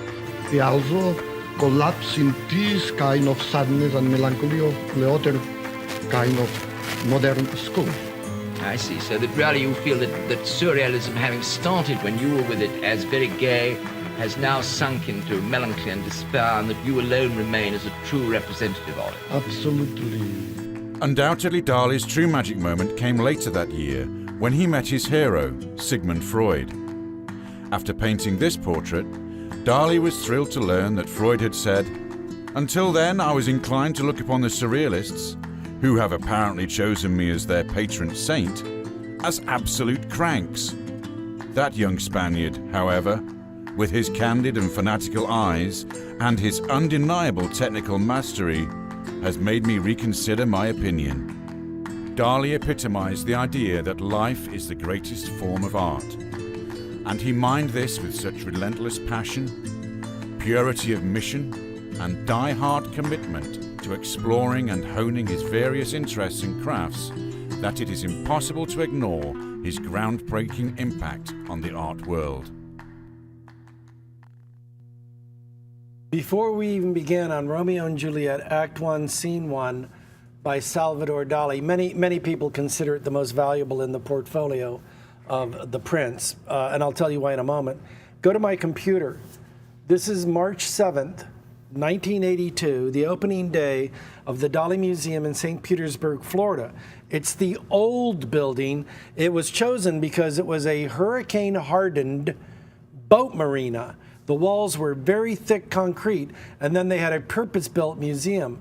The reason I show it is that is Eleanor Morse, the founder of the museum. Her and her husband Reynolds Morse came down from Cleveland, Ohio. He was a plastics industrialist, and they were both lifetime collectors of Salvador Dali. Their collection formed the base. That is March 7th, 1982. I gave over 325 lectures there. I was the first person to give a lecture there on opening day, March 7th, 1982. So when I say I'm a Dali fan, no, I'm a Dali nut. Let's go back to the art. I wanted to preface that because I collect Salvador Dali, and I just think for all of his eccentricity, all of the outlandish behavior and all of that, he backed it up with skill. And I mean real skill. He could paint like a photograph. His understanding of art history. Surrealism was a reaction to World War I and rational thinking. If rational thinking leads to death, then we are against it. They were the hippies. They were the beatniks of their generation. Down with the man.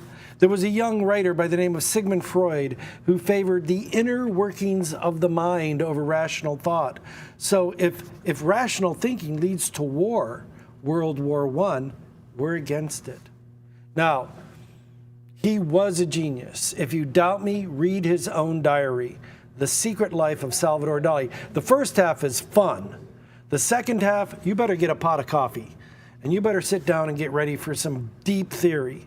And I mean, he will go into physics, he will go into psychology, he will go into atomic theory, he will go into the structure of the DNA molecules. He was a big fan of Crick and Watson. They published their paper in Anyhow, Act 1, Scene 1. This play, set in Verona, Italy. It begins with a street brawl between the Montagues and the Capulets. And the people that are fighting are all servants because their masters are sworn enemies. But Prince Ascalus of Verona, Italy, intervenes and says that go to the lower left third. That's where they're fighting. It's a street brawl. See the swords, and they're fighting. But the prince says any more fighting will be punishable by death. Later, the Count, Paris, he talks to Lord Capulet. He says, I want to marry your daughter, Juliet. But Capulet says to Paris, wait 2 years. She's not old enough to marry. We're going to have a ball. And so Lady Capulet, his wife, and Juliet's nurse, because she's a young girl. A nurse back then was more like a babysitter. But anyhow, they keep saying, oh, you should fall in love with him, but she doesn't really love him. Meanwhile, a guy named Benvolio talks with his cousin Romeo, which is Montague's son, the enemy. And Romeo is really sad. He says that I've been deeply in love with a girl named Rosaline, but she doesn't love me back. So anyhow, Benvolio, his cousin, says, well, look, let's go to the ball, and maybe Rosaline will be there. But Rosaline doesn't come. He meets Juliet, and he falls in love. Now, I'm going to make a point to this. Meanwhile, Juliet's cousin, Tybalt, is really mad at Romeo because he snuck into the ball. But he wants to kill Romeo because he's the enemy. But Juliet's father stops him. He says, no shedding blood at the party. I don't want the ball for my daughter to be remembered as bloodshed in my own home. After the ball is the famous balcony scene. The famous balcony scene. Now, I'll wrap it up. This is all in the first chapter.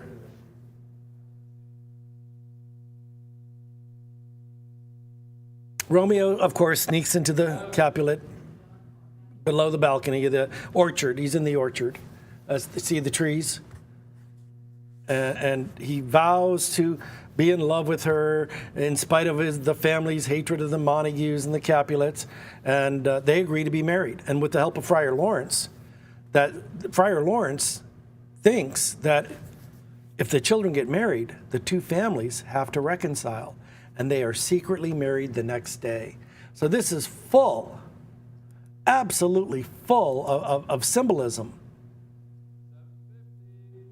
There's a painting by Francesco Hayez. Go to my computer, the great Spaniard. Francesco Hayez. Dali saw this. That's The Last Kiss. And the rest, it's a lot more profound. I do have a website for you. Go back to the art. My computer's going to jump around. If you don't know about this website, go to my computer. No Fear Shakespeare. No Fear Shakespeare. Easy to remember. And on the left is the actual words of Shakespeare. On the right is the translation.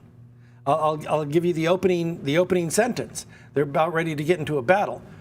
Samson says, Gregory, on my word, we will not carry coals.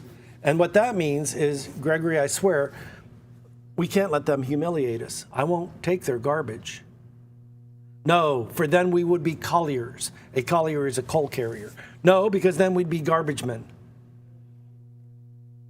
I strike quickly, being moved, meaning I hit hard when I'm angry. Oops, sorry. I don't know how to operate a computer. Anyhow, No Fear Shakespeare, it brings it to life. A dog of the house of Montague moves me. One of those dogs from the Montague house is really making me angry. To move is to stir. To be valiant is to stand. Therefore, if thou art moved, thou runnest away. Stop. Let's go back to the art. This is Act 1, Scene 1. It is famous. It is classic. We're looking for $12,000. It's in the museum. It's in the museum in Spain. It's in the museum in Florida. Now, go to my computer. I showed you the photo of the museum in 1982. Look at it now. Those weird windows are inspired by Buckminster Fuller's geodesic domes.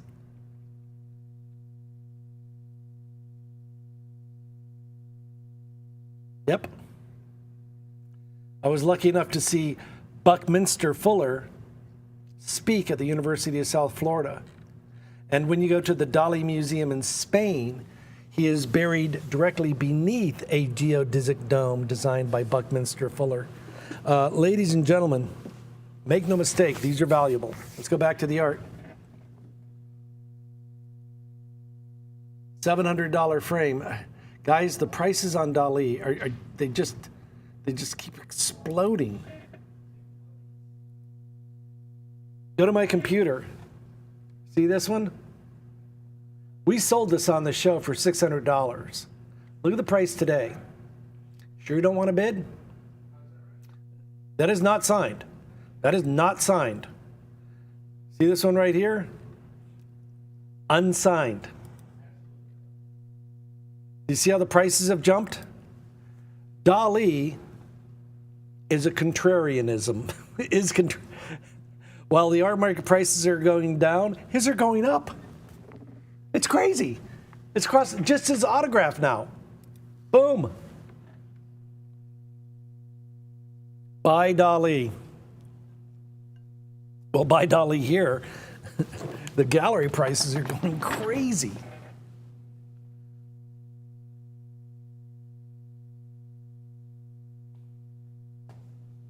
Let's go back to this certificate. Is it a museum piece? Guaranteed. Act 1, Scene 1, the most desirable one in the whole portfolio. Original, mixed media color lithograph, printed on a heavy rag paper, signed by the artist on the stone. First date, first printing, guaranteed. 1975, very early, very valuable.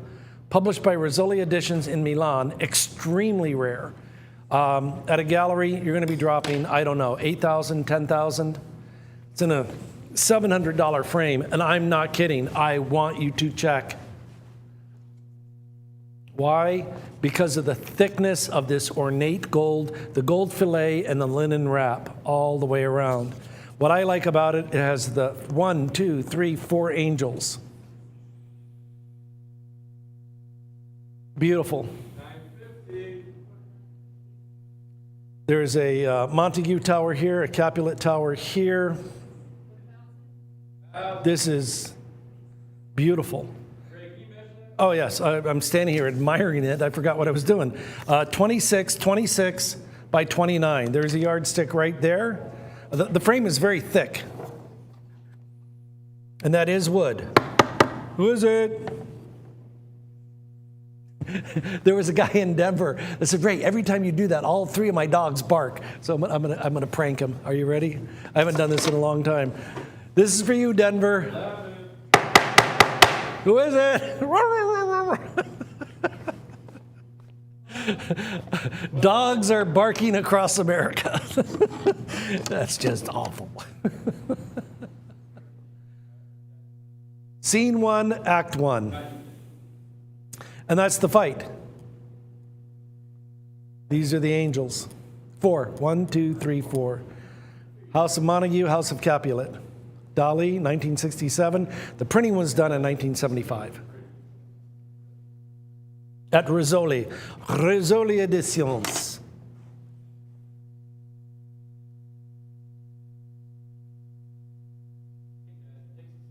Guys, Romeo and Juliet, this is a true museum piece. Act 1, Scene 1. And if you do, go to a website called No Fear Shakespeare, and it'll bring it alive. Because a lot of times if you just, I'm just not, bless my heart, but I'm not that smart. And when I read Shakespeare, I kind of get it. But then if you have the translation, it's like, oh. It brings it alive.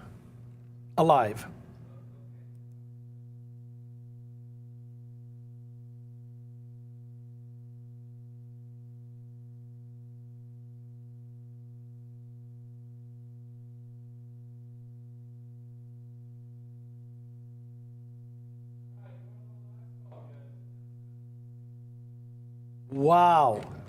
Okay, let's go to my computer. The Dali Museum in Paris. The Dali Museum in Paris. Now, they do have adjacent 2 retail galleries where you can buy art, but look right here. $30 to get in. Right there on the right. That's Romeo and Juliet. Cool. In the museum.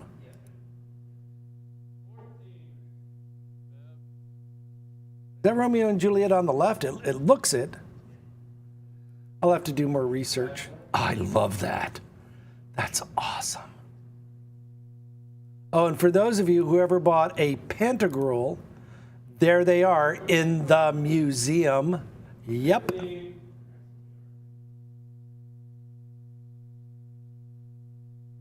Cool. I'm going to click on this one because it won't enlarge. If you ever get a chance, go to the Rodin Museum. I didn't know there was a Banksy Museum in Paris. What? Banksy Museum of Paris. All right, Tony, we got to go to Paris. All right, let's go back to the art. Okay, that's underbid. What? You need to add about $7,000 to that. 6 on a slow day. Act 1, Scene 1. Guys, you're hitting home runs. You're just hitting home runs.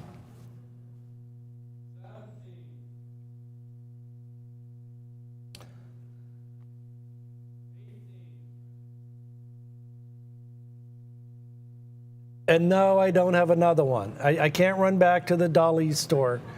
The Dali Museum, I don't think it's for sale.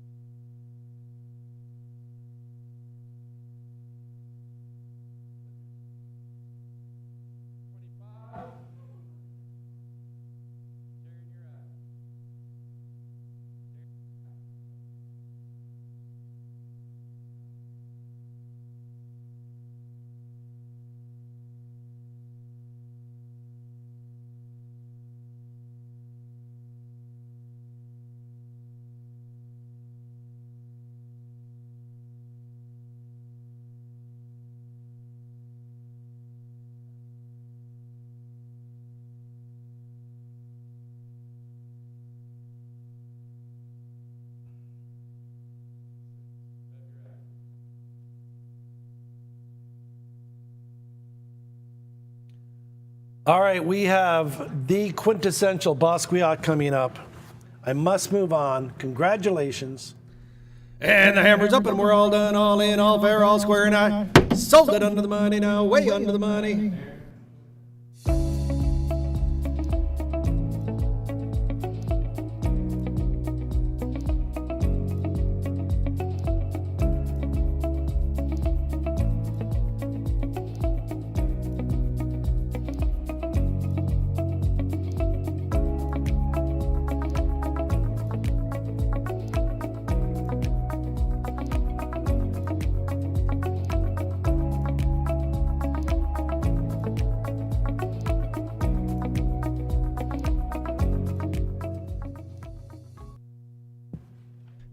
Basquiat was born in Park Slope, Brooklyn on December 22nd, 1960. His father was an accountant, originally from Haiti. He loved jazz and tennis. And Basquiat's mother was from Puerto Rico. Now, she was very exotic. She was very cultivated. She spoke French and Spanish and English and made it a point to take her boy to theaters and museums. And by the time he was 4, his mother says he was drawing every day. But in Brooklyn, he ran out in front of a car, and a car hit him, and he had to have an operation. His spleen was removed. So when he was hospitalized, his mother gave him a copy of Gray's Anatomy. And you're going to see that he will make visual references to that book, as well as the accident, kind of for the rest of his life. At 15, he ran away from home, and he actually lived in Washington Square Park. That's when he discovered drugs. But to support himself, he would paint T-shirts. I saw one of them on the internet, $100,000. And he would make handmade postcards on West Broadway. He made friends with all of the young artists out there like Keith Haring and Kenny Scharf. And the three became part of this graffiti movement that thrived on the Lower East Side, the East Village, in the late 70s. And he said it was very energizing. But his graffiti stood out. It was witty, it was poetic, same-o. It almost became copyrighted. It was all over Soho, all over Tribeca, and everybody loved same-o. He said, it's a tool for mocking bogusness, if you remember the 80s. He became an underground celebrity. Nobody could ignore him. He wore a green trench coat. He had a blonde mohawk. His feet were bare. He loved bare feet. He was smart. He was funny. He was charming. He had phenomenal energy. But drugs began making him, sometimes when you talk to him, he'd be very euphoric, sometimes paranoid. But his first big break came in 1981. He found 15 pieces of lumber and foam rubber. And he began just making these drawings of cars and cartoon characters and kind of smeared. It was almost like violent. One viewer said it was frenetic, but they sold immediately. And the demand for a Basquiat original began. Everybody wanted to buy one. He said they were selling faster than he can paint them. Now, you have to remember, 1981, he's selling these for $5,000 to $10,000 each. And he said, I began living my paintings. I slept on them. I walked over them. I ate on them. I put phone numbers on them. Collectors would come to his studio. Now he could afford a studio. And he said he became a commodity. It was almost like, come and watch this artist perform. But in March of 1982, he had a sold-out show that just had so much attention. Everything sold out at such high prices that it was on the news.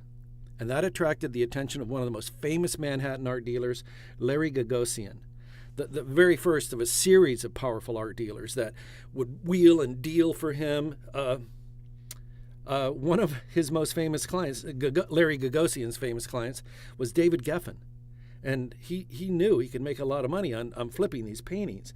At the same time, Basquiat was so inspired, his output was phenomenal. He kept painting and kept painting. Sometimes he would do 8 paintings in 1 week.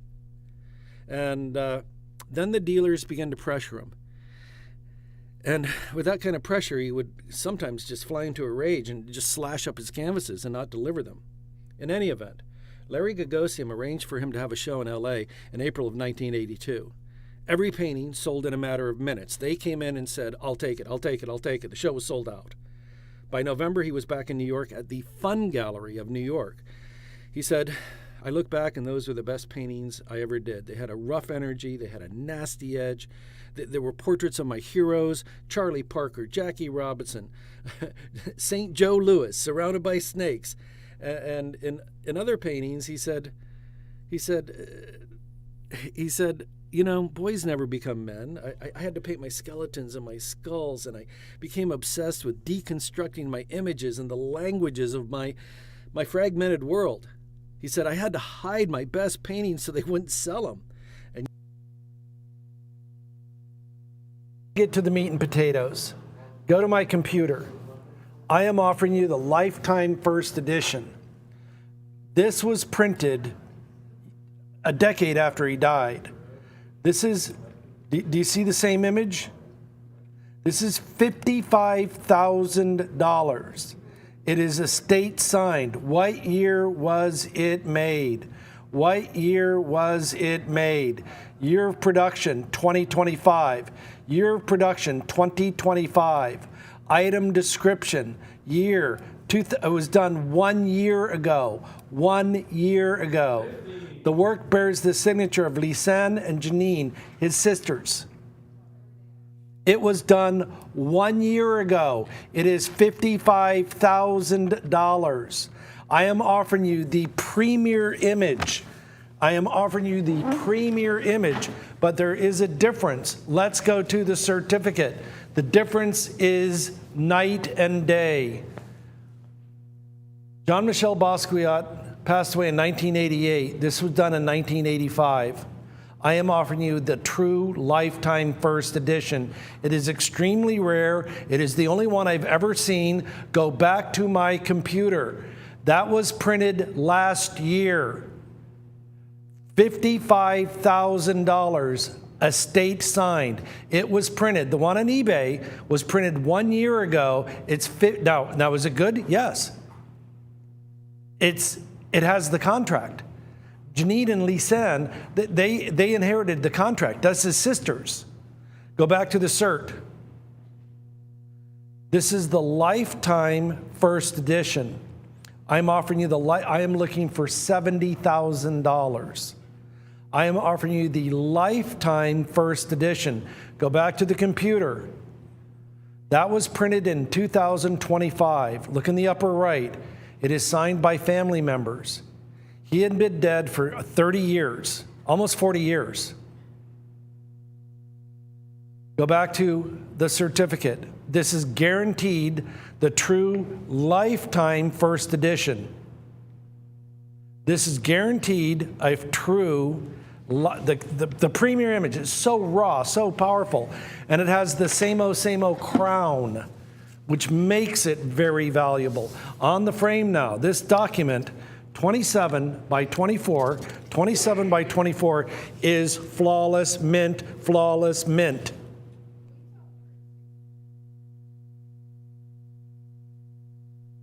Ladies and gentlemen, a reprint, an authorized reprint of this is $55,000. I'm going to say it over and over and over again. His sisters own the estate and they own the rights. Is that good? Yeah, that's good. That is totally legitimate. And the market does bear it. And they are selling. They are selling. $55,000. I am offering you the true lifetime first edition. May I repeat? I am offering you the true lifetime.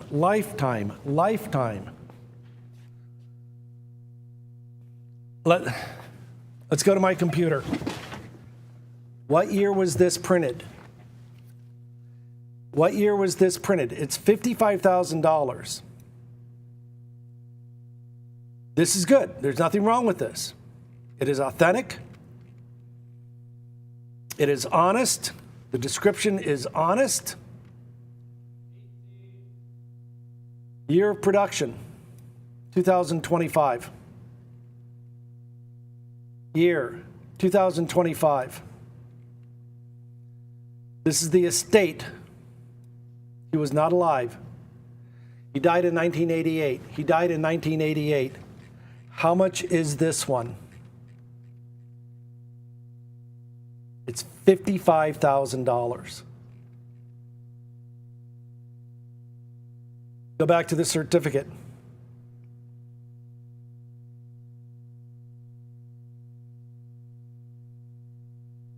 Go to my computer.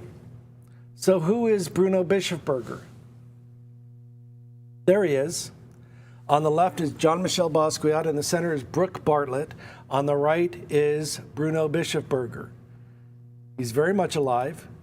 His gallery is still in Switzerland. Born in 1940 in Zurich. Let's get to the point. Let me center it. In 1966, Bruno Bischofberger meets Andy Warhol for the first time. In May of 1982, Bruno Bischofberger hears that Jean-Michel Basquiat has left Nina Nosse's gallery. She'd only had him for 4 or 5 months. He said the main reason he left is that despite warnings, she was selling paintings. He said they're not finished. Here is the key. Bischofberger becomes Basquiat's worldwide exclusive art dealer, an agreement that lasts until the day he died. This was published by Bruno Bischofberger. Go back to the certificate. This is Lifetime, 1985, published in Zurich. Go to my computer. This was published 30 years after he died. I am offering you the Lifetime First Edition. I think you should bid on this. Signed by the estate. How much? $50,000. Look at this one. $48,000. They have a 100% positive rating.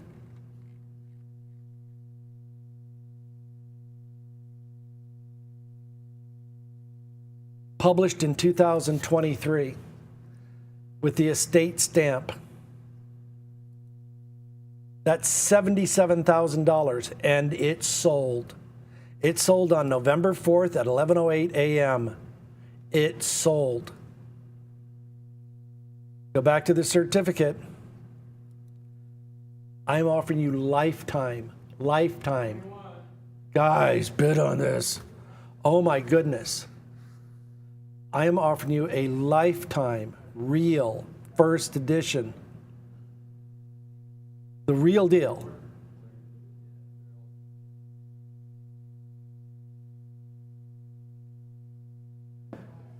In Atlanta, Georgia, on Peachtree, downtown Atlanta, is our greatest museum, the High Museum of Art. Go to my computer. For me, the greatest work at the High Museum is the Jean-Michel Basquiat. And Tony says, go stand over there. You look like the painting. You're all blocky, and you got lizard lips. I'm like, that's not very nice. I do kind of a little bit look like the painting, and I do have lizard lips. All right, go back to the art. That's just silly. At $55,000 for a reprint. At $55,000. Go to my computer.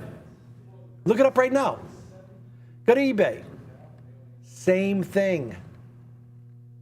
$55,000. But he wasn't alive. This was printed 40 years after he died. 40 years after he died. I can prove it. What year was it printed? 2025. What year was it printed? 1 year ago. He died in 1988. But it's authenticated by the estate. Ours is lifetime. Which one do you think is more valuable? One printed 40 years after he died? Or a lifetime first edition? Which one's more valuable? I think a lifetime first edition. I'm offering you the lifetime first edition, 1985. We have 2.5 minutes left in the show. 2.5 minutes left in the show. Someone's about to win the lottery. This is live and this is real, and it's happening right now. We are going to sell a lifetime Jean-Michel Basquiat at a $55,000 discount all day long. 2 minutes approaching. We will go off the air in about 2.5 minutes. Let's go to the cert. Printed by Bruno Bischofberger in 1985. He did not make it to his 28th birthday. He's a member of the 27 Club. Janis Joplin, Jimi Hendrix, Kurt Cobain, Amy Winehouse. It's called the 27 Club. You do not want to be a member. Look it up online. It's called the 27 Club. And it was heroin. I truly hate drugs. I hate drugs.